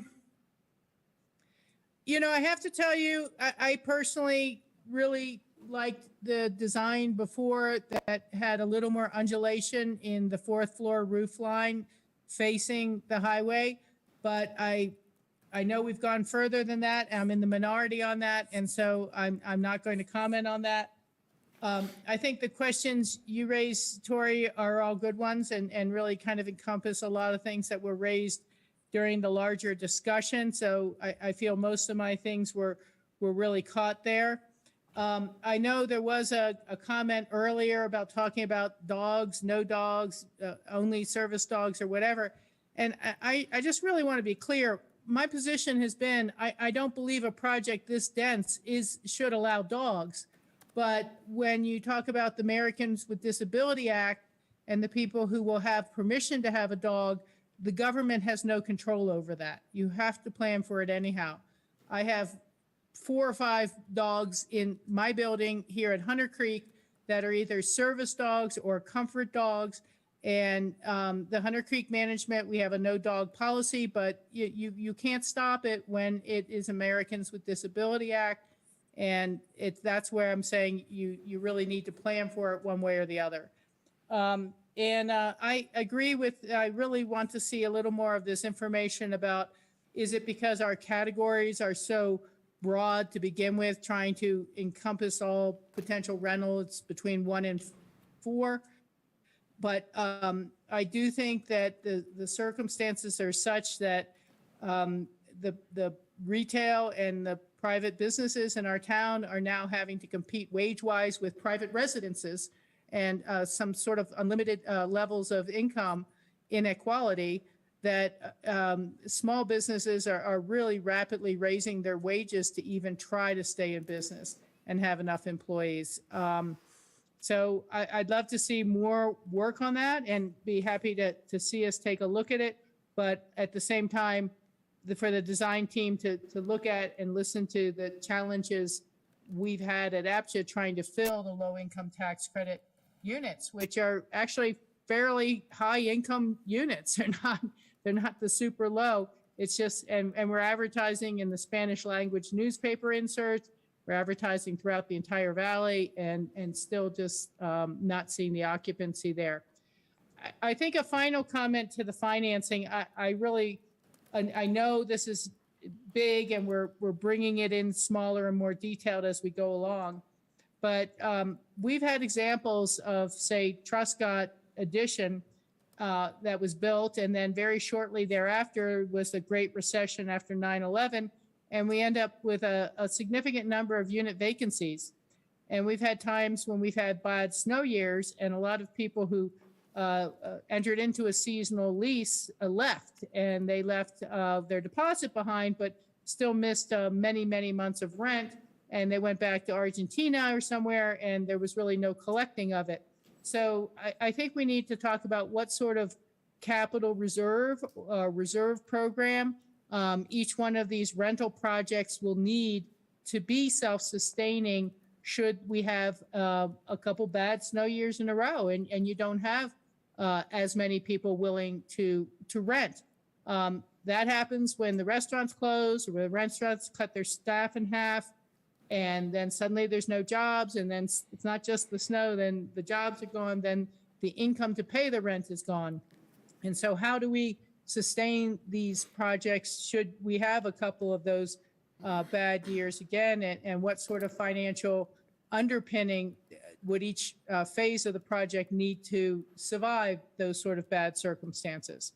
But other than that, I think we just need to continue to really dial in on the cost and make sure that there's the money to do a transportation plan, and where does it come from and how is that sustained? Thank you, and I appreciate the work, all of you on the Cushing-Terrell team. I wish I could be there in person, but I can't. And it looks like very good work. I appreciate the thoroughness and the thoughtfulness. That's all. Thanks, Rachel. Thanks, Rachel. Rachel did remind me of our last discussion on that fourth floor. We had talked about softening the edges, the corners for perception from the road. I don't think we ended up seeing that come back. The only thing that you mentioned in tonight's presentation was that those were added back. Yes. Yes, I think the takeaway from our discussion was that that cut to the unit count was too severe on elbow room and to really put those units back. So it was a move to maximize that unit count and bedroom count in order to do so. So that was kind of our strategy in doing some of the moves with that focal point of really bringing the eye to that middle part of the building and really getting the units back up on that level. Yeah. Well, like I was interested last time, I'd still be interested in seeing, I think I was only talking about a couple units on a few corners. It wasn't even the totality of 10 units, I don't think. So, again, it's all about how it feels, how it looks, how it plays for the community. And I thought that those corners might have been an improvement to the design, but I might sit alone with that, so I don't know. Other council members? Well, you sit with me on it, Tori. Oh, thank you. There's two of us. Yeah, I just wanted to applaud the team on, the design's been refined even more to my liking since our last get-together. Everything seems clearer. The few questions I have going forward are either have been answered or are going to be next time you come here. I am curious as to more detailed VOC info. And I'm very pleased to hear about the funding news. That made me feel better about the cost. That's all I have. Thanks, John. Any support for looking at the fourth floor changes on the corners? In my opinion, that was addressed already. They removed them. There was questions about the room count. They put them back. That was clear to me. Okay. Ward? Yeah, I'm real happy with the physical schematic drawings or diagrams. I think the 100% looks really good to me. I'm really happy with it, where we've come from for the last, 2 years we've been working on this. Laura, I think your energy has waned a little bit, as all of ours has. You mean just tonight? It started at a 15 though, so you're good. Gotta get it Down to back 13 and a half now. I need my Smarties. They're sort of. Yeah, I was going to ask you what kind of coffee you were drinking, but I think we need to refill. Yeah, I'm really comfortable with that aspect of it. Where my major concerns are, and it's where the community's needs are, is housing and housing now. And that really dovetails or really begs the question on the financing and phasing. And for me, construction inflation far outpaces what we would be paying in interest if we were to go to accelerate the phasing and to go to the public for general obligation bonds or certificates of participation. Number one, that gets community buy-in. The need on every sector, whether it's transportation or planting flowers, is for housing. Everybody you talk to, it's housing. And the longer we put it off, the longer we phase this, the longer term on vested rights, whether it's 10 or 15 years to accommodate the phasing, the further behind perhaps we get on retaining the fabric of our community by allowing people to live here, making it possible for people to live here, adjusting the income categories and the percentage of AMI that is being paid by the higher income versus lower income. Thank you, Tom. All of these are really important to me, and a focus is that we really pay particular attention and accelerate how we could get this built as soon as possible, because that's where our need is throughout the community, is the housing. I agree that we have to balance this against everything else, but the need in our community is for housing, and whether we do that through Bs, COPs, a possible STR tax dedicated, perhaps funding in from the 505 fund, whether we have public-private partnerships help fund this. But the financing to get this built in as quickly as possible with all of the other elements given due consideration, for me, is really important. I think when you start looking at 15 years out and what the need in the community is now, we're missing the mark. And by phasing it that far out, I know that we've held, we wanted staff to accelerate this, and we're able to take a year off of what we had asked, or what was presented originally, but extending Phase 3 construction out 15 years, to me, is a heavy price to pay. And if there's any way that we can get there sooner through looking greatly at the financing and phasing, that's where I would like the most emphasis to be.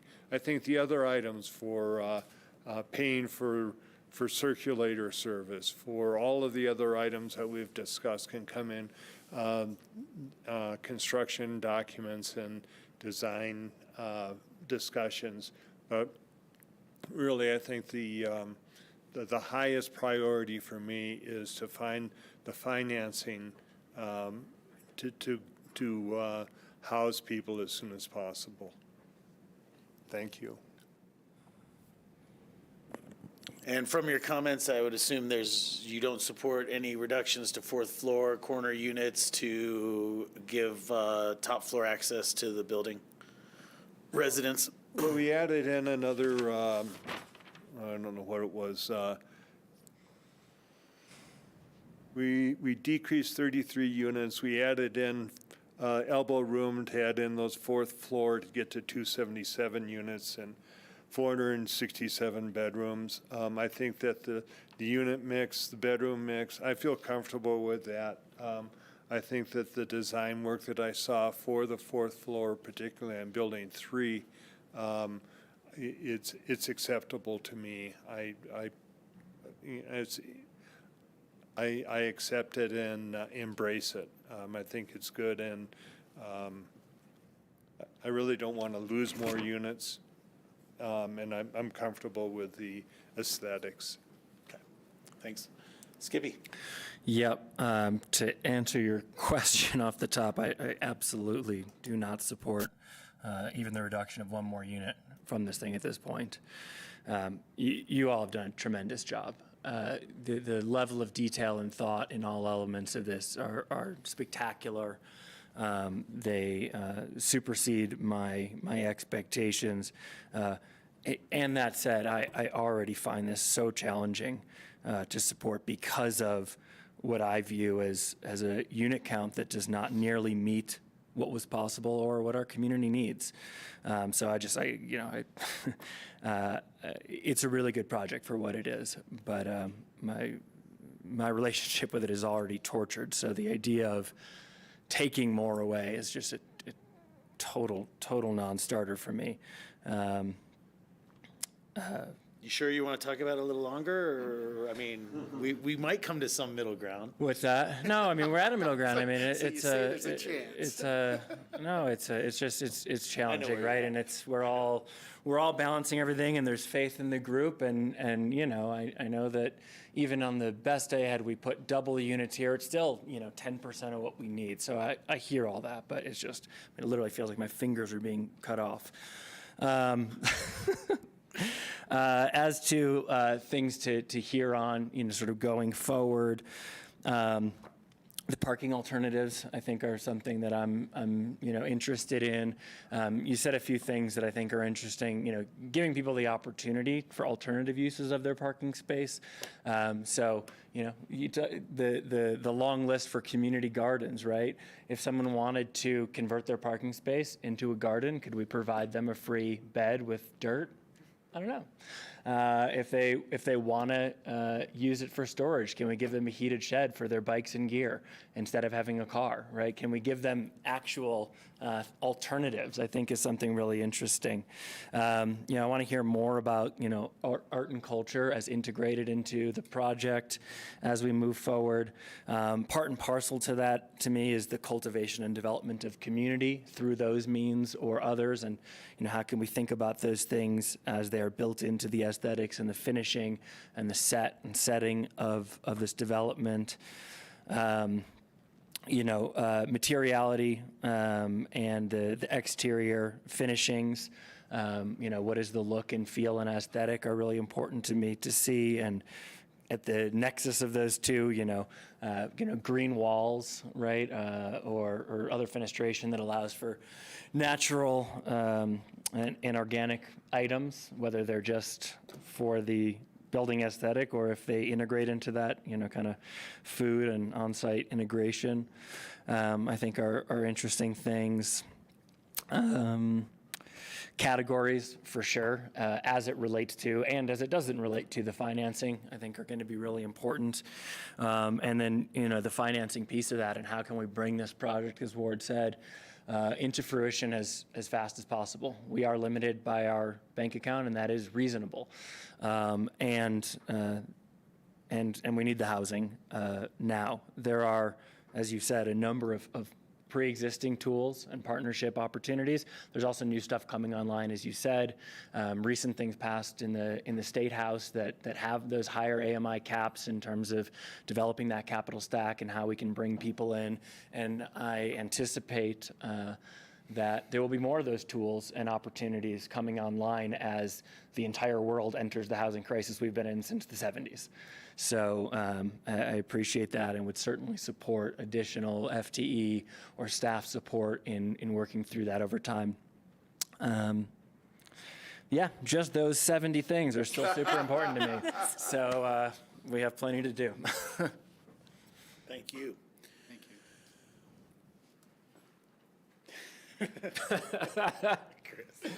Chris, I really appreciate the outside the box thinking on a lot of this stuff and you bringing it forward. It's cool. Thank you. We've come a long road. We've come a long way. We're in maybe the top of the second inning. Great. It's going to be an 18-inning game. Is there anything else we can do for you today? Snacks and heat? Let's change the metaphor. It's a 16-game Stanley Cup series.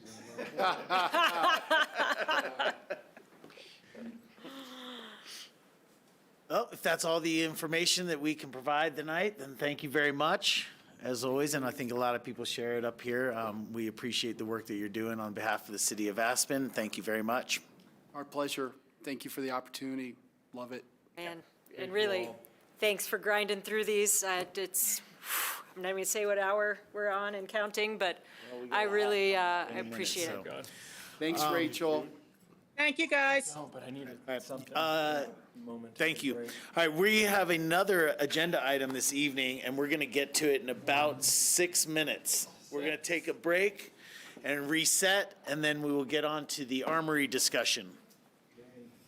Let's get snacks. Yeah. Scott, the air, it stopped.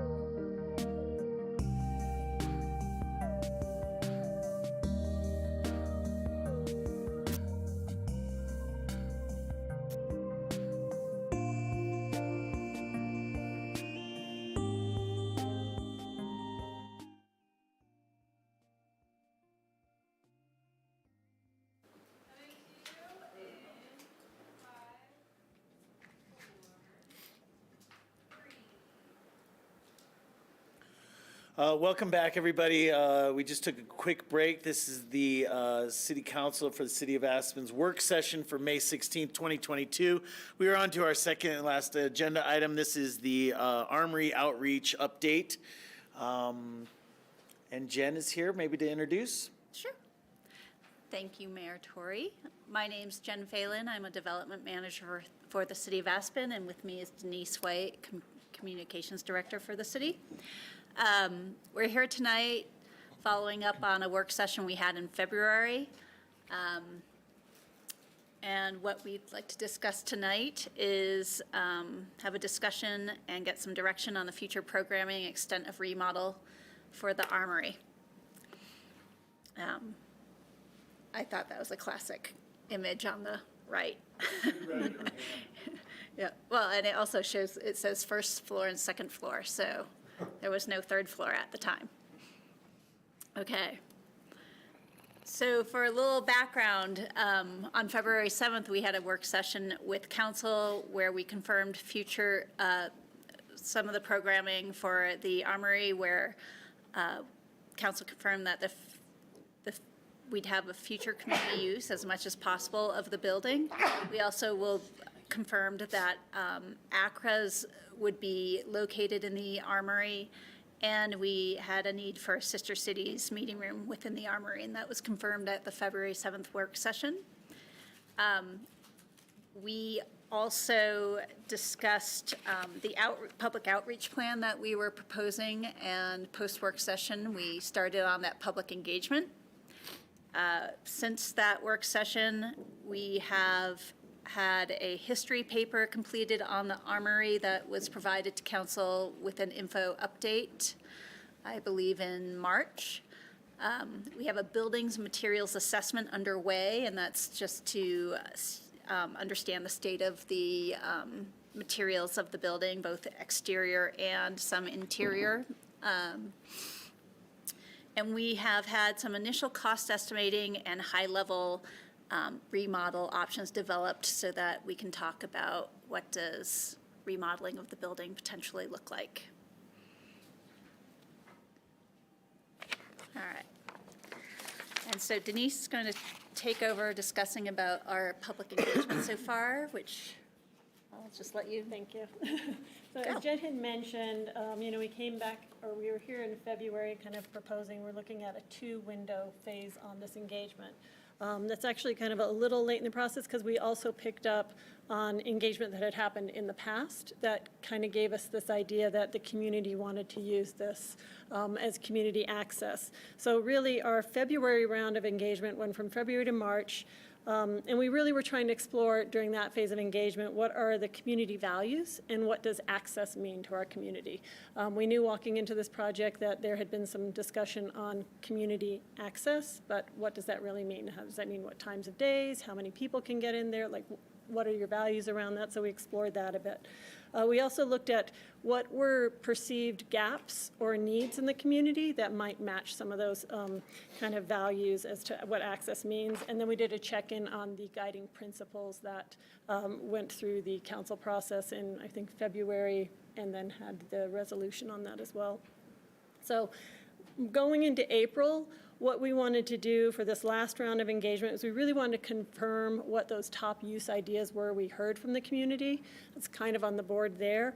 What we found in the first survey community we did on the uses was we had a proposed list of, I think it was like 10 proposed uses that we thought came up with staff, but we had a write-in option for our community members to also say, hey, you didn't think about this, or this would be a great idea. And Jen and I noticed through that write-in option, there were probably about 5 or so that were constant enough in mentioning that we wanted to bring those back to our community and say, here's the top 5 from the list we gave you, here's the top 5 from the list that you provided us. And we really saw a lot of consistency between the two surveys, as well as in our open house and focus groups we had this last time, that really showed that there were some consistent ideas within our community as to what those top uses would be.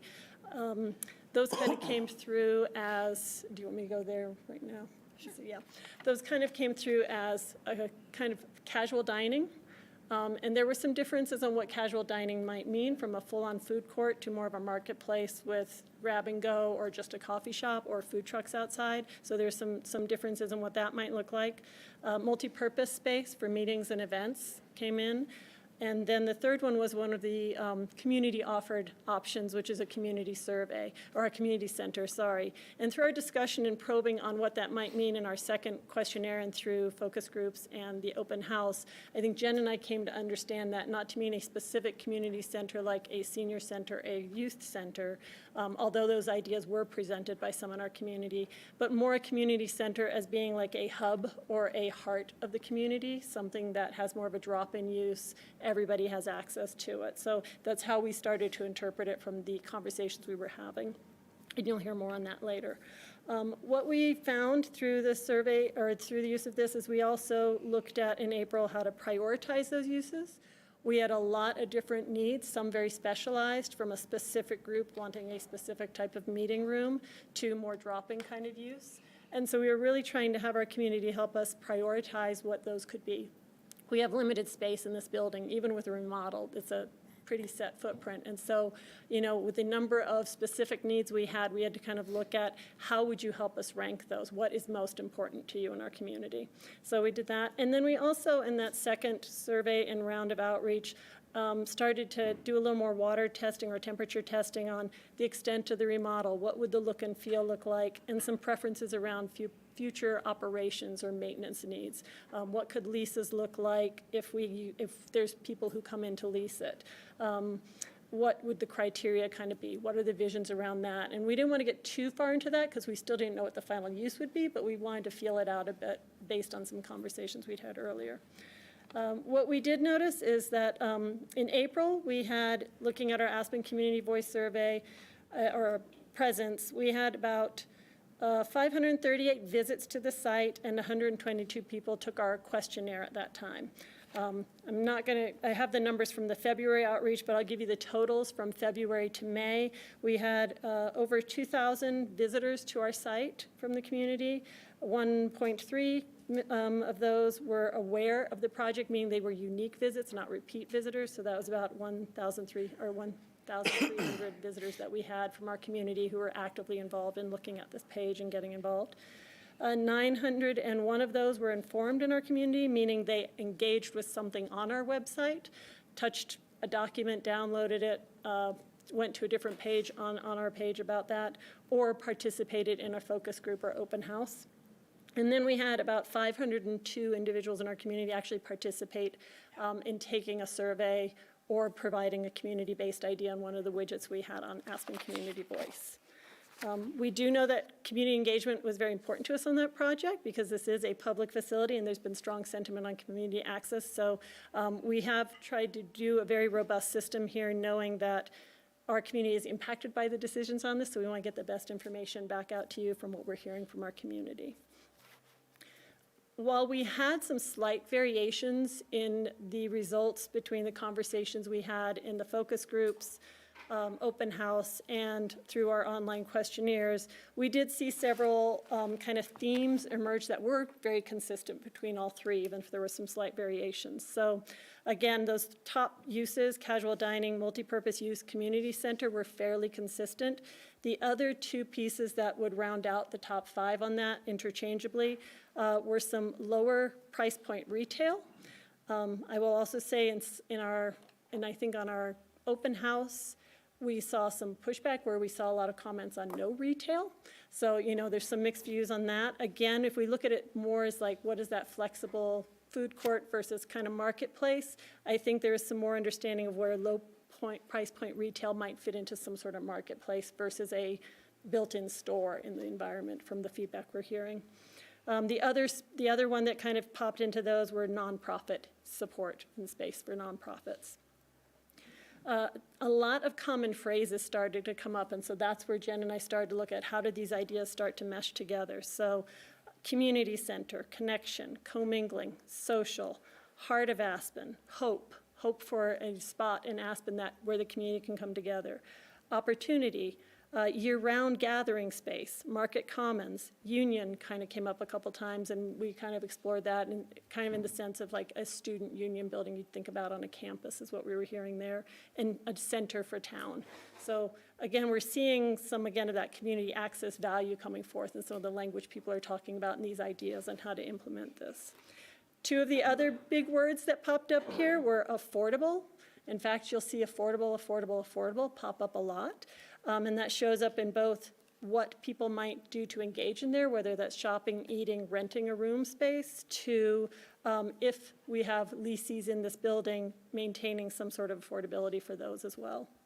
And then flexible is the other one, and that's a key word in all of this because, again, we have many uses trying to fit in a kind of a finite, limited space. So looking at flexibility on how those ideas can come together was something the community brought forth a lot. Key thing, again, another key theme is serve as many as possible as we can through the use of this building. So in some of the other community uses that came forth through that first questionnaire, we also saw things like childcare or affordable housing. Through the second round of phase, we still have some folks in the community who feel strongly it should be affordable housing or childcare, but we saw more consensus start to build around the idea of like that. Affordable housing may serve 14 in our community. Something that allows more people to come in and out might serve 1,400 in our community. And so there was a strong preference that we have as much access as possible. So those kind of options started to filter down and out through the options on the table. The other kind of two key themes we saw in this was we explored, do you want us to get this done and back so you can get into it as fast as possible? And we saw more and more folks reply that they really wanted us to take the time to do it right, and I'll use air quotes on right, because right may be different on how people envision the space. And to we checked in a bit on funding, because we do know that some of the visions we were hearing are going to be bigger than what the funding is allowed for this. And we heard some feedback from folks on try to get creative around funding. I think we just heard some of that with the Lumberyards too, like what grants are available, what matching funds, what public-private partnerships might be available. And so I think Jen will touch more into that once we get out of the engagement space. I'm going to dive one more thing into the flexibility piece. Flexibility, again, was a key word that showed up, and it was something that appeared in like our focus groups as we were able to dive into our discussions more, as well as on the questionnaire and in the open house. So again, as we're trying to figure out how to get multiple needs met in a limited space, we started to hear ideas on flexibility of that use of space. Words like unarticulated, movable, partitions, indoor-outdoor combinations. So really trying to think about flexibility of the actual physical space. That applied also with flexibility to operations, meaning how we look at approaching leasing, again, if there's a leased use within that space. The criteria that would qualify for folks to be able to apply for a lease or get into that space. And again, flexibility on days it's open, times it's open, how people or groups would be able to access this. And then another key piece that popped up that I think is worth mentioning is there was a great consideration that came forth from our community on how do we make sure that the infrastructure is also flexible so that we can serve multiple needs. And some of those examples are how do we maybe support a flexible space with infrastructure that could allow a theater space, a market space, areas for youth entrepreneurs or science programs, arts and crafts drop-in space, or a baker's kind of kitchen for community use. So how do we build infrastructure in place that technologically or load weights or being able to move partitions in and out or hydraulic theater stages or whatever that might look like? How do we plan for that in the remodel now, as well as make sure it's set to have some flexibility in the future as well? So I think that's kind of a big summary on the outreach, and I'll let Jen take it back as to where that fed other parts of the project. All right, so Denise provided an overview on the outreach and listed some of the bigger themes that we heard within that outreach. I'm going to talk a little bit about themes on the actual building that came out of the history paper. I'm going to be quick, though, since you've been sitting here for a while. So have you. Yes, I have. For those of you who don't know, the Armory was built in 1892. It was initially built to provide a space for military drills for our local militia. But it also had a second story at the time. And it also, it provided meeting space for local lodges. So that from the get-go was occurring. It also, there was examples of galas, dance instruction, lots of athletic pursuits in the building, whether it was basketball or baseball, which I wondered how that worked. Moving pictures occurred in the space, and there was a roller skating rink at one point also. So you just see a lot of different things that happened in this building over time. The city began occupying that building in the 1940s, and even when it started occupying it, it wasn't the whole space. There were other uses still occurring in the building. So you see a lot of public-facing stuff going on with the Armory. And then when you look at the remodels over time, the building, again, built in 1892, after the silver crash within the community, there was a lot of lack of money to upkeep buildings. And the local militia group actually lost the building, but the local lodges decided that there was enough benefit in that building that they ended up buying the building. And even though it's after the silver crash, they came up with enough money to make some improvements on the building. And so that's where in about, I want to say, early 1900s, a heat plant was added to the building, so there was heat within the building. The city at one point added a garage to house some of its city vehicles later down the road. There was a roof extension on the Hopkins side of the building over the sidewalk. You also see internal changes to the building. So the original building was two stories and did not have an interior connection to both stories. So there was an exterior stairwell. Over the course of time, an internal stairwell was put in. The exterior stairwell was taken out. We've installed an elevator in the building. There was a construction of a new story because the building had a ground floor that was essentially almost a two-story floor to ceiling height with a mezzanine, and the building was remodeled with basically a new second story put in. And so the existing second story, which is now the third story, just became the third story of the building. And in the 90s, we had another overhaul where a basement was built into the building. We saw some changes to the facade. So you see a lot of changes to this building over time also. So again, some of the themes, we've seen a lot of changes to the building, interior and exterior. And we have seen a lot of public-facing events and things occurring at the building. All right, so this kind of sums up the key themes I think we just talked about. The Armory's hosted many uses over time, many of them public-facing. It's provided uses that cater broadly to the community. That's what people we're hearing want to see. So what we're hearing, I'd say, is ensure accessible programming that reaches a broad age demographic and allows the building to be the heart of the town, a place to gather.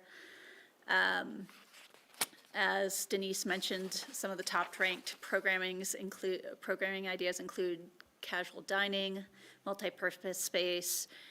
We had the community center listed this first and second time around, nonprofit services, lower price point.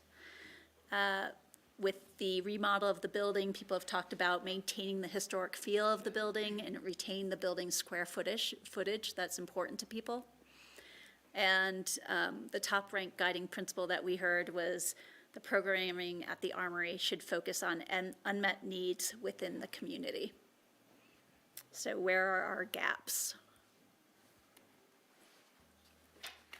So we heard about themes. What we also provided were a couple ideas for remodel options. And I've got 4 here.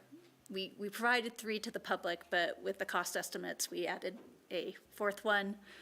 I'll start off with that one first. Just so people know, there's a lifetime budget allocated to this project for $7.5 million.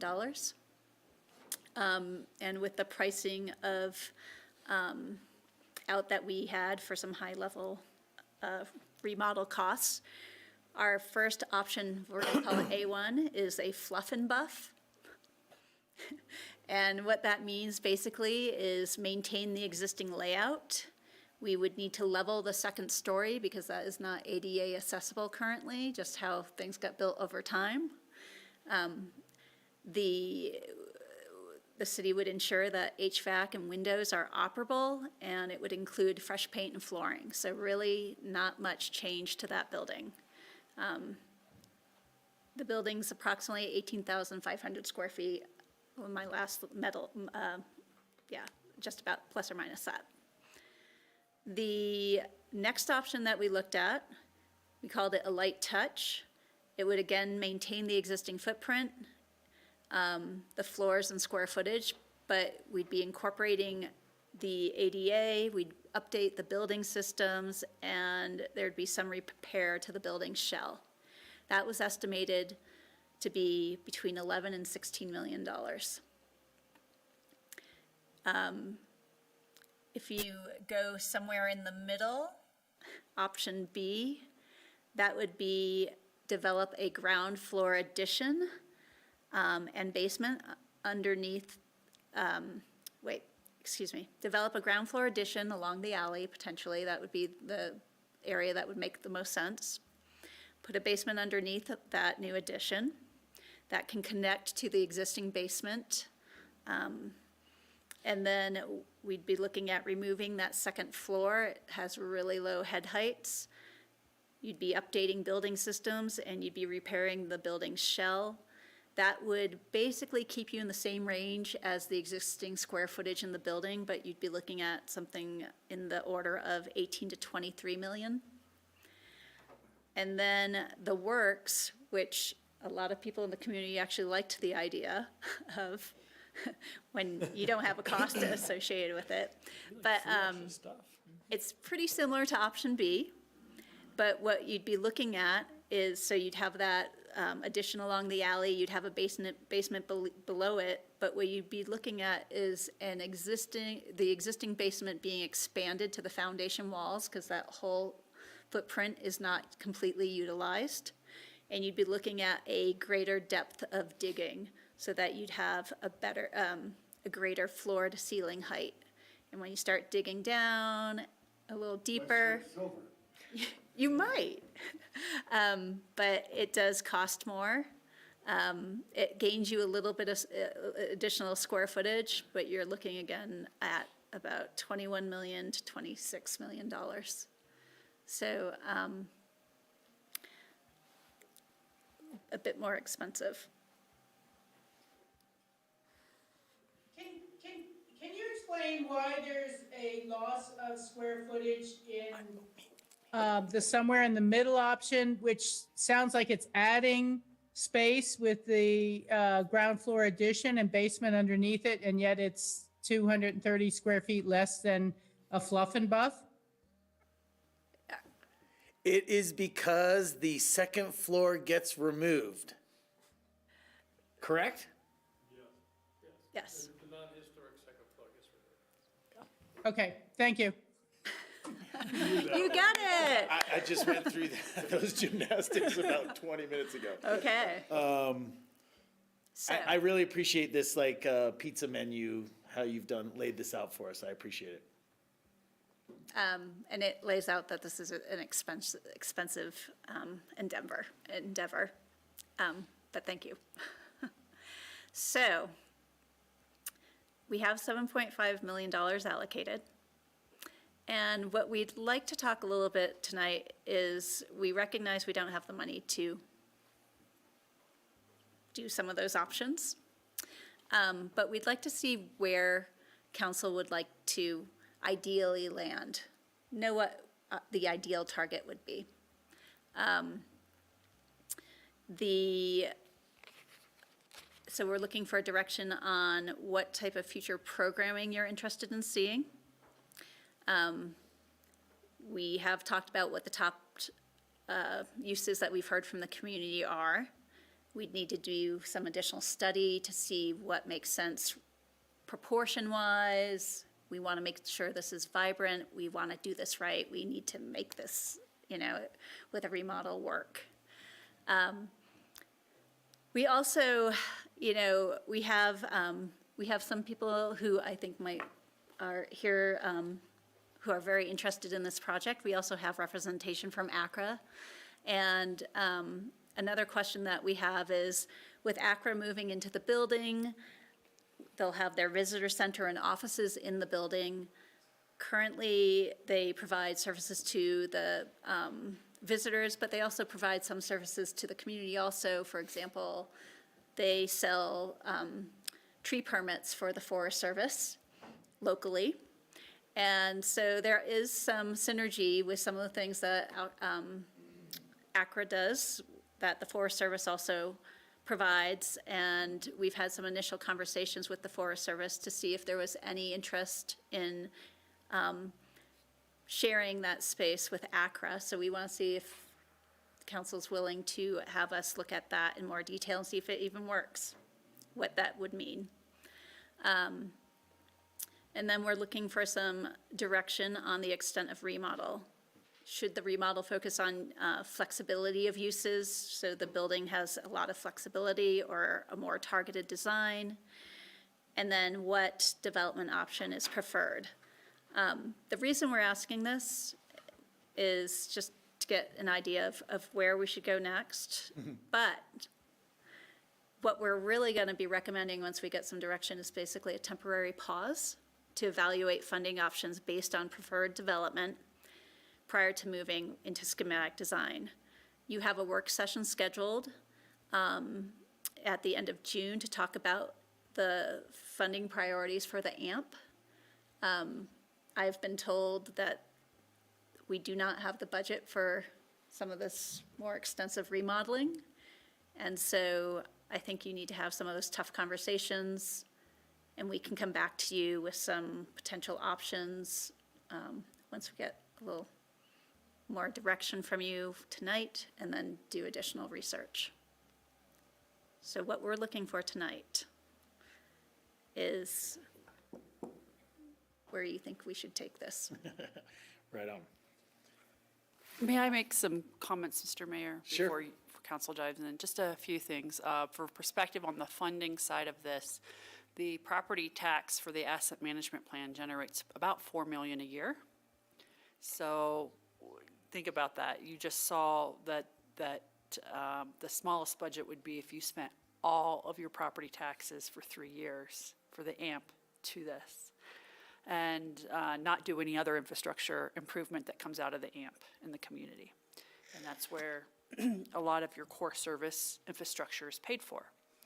So it's actually a pretty considerable situation in prioritizing how you want to use those asset management plan dollars, and why.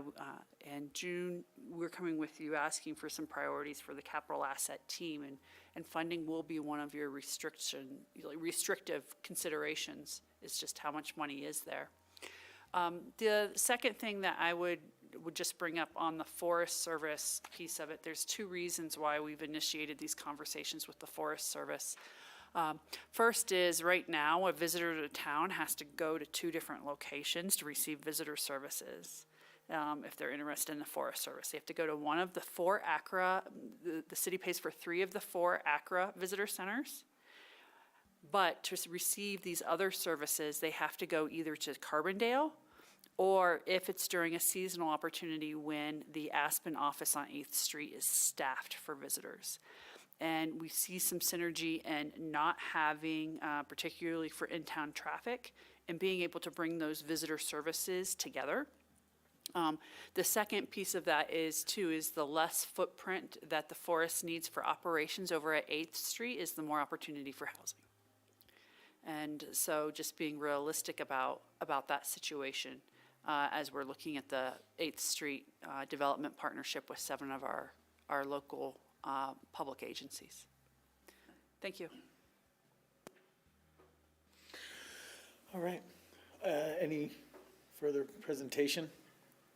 So my question is, I saw in the memo that, a crux question is about the financing, and it kind of even stated it, if we are not talking fluff and buff, if we're talking anything other than that we need to have a finance conversation. So is the first question that we could ask tonight in order to be efficient with our meeting time, if council is interested in fluff and buff or not? And then that would move us. Certainly, you may not be able to choose one of the four tonight, but you can certainly take certain ones off the table. That would be helpful for us. Okay. So let's start with that, just so that we get it out on the table. Is anybody here interested in the fluff and buff, leaving the building similar, cleaning it up, and utilizing it as the building is laid out now? Fluff and buff is option A1. No, I've got a no over here. No. I've got 4 no's. No. Okay, so this council sees more opportunity than just the fluff and buff. And we recognize that there are constraints and challenges, but we would like to have that conversation. That being said, I'll take some comments. Question first? Yeah, questions first.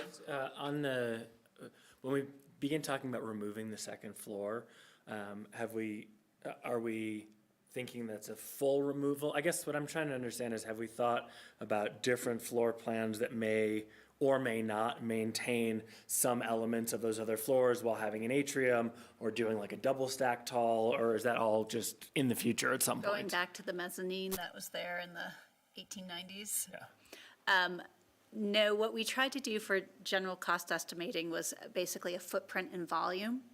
I think the next steps would be further conceptual, going into schematic design to try and see how we can best utilize that building with the space that there is and the future programming that we anticipate going in. Yeah, okay.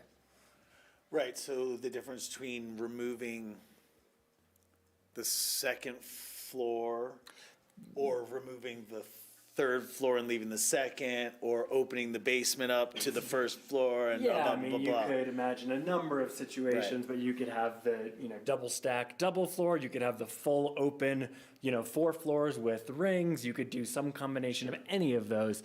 And I think having that, that higher ceiling element is very attractive for the historic and for the viewed use rather than low ceilings, but I could certainly see where you'd want to have that, but you'd have additional space on the outside, just so there's more, more programming or more business opportunity, whatever. Yeah, dig it. Any other questions, clarifying questions at this time? Let me ask Rachel, since I can't see her. Rachel, any questions at this time? Yeah, there was a lot of discussion and comment about potential private funding contributions, charitably contributing to the creation of a great community center. And that doesn't seem to be in any of our discussions about costs. And I don't know if that's because that would have to be something that those individuals then wanted to design and full design control, or if we're thinking maybe we'll ask later after we've picked out a design. That's something I just don't know and unclear about. And then secondly, I just make a general comment that the budget was set years ago, and we've all seen what price inflation has done with every other project or interest we've had. So I think really looking to a more realistic budget is incumbent on us going forward separately. And I realize we're having the larger capital discussion coming up, but I just want to note that the budget had been set quite a while ago, and I don't think it's kept up with the times. Thank you. Thanks, Rachel. Yep.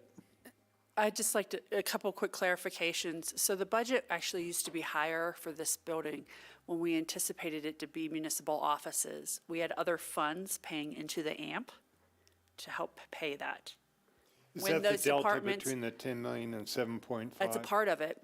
So when we removed the transportation department and the housing APSHA out of here, and the parking department out of here, those were all funding sources that were removed from this project. Just to make sure we're completely transparent of how we got to the 7.5 number. And then regarding the utilization of private funds, my direction to staff has been figure out what the council and community wants, and then those donors can decide if it's something they want to participate in, rather than letting the donation drive the decision-making on use. And certainly, if I had that wrong, we would love that corrected tonight. Yeah, no, I thank you, Sarah, for both of those comments. I appreciate that. That's why I was just kind of wondering where it was in the background on the potential of private funding. But one last comment on this as well. You know, I think that as much as we've said we'd like to see the ACRA offices here, and certainly the ACRA Visitor Center experience makes sense. I think we really should look, as others have and talked about, what is the future of office space, and what type of jobs will or can be done by telecommuting, and perhaps, given the lack of housing, are most likely to be done by telecommuting, and really kind of ratchet down on the total space needs that need to be office space and not shared spaces and things like that. Because that concerns me about, I don't think we can replicate as much space as they particularly had, say, in the power plant. And then secondly, I have wondered, shouldn't we be asking ACRA to be making more of an annual contribution to the budget of this project's remodel as well? Maybe that's also being thought of, but is not being part of how we tackle these numbers. But I certainly think that a organization like that has both member dues and taxpayer support should contribute to the construction of their new space. Thank you. Thanks, Rachel. Other questions or comments at this time? Ward? Yeah, if you look at page 351 of our packet, it's a real illustration of how a building is like designed by committee, or a horse designed by committee, with a floor going through somebody's office window. This building is quite a study in, I don't know what, but. Adaptive reuse? Yeah, but I think that what we should start with is what we want, what the community and what the council agree on, what we want to house there, what the uses are going to be. And I think that will dictate somewhat what the design of the building is going to be. And for me, I'm somewhere in the option A2, which would, A2, Brutus, A2. That would be not having the addition on the side, but having a full basement, and to retain the original historic configuration. I don't know how far back with all the additions and subtractions, but to not have the alley addition on, but to have a full basement, full height basement under the whole frame of the building. And certainly that, it seems like casual food services are really high, and community use are really high. And to get in discussions about who does what, who manages it, who does contracts, who operates it, can all come later. But I think for me, I would like to see us come to some kind of decision on what we want to use the building for, and then let the design come from that. And I agree. I think the funding, we've got costs and we have revenue, and I know that there have been some revenue sources that have been pledged and volunteered from the private sector, and I think we can get to that. But I'd like to see us define what we want to use the building for, and then let the rest of it fill in later, to do the overall design, and then how the final design is after that is, and design, I mean, is the funding for it, the time phasing for it. I think the community wants to do it, and they're willing to wait to do it right. I would put this certainly behind Lumberyard and at least the discussions for funding behind the Lumberyard, and also for right over here, Tasters, to get that accelerated ahead of the Armory, because it seems like the community is willing to wait to get it right. So 2 questions for you, Ward. Do you accept the community outreach recommendations, their top 5 list? Is there anything that you would take off or add to it? And then what is your feeling about the USFS possibly being located here as well? Well, in my notes, I put no for the U.S. Forest Service, because first of all, I never knew that they had anything to do with ACRA. So I haven't developed I hear Sarah saying what happens, the more we take off the plate on 8th Street is the more opportunity we have for future development. I don't have an answer for the U.S. Forest Service at this point. And I want to clarify, it's not back-of-house operations. It is just some additional space for visitor education, not, their back-of-house operations would stay in Carbondale and 8th Street. We're asking for front of house. So for example, you come into town, someone comes into town in their camper van, they stop once at the Armory, they get their orientation to both the wildlands and the opportunities in town. Whereas right now they have to go to 2 places to receive that. So the space need could be as small as an office size. It's like adding another 100 or 200 square feet to the visitor center. It's, in the scheme of the conversation, it's small, but conceptually, the notion that we would provide space to the Forest Service is not something we've introduced before. And so that's why I asked Jen to highlight it, so that we were being completely transparent with you. We've had those conversations with them about it. And it's also an important piece as we've been dealing with the etiquette issues on our wildlands. The more touches the Forest Service can have before people venture out, the I hope, higher success we have with their behavior choices. I haven't had the time to grok that yet. I know that ACRA is into education and what our expectations of visitors are. So I haven't really had an opportunity to think that over. Sure, and just to give you as an example, there is not, the only place in the whole valley you can go to get all the permits for our district is in Carbondale, because they need internet service. And so you have visitors who drive up to the Bells, can't get the permit they need there, have to come back out, things like that. And so it's just thinking through, how do we minimize some of that type of activity. But I would say that's really a secondary consideration to this conversation from staff's view. Our primary one is understanding of what extent of remodeling we should be looking at and planning out into our finances. Yeah, I want to maximize the community access and use of this building. I would not put U.S. Forest Service use on the top of, or in my list. I hadn't before your comments.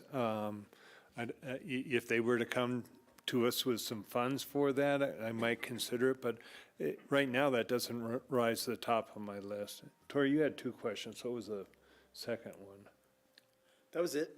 Did you? U.S. Forest Service, and there was another question. Do you accept the community feedback and outreach, which was 5 prioritized with, there was a 6th that moved down one community space, but food, retail, community gathering, some sort of nonprofit usage, and Multi-purpose space. and multi-purpose flex kind of gathering hall or whatever. If I were to take one off, it would be the retail. I agree with all the rest of them. And it seems like the food services are number one. I guess if you have food services, casual dining, that means that you have to factor in a kitchen of some kind. And that has impacts on what the design of the building is. But to figure out what the usages are, and Tori, I would take retail off as my. Okay, and that's not necessarily necessary right now, because what you've said is that you're interested in a project that is going to be in the range of 15 to 20 perhaps $1 million. You are not fluff and buff. You're interested in finding out what the opportunities are. You weren't necessarily supportive of removing a floor is the only thing I heard. No, I don't want a floor going through the middle of a window. So you're somewhere in the middle, option B.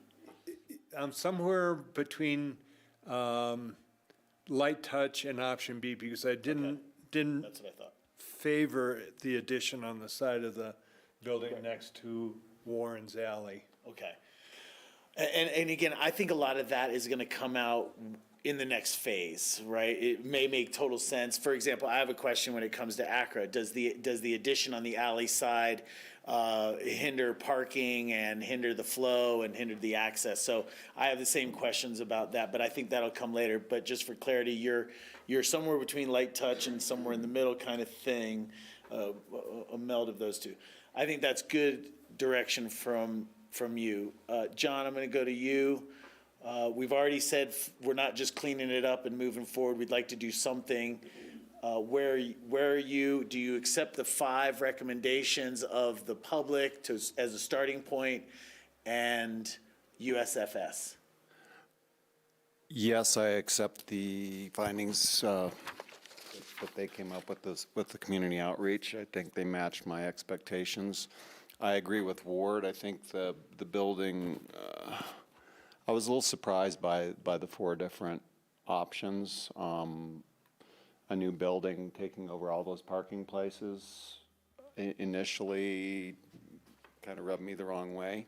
I understand the different options, the different choices, but again, I'd like to see the building restored to its former glory, so to speak. Get rid of the floor that was put in clearly as a need rather than as a design consideration. So, yeah, I'm leaning towards somewhere in the middle option. No, a light touch option, but I'd like to know more about the other options. And as far as the Forest Service joining, it makes sense to me, especially for a small space, keeping people from driving back and forth.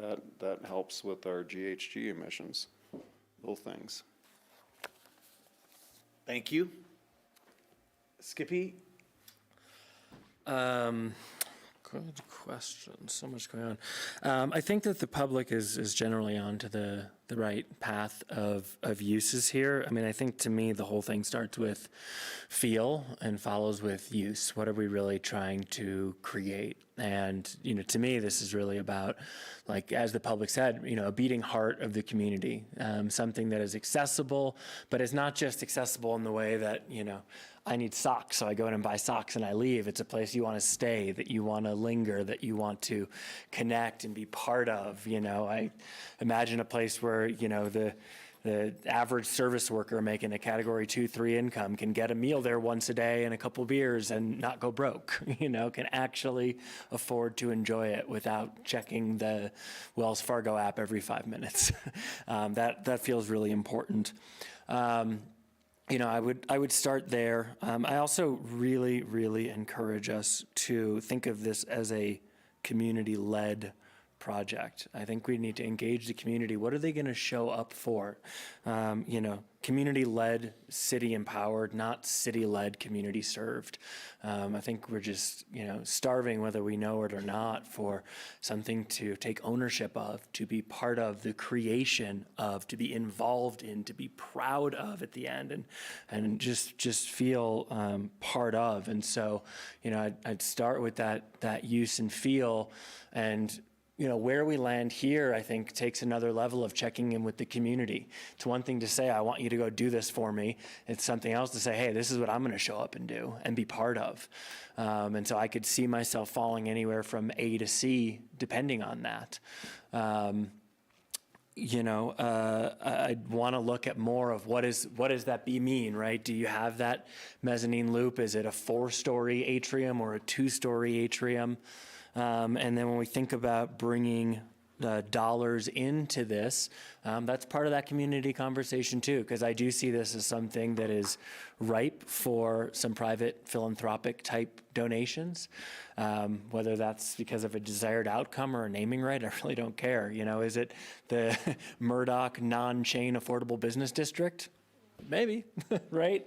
Or the whatever, Etkin dance floor, and dance hall. I don't know, but it seems like this is something that we could bring dollars in, and maybe that's how we decide.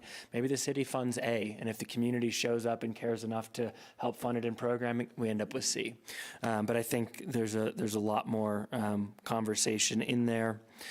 As to the shared office element, sure, open to it. I'd like to see as little office and as much community as possible. Been the case from the beginning. I think Rachel talked about some important considerations, and that's not for anyone listening in Accra in any way a slight to the importance of the organization. It's just a recognition of what we need as a community. I think that is all of the questions answered. And just because you mentioned, the need to build out a kitchen or whatever, I would just really, really encourage us to think creative about this. Let's not just put in a restaurant. To me, this is somewhere between like a hawker center in Singapore and Avanti in Denver, right? Something that is dynamic, that is creative, that empowers solopreneurs and individual business owners in the community. I don't see, if there's a retail element, I don't see it as a mall, right? Again, it's not you go and buy something and leave, but maybe there's a few areas where there's rotating opportunity for farmers market year round, or for, local business people to, have it for a week or a day and rotate. So there's always something to go there and be part of and involved in. Thank you. Rachel, I'm going to come back to you just so that I'm clear and everybody's clear on your input about support for the community outreach responses, identifying 5 top uses, and then I also want to ask you about the Forest Service as well.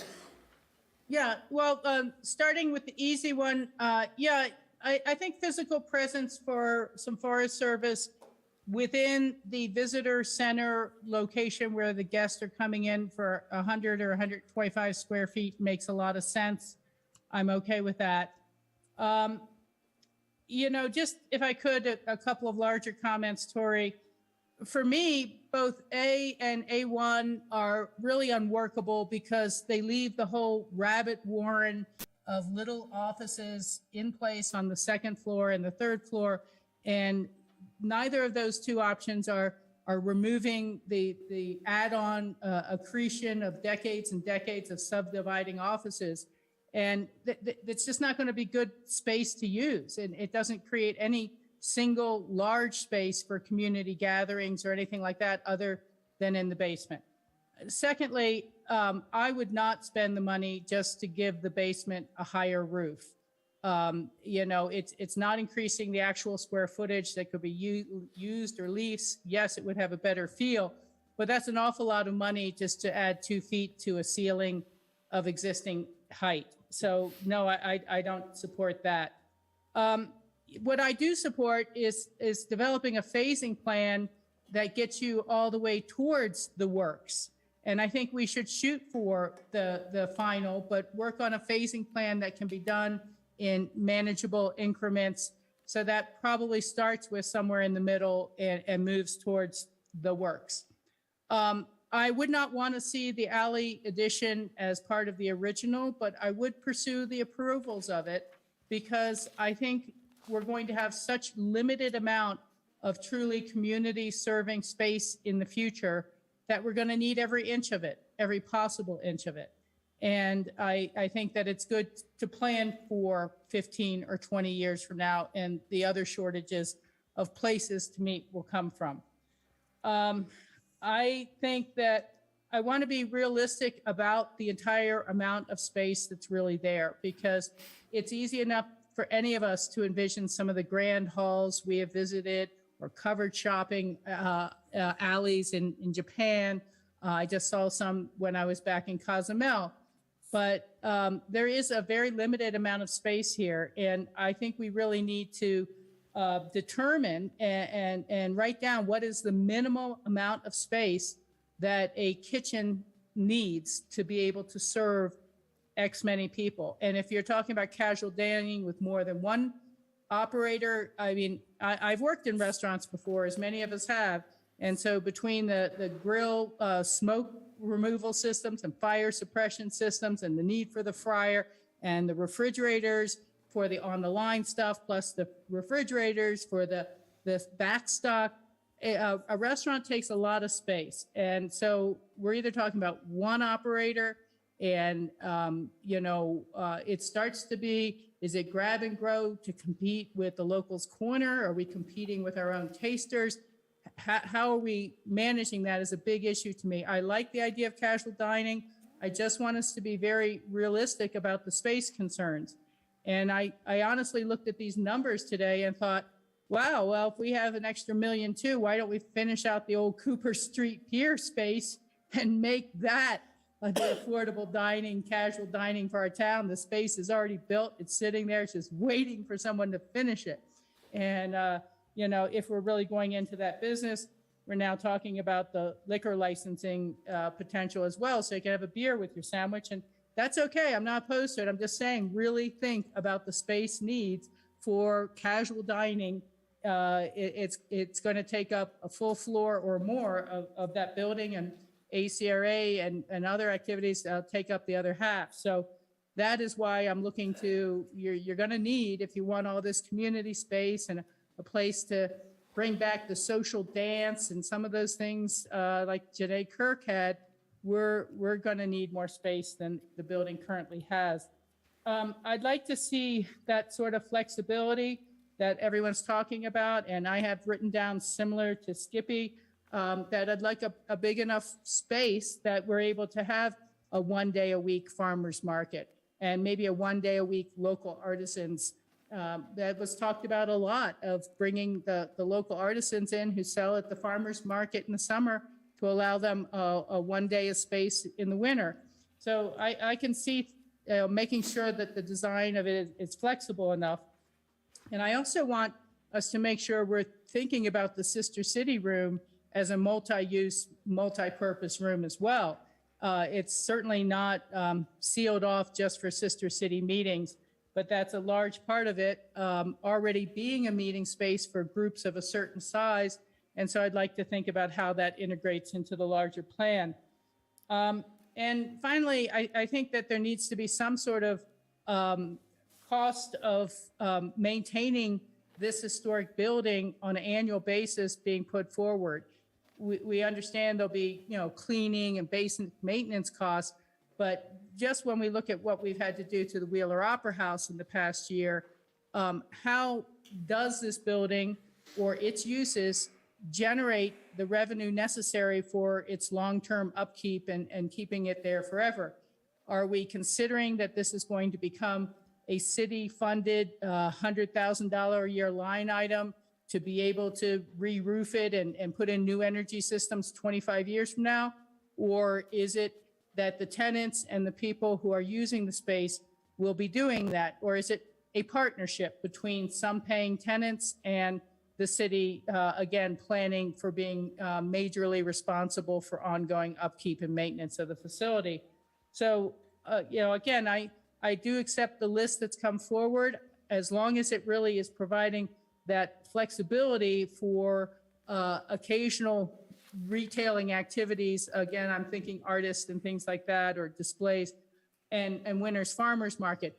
I don't want retail in the sense of, here's an underwear and sock shop and that'll take care of all the local needs. I don't see it that way. But those are my major comments on this. I do appreciate the staff work in putting this forward. But if I had to choose just one, I'm at least somewhere in the middle, option B. Option A and A1 and A2, I mean, as a guest, if I was in a town, there'd be zero reason for me to want to walk up to that second floor to look in these little teeny offices and see if somebody's done something cool with them. Or, it's just, there's no large space there as long as we leave the second floor in place. And that just doesn't work for me. That's all. Thank you very much. Thanks, Rachel. Okay. I'm supportive of the 5 recommendations that's come from the community outreach. I'm open to the discussion about a USFS presence. It can make sense to me. I agree with the statements that have been made about minimizing that office space, whether it's the visitor center or ACRA offices, I should say, but more integrating that into the experience. And I kind of get, when you bring that Forest Service discussion into it, it adds a little bit of another flavor. It's connection to not just the community in this building, but the surroundings and what's going on. So I'm open to that. What you've heard here tonight is that no fluff and buff, and then varying degrees. I think we all are. Rachel is on a phasing towards maybe the works. I can agree with that as a sentiment. I'm somewhere in the middle from what you've given to me. I'm somewhere in the middle. I agree that removing a floor, and I don't know if that's if we should remove the 3rd floor or remove the 2nd floor. I don't know if there should be a center atrium or not. I don't know anything about that. Even when it comes to the addition on the alley, well, some of the uses that we're trying to get in there and want, I don't know if that's necessary in order to achieve that or not. So I'm really open to the next phase of this conversation. I'm really glad that what we're coming out of tonight with is the next discussion about funding and possibilities, both funding possibilities as well as built possibilities. And that's where we need to go. We've all agreed, I think we all share an overall vision about what we're trying to get done here. It's really just about the details and how you get to that. I think Skippy and Rachel both said some differing things about marketplace, retail, but at the same time, the same. There's commonality in what I hear. The one thing that I didn't hear and something that I have in my vision is, I very much want a place where, for example, teens feel comfortable to just go. If there's a food court in this, it'd be nice that it's a comfortable place where they can be. And I'm not targeting them as a user group, but just saying that that's the kind of feel that I'm looking for here.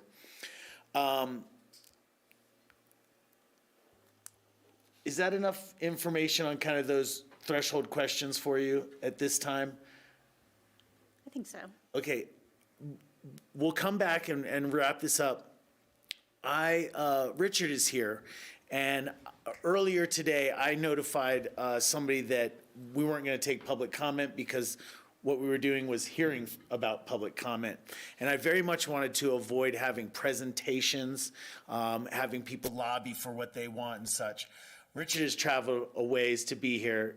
He was nice enough to say, you don't have to let me say anything. But then he was nice enough to say, if I could get 2 minutes, I would love to just share. And out of respect for both his time, his travel, as well as his history here in Aspen, I'm going to give him 2 minutes if he wants it. Thank you very much. You're going to have to come up to this table. Come join us. And because it is late, I'm really going to limit you to 2 minutes. Finish by 9. He has one angle that he would like to share with us, and I want to allow him to do that. First of all, I appreciate your consideration, and also I appreciate the work of staff. They've done a great job. In fact, when Denise went over all the points that the community felt important, She said everything I wanted to say, because I agree with the community. I think I represent the community from that standpoint. I just wanted to point out something that I think I hear from everybody, but particularly Skippy, that what I want to see, and I think Jen would understand this, not just the architecture of this historic building, but all of downtown, to bring vitality and exuberance to downtown. And here we have an opportunity that won't come back. People will not come in here, with all due respect, to visit an office. They come here to participate in the exuberance and vitality that Aspen has at its core. And tonight we've heard about the Forest Service, I've heard about ACRA, I've heard about several nonprofit organizations, all of whom want to have a presence here. And I would suggest that we consider these all together, not as individuals. There's such a thing as co-working space, where they might have a desk or a locker, and they can staff it with maybe a couple of people, but we don't want to have a dozen people from one organization, whether it's the Forest Service or ACRA here, because people do not come to look at people turning pages and typing. They come here to have a good time, and certainly we've visited the schools. They want to be involved. They want to have those young people that you talked about here. And all I want to say is, let's have it as a festival marketplace, a commons area, and I think this could be a real asset to Aspen. You have all sorts of problems in front of you: housing, parking, traffic. Here's an opportunity to create something that Aspen will thank you for the next 50, 100 years. Thank you very much, Mr. Mayor. Thank you. Thanks, Rich. Thank you. Just on the end of what he's saying, I agree that this is a 50-year project. This is something that's going to really be a part of Aspen for a long time, and in a lot of ways may carry the history of Aspen forward more than anything else. And in that's why I support the somewhere in the middle option that is on that kind of $20 million cusp, if we can figure out funding, because I feel like in order to get a project that's worthy of that 50-year kind of tag, we're going to have to do something with it at this time that makes it worthy of that. So thank you, Richard, for being here. Thanks for your time and your travel. If that's all from staff at this time, I look over to Sarah and see if she needs anything else. Great. With that, then, let's go ahead and close our meeting tonight. Do we have to? Please, Ward, please. Oh, okay. 5 hours and, oh, there we go. All right. Thank you very much. Thank you, GrassRoots. As always, we are back here tomorrow. We have a work session at 4 o'clock, and then a special meeting for hearings tomorrow evening at 5 o'clock. We'll see you then. Thanks. Yeah. Thank you all. guys. Thanks, Rachel. Be well. Yep. Heal up. I got a quick question for you.